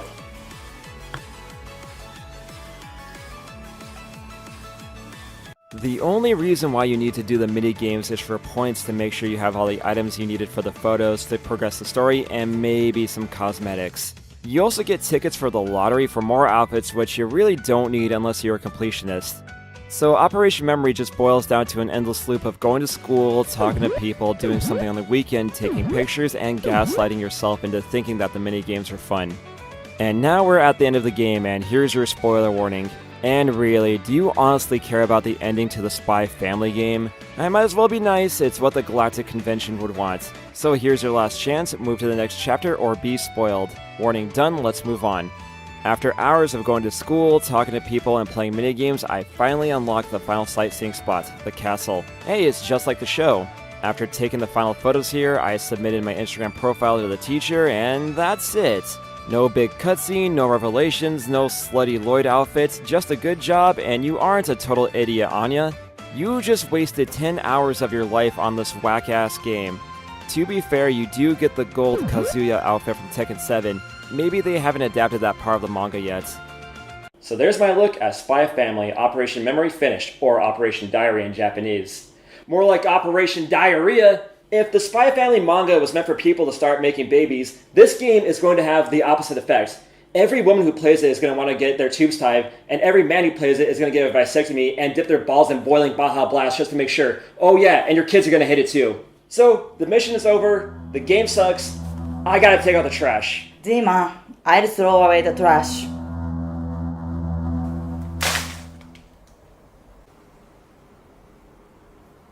Let's play Sonic Girl!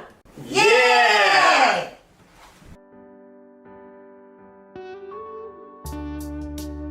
And thank you for making it to the end of the video. If you are a returning subscriber, you would know that this is a very atypical video of mine. I wanted to try something different, and I hope you enjoyed it. I just want to give a special thanks to Chizuru and Ulala. Both were wonderful to work with and were very professional. I also want to give a huge thanks to cameraman David for being a buddy and helping put this video together. I linked everyone's socials down below, so go give them some love. If you want to see bigger videos like this in the future, be sure to subscribe to the channel, check out some other videos, and holla at your mans on the social media. With that, the video is over, and I will see you next time.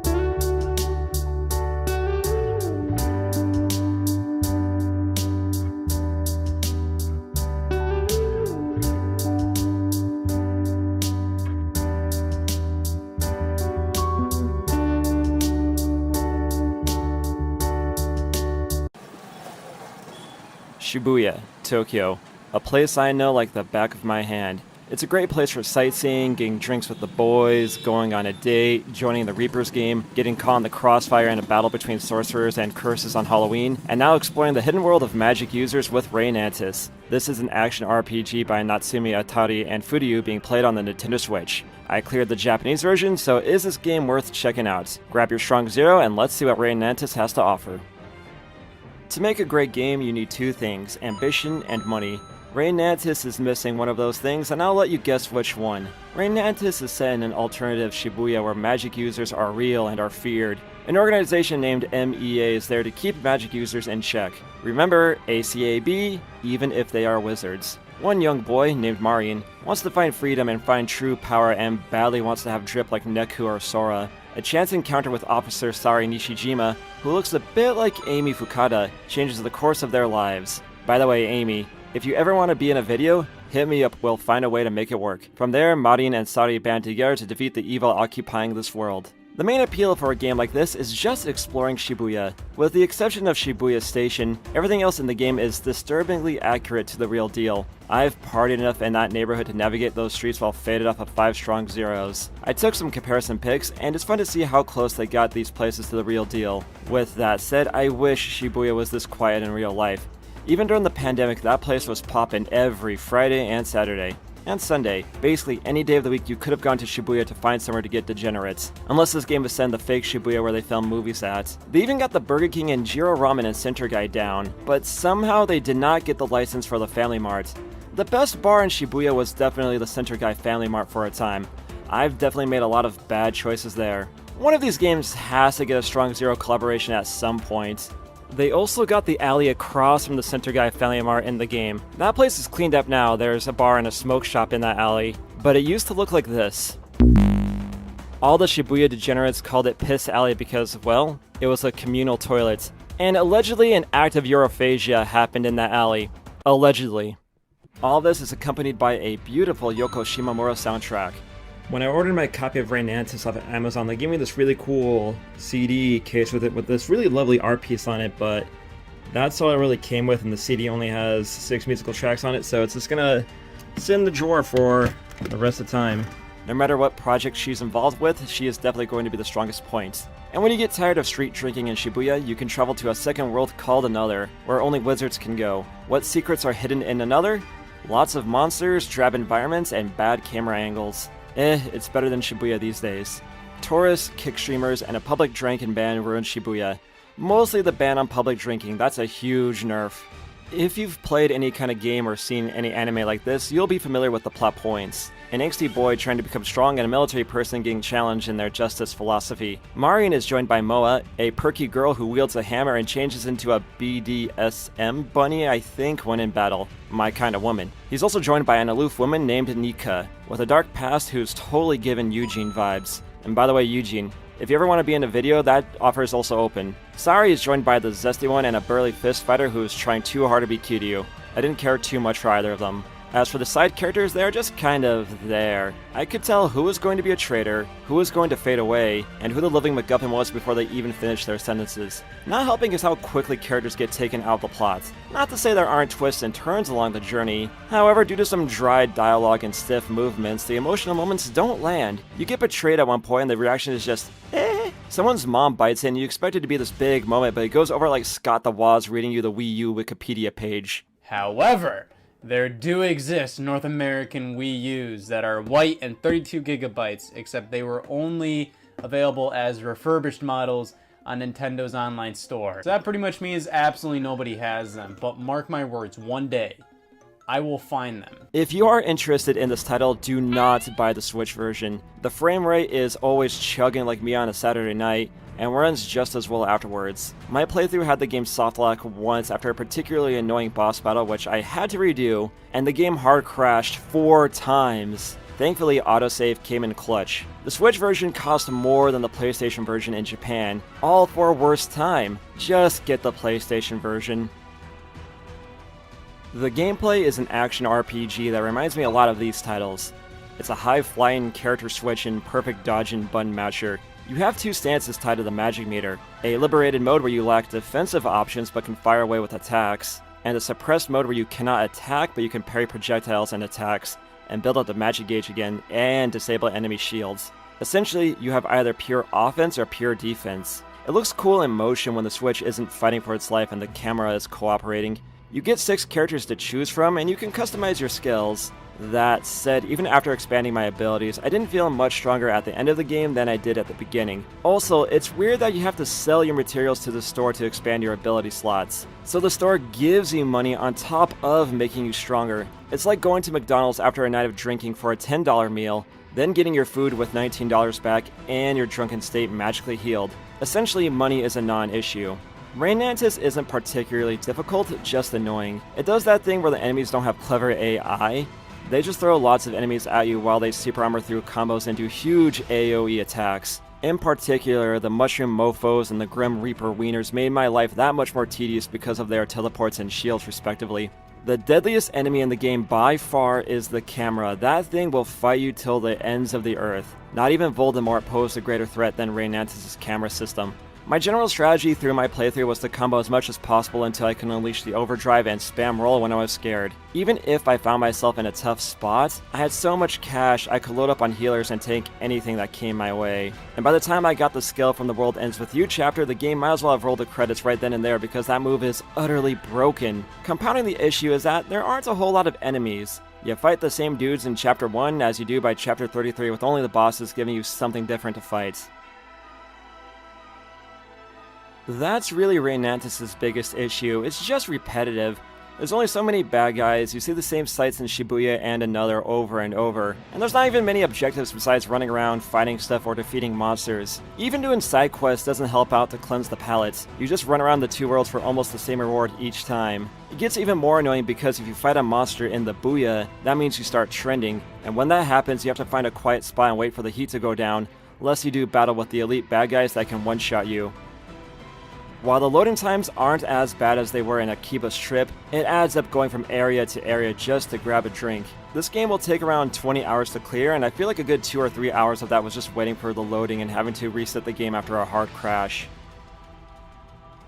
Reynatis got a bit of hype for doing a crossover with Neo: The World Ends With You. It's clear Reynatis was influenced by that title in a long line of stylish and colorful urban games lineage that Jet Set Radio started. It's cool seeing the series again after Square failed to promote the second game, a fact I am still coping with. And hey, Rindo and Shoka are here to help out Mari and Moa, and oh god, they look so out of place. This is way worse than Neku's appearance in Kingdom Hearts Dream Drop Distance. They don't even have voices! They could license the music and characters from Neo, but not the voices? This is like a goddamn mod that I bought for 6,000 yen. The mission is just fighting the same 2 damn noise over and over until a boss fight appears. I promise you this whole thing was just a setup for this picture to happen. This game was halfway to making something great for itself. The world and lore is interesting, but the characters are stock. The world is fun to explore, but you see everything in the first couple of hours. There's real brands, but no one outside of those who have been to Japan are going to appreciate them. The gameplay is fun and has some depth, but is held back by a lack of variety. It's clear Natsume had big ideas for this game, but they did not have the funds or manpower to see their vision to completion. It's a blend of all of these titles without the capital to make it stand out, and the result is getting drunk in front of a convenience store. And in fact, you might as well do that right now.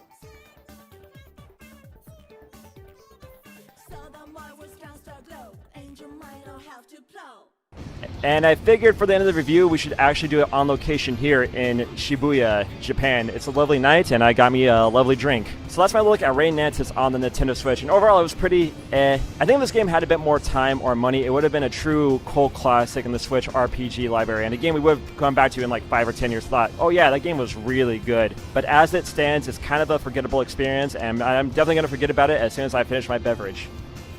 But let me know, what do you guys think? Did you really like this game? Do you think it's going to be a really underappreciated RPG in the Switch library? Am I being too harsh on it? Or is this game going to be just that, just a forgotten RPG? Let me know down there in the comments. And when you're down there, make sure you subscribe to the channel, hit the bell as well for notifications on future videos. If you follow me on the social media accounts like Twitter and Instagram, I'll post more pictures and videos of this, like my life in Tokyo, and that'll be really fun. Anyway, I'm going to finish my drink, and I'm going to enjoy the rest of my night. So thank you everybody for watching, and we'll see you in the next video. Let everybody take care.